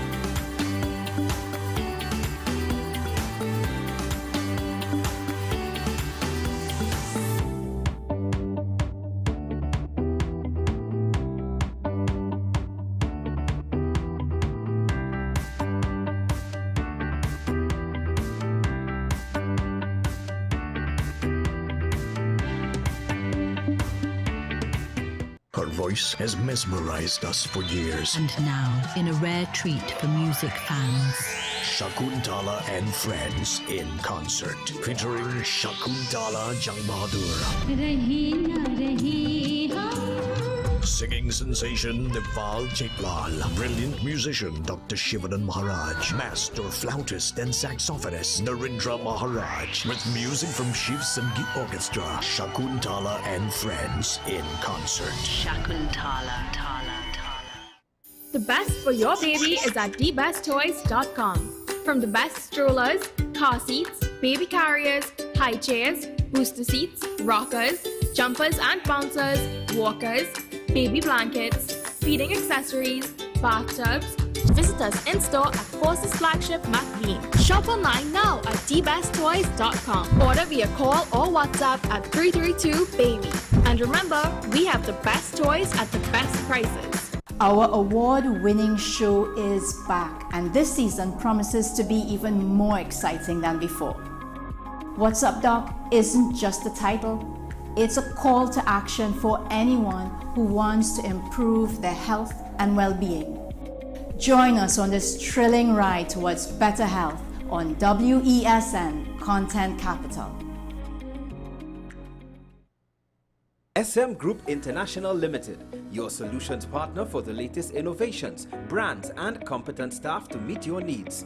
We provide products and services in the following divisions: executive services, event rental and services, power and heavy equipment, construction and property management, food and beverage, aggregate and sales and distribution. Check out more on our products and services at www.smgrouptt.com. Contact us at 221-7445 or email at info@smgrouptt.com. We are SM Group International, your solutions partner. WESN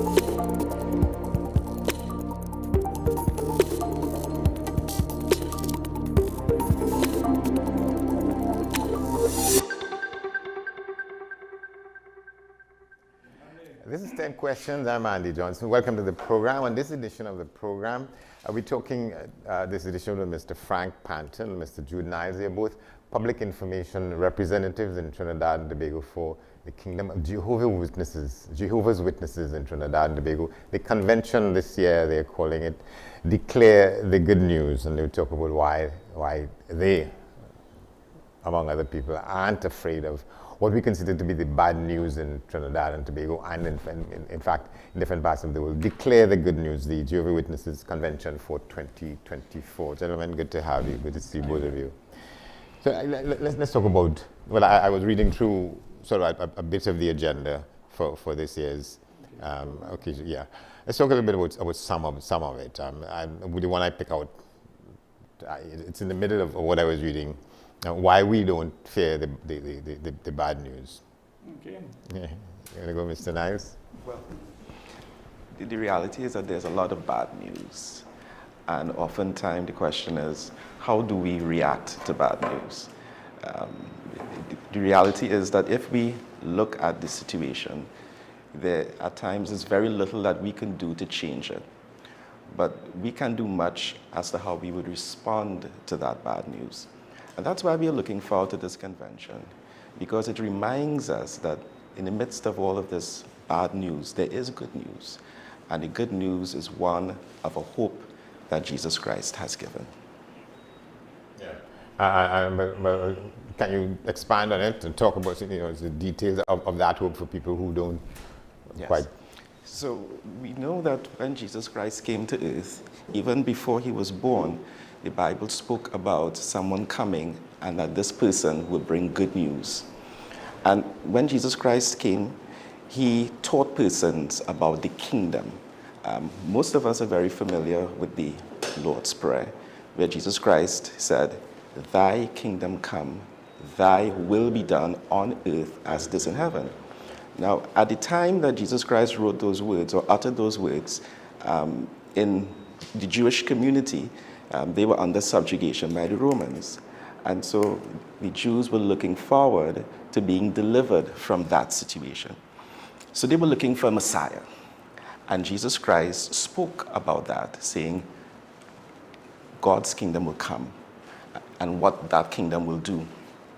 And as a person who would be the head of that kingdom, he taught persons about what the kingdom will do and what benefits will come to all persons who will be able to access that kingdom. Yeah, and the term good news means different things to different people, depending on our circumstances, our mindset. However, if you got up one morning and you saw a headline, "A cure for cancer found," I think we'd all consider that good news. Okay, because presently cancer is the leading cause of death among the 18 major illnesses. 10 million people die from cancer each year. Every year. Perhaps you know of someone who have died. I, in my own family, have experienced that twice. So if we learned that there is a cure for cancer, that is indeed good news. If you got a headline, "Breaking News, World Hunger Ended," that's good news. Right? Presently, you might know close to 1 billion people are suffering from malnutrition and near starvation. Millions of humans wake up every morning with nothing to eat, nothing in the pantry. 25,000 persons die every day of hunger, among them 10,000 children. That's over 9 million people a year. So if that could come to an end, that'd be good news. And that's what we're proclaiming, based on what the Bible teaches, that the end of this bad news is going to come to an end. And that's why we don't fear bad news. Yeah, and how do you respond to the people who say that, each of our lifetimes is just this in terms of, civilization? Say it again? Each of our, even if we add up all the lifetimes of people we know, let's take Trinidad and Tobago, 1.something million, that is minuscule in terms of the existence of the world and so on. How do we address some of that in people who, in the shortness of our lives, experience the rough times, the bad times, and with the idea that, well, we looking forward to the good news? Yeah. Okay. As Jude was saying, The good news that the Bible teaches helps us to cope with these situations. None of us are encouraged by bad news, things that happen to us. You know, as you mentioned, we live in a country where, for example, lawlessness is rampant, okay? Yeah. I was reading recently where it is said that every 30 minutes in the world, someone is murdered. Every 4 minutes, somebody is raped. And every 2 minutes, somebody is robbed. That's the kind of environment we're living in. We're living in a world that is dominated by bad news. But the good news expounded in the Bible helps us to deal with that in a positive way. And some of what I was reading from what you said, you know, you quote from passages in Deuteronomy, passages in Revelations to illustrate that. How do you go about it, Mr. Niles? Yeah.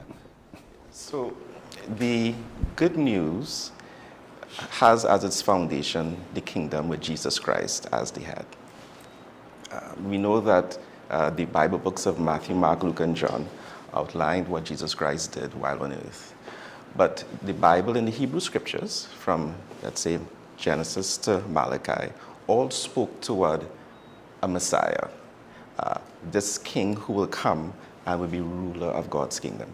And that's why the program focuses or draws on scriptures from the entire Bible, from Genesis to Revelation, all with respect to this good news. Yeah. Why we should not despair? We should not despair because even though things may seem difficult, in some instances impossible, our reaction to the situation helps us while we are dealing with it. It helps us to cope better. That's why hope is so important, and one's outlook on life.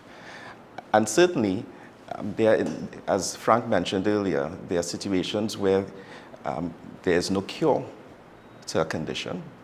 It's inevitable where it will lead. But how one navigates that period, understanding that this life is not all there is, but that Jesus Christ spoke about a kingdom, and a kingdom that will make us have the type of life that Adam and Eve were promised, God's purpose for Adam and Eve in the book of Genesis. That's what we're looking forward to. Yeah. And added to that, the events that are happening on the earth today, according to what Jesus taught and proclaimed as good news, is a sign that the end of all bad news is near. He said, when you see these things occurring, know that the kingdom of God, which is the remedy for bad news, is near. So I'm sure you'll agree that we're living in unusual times. Never before in the history of mankind are we experiencing what we're experiencing today. Men now have the kind of weapons that can destroy the whole human family many times over. I hear one world leader talking about nuclear weapons. Do you know the aftermath of that? You understand? So we're living in critical times. But the scripture says, when we see that, we know that the kingdom of God will remedy these problems. You think it is ever worse than what it is now, or that in every age it seems to get worse? Well, that's a theory, but the reality is that they've never had the kind of weapons that they possess now.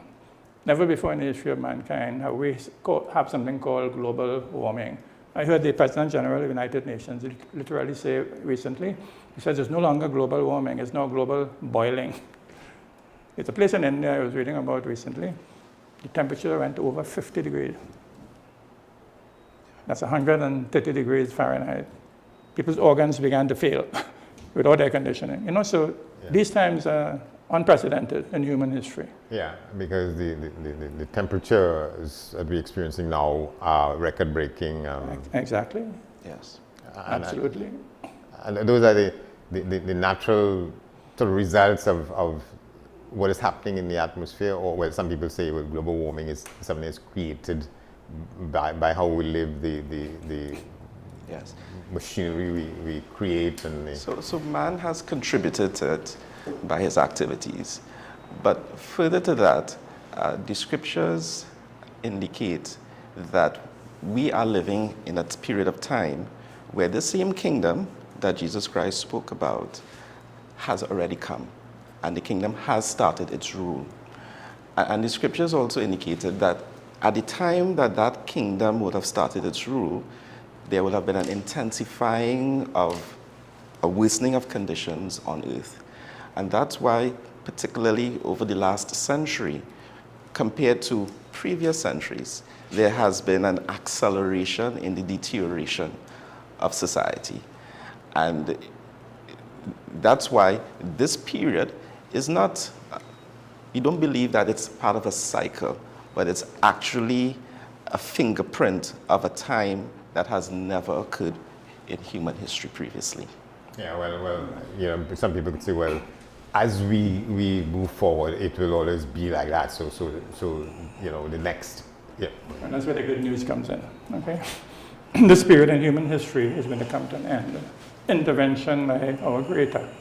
You know, social commentators tell us today what we need is a Messiah, a Savior, because we're in such dire straits. But the good news is a Messiah has already been provided, and soon will manifest his ability to end all bad news, and that's good news. That's what buoys us up in the face of a world that is dominated by bad news. Bad news is part of our diet, that's all. It's a consumable. Yeah, because what they say, no news is good news. Yes. That's a thought. You know, it means different things. Because if you're not getting any news, you will say that is news. On the other hand of that, all news is bad news. I'll tell you something. A lot of people no longer read the news, right? Because it depresses them. As a matter of fact, you know, I was reading recently where depression is an increasing mental disorder. It is said that each year, close to 750 million people commit suicide because of being depressed, among them many young people. So that's the effect of the bad news that we're consuming. But we need good news. That's why the theme of the convention is declare the good news. And that's what we do. And there's no you know, any science, with all the medical science, the improvements on it, some of these things can't be addressed, and they're not being addressed. Let's take depression, and you see more and more people, you know, who sometimes, in some cases, it's hard to, given people's sort of physical and other circumstances, they have no right to be depressed, but, or there's no reason to explain it. Yeah. That's what we're consuming, you know, what we're reading in the press. I didn't read the headline this morning, but I'm sure that the news wasn't very good. Am I wrong? I can't tell you what it is, because it doesn't stick in my mind. I just flip through the papers. You know, but seriously, the Bible contains the only good news that is available to mankind today. And that's why we spend so much time interacting with people and directing them to the Bible. It's the only source of good news. It's the only thing that consoles me and a lot of people. You know, because we're surrounded by bad news. Yeah. You know, because that's why the conventions are always a highlight. It's always a highlight for Jehovah's Witnesses annually to have these conventions, because it's an opportunity to be reminded of the practical value of the Bible. It's an opportunity for us to come together and to listen to Bible talks, watch videos, hear the experiences of others that prove why the Bible is so effective in helping us not only to have a hope in the future, for the future, but also to deal with challenges now. And the program is a motivational one.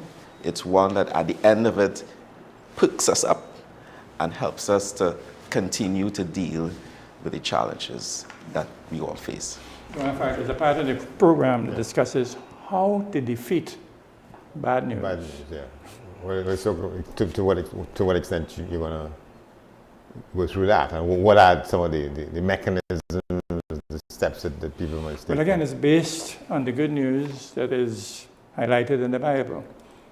And it helps us to understand how we can deal with things like discouragement, you know, bad news that comes through the media and the press and things like these.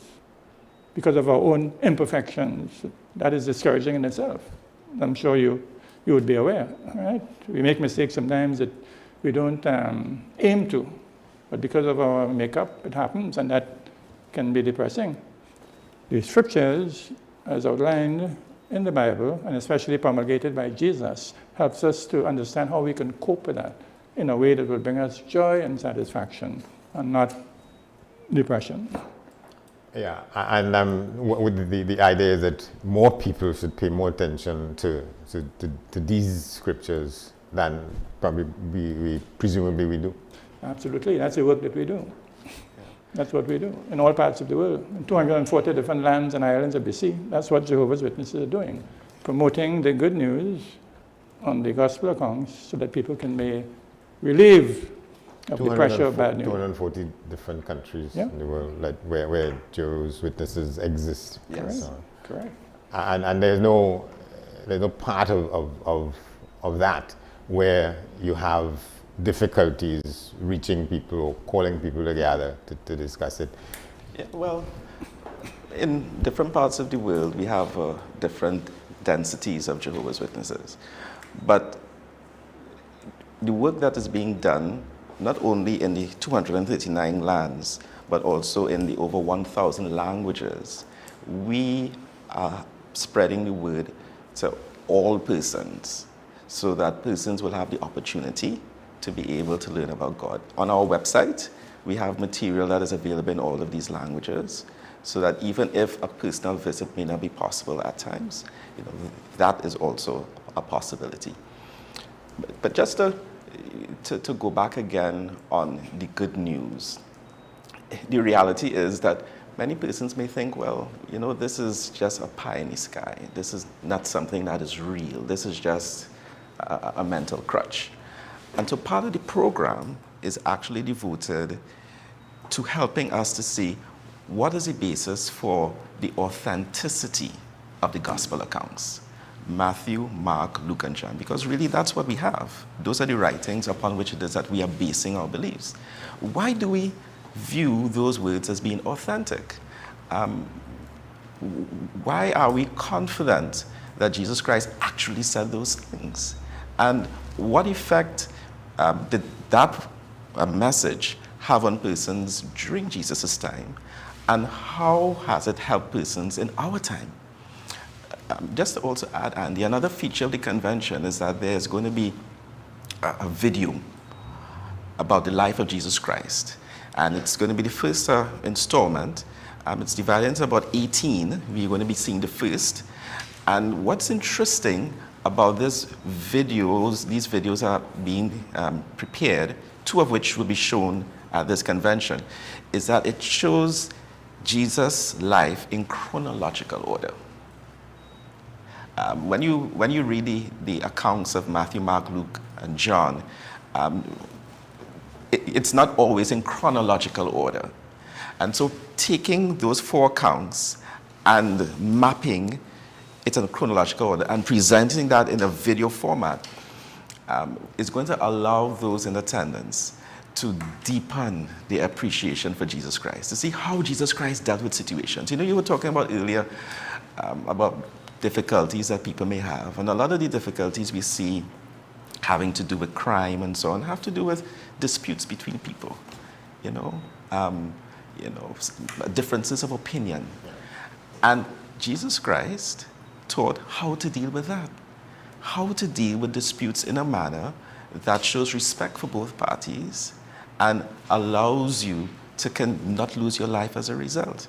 So it's for that reason why we are confident that attending the convention is going to help us now to probably reduce the number of difficulties we may find ourselves in by applying principles that Jesus Christ expounded when he walked to this earth. Yeah, and to sort of bring down the needle from where it is in terms of people's anxieties and people's sense of depression and escape into, escapism to avoid depression and so on. Absolutely, absolutely. Because what we feed into our minds is what determines our disposition. Yeah? If we feed our minds on good news, then it has a positive effect. If we feed our minds on bad news, then it has the opposite effect. But there's so much bad news in the world. And that's why, again, we are declaring the good news according to the gospel accounts. The word gospel is an Anglo-Saxon term that literally means good story. Good story. As a newspaper person, you know what a good story is. Right? The gospel accounts is a good story, not a fable, as Jude was saying. It's not a fable, not fantasy. It's based on fact. Okay? And many persons, in spite of everything, somehow recognize the Bible as a book from God. Perhaps you feel that way too. A book from God, somehow. You know? But there are all these various interpretations of it, versions of it, and sometimes people argue as to whether, what I used to hear when I was growing up, my grandmother and people talking about the Maccabees version as opposed to this version and that version. Does that not cause some? And indeed, that is also will form part of the program, where there are the gospel accounts, Matthew, Mark, Luke, and John, but then there are other books that some persons claim the Acts of the Apostles, right?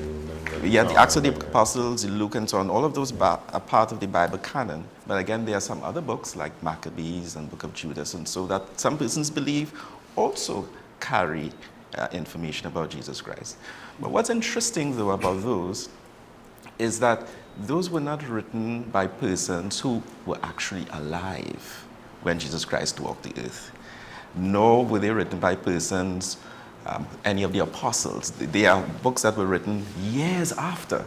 So it's for that reason that the books of Matthew, Mark, Luke, and John haven't been written by persons who were contemporaries of Jesus Christ or of the apostles who knew him, gives us the conviction that the information that is therein is information that we could rest assured is accurate. And it's a valid concern because, I myself felt that way at one time, that the Bible, it's just a holy book. But you know what helped me? A careful personal examination, checking the facts, checking the history, different aspects of the accounts in the Bible. And that convinced me that it's not a question of interpretation. It's a question of understanding what the Bible teaches. We don't have to interpret it. It interprets itself, but we must understand it. It's like learning a language. A, B, C, then we make sentences, and then... So it wasn't a case of you didn't have to go and read other things to come back to the Bible. But I was involved in other religions at one time. At one time I attended, I don't want to call any names, I attended a number of different religious denominations.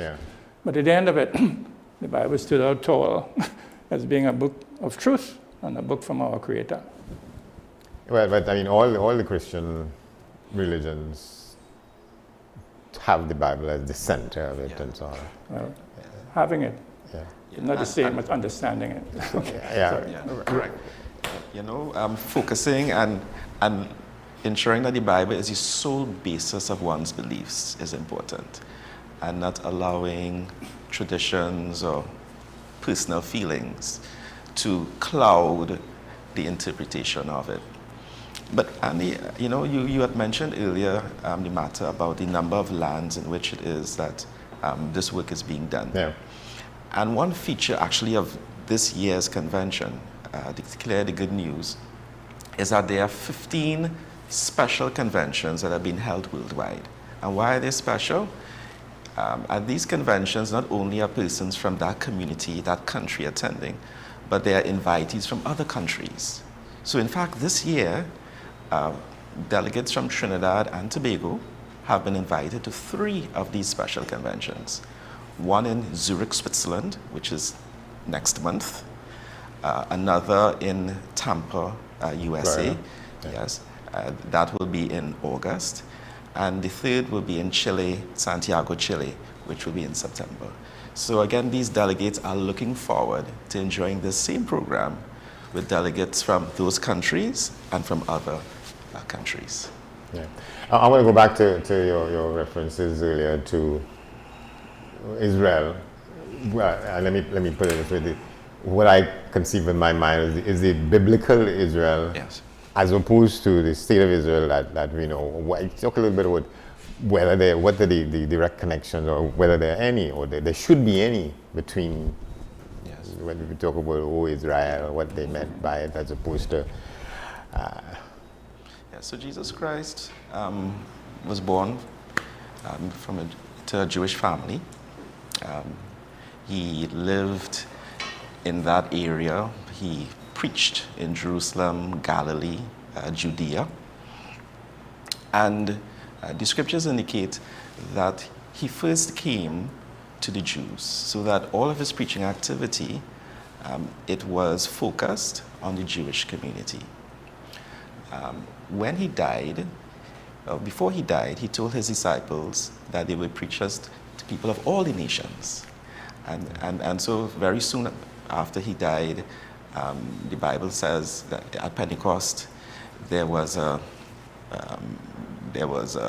many people, Jews and different people, proselytes from different parts of the world were in Jerusalem. And these disciples were able to speak in the languages of those persons. And so they were presented with the good news for the first time in a language other than Hebrew. And over time, that spread to, from the Jews, the Jewish proselytes, to the Gentiles, and to all persons. It's a good question. Sorry. Go ahead. It's a good question because people have raised that in many different forums as to whether the nation of Israel today has any connection with Bible prophecies that are being fulfilled. Yeah. Right?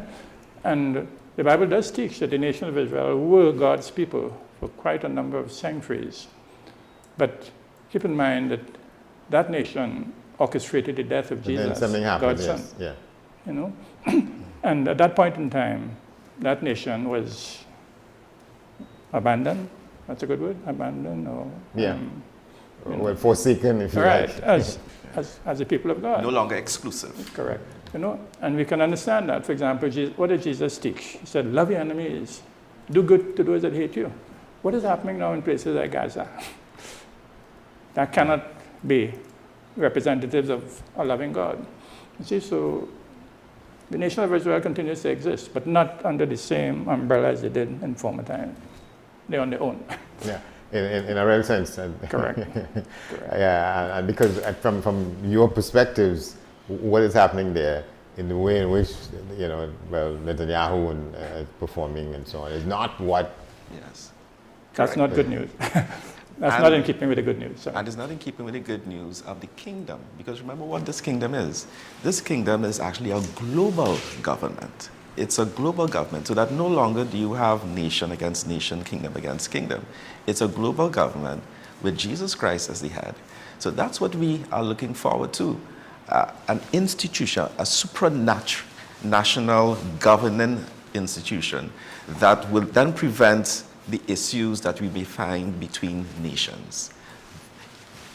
And you're confident, or you're hopeful that that is going to. Yes, because that is what we have been praying for. Thy kingdom come, thy will be done on earth as it is in heaven. That kingdom, that global government will solve those problems. All right, and what they say, a one world government, yes. Some people call it. Yes.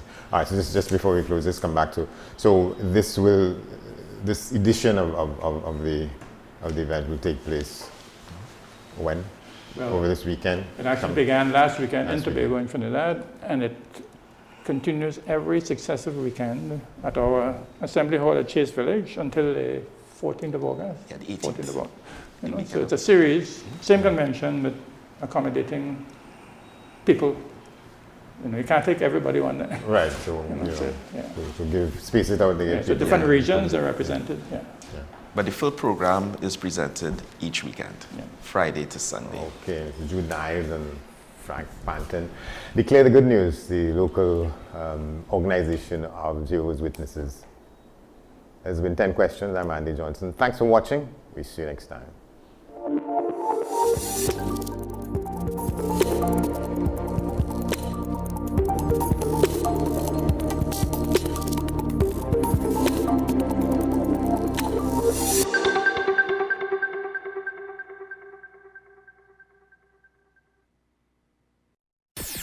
WESN.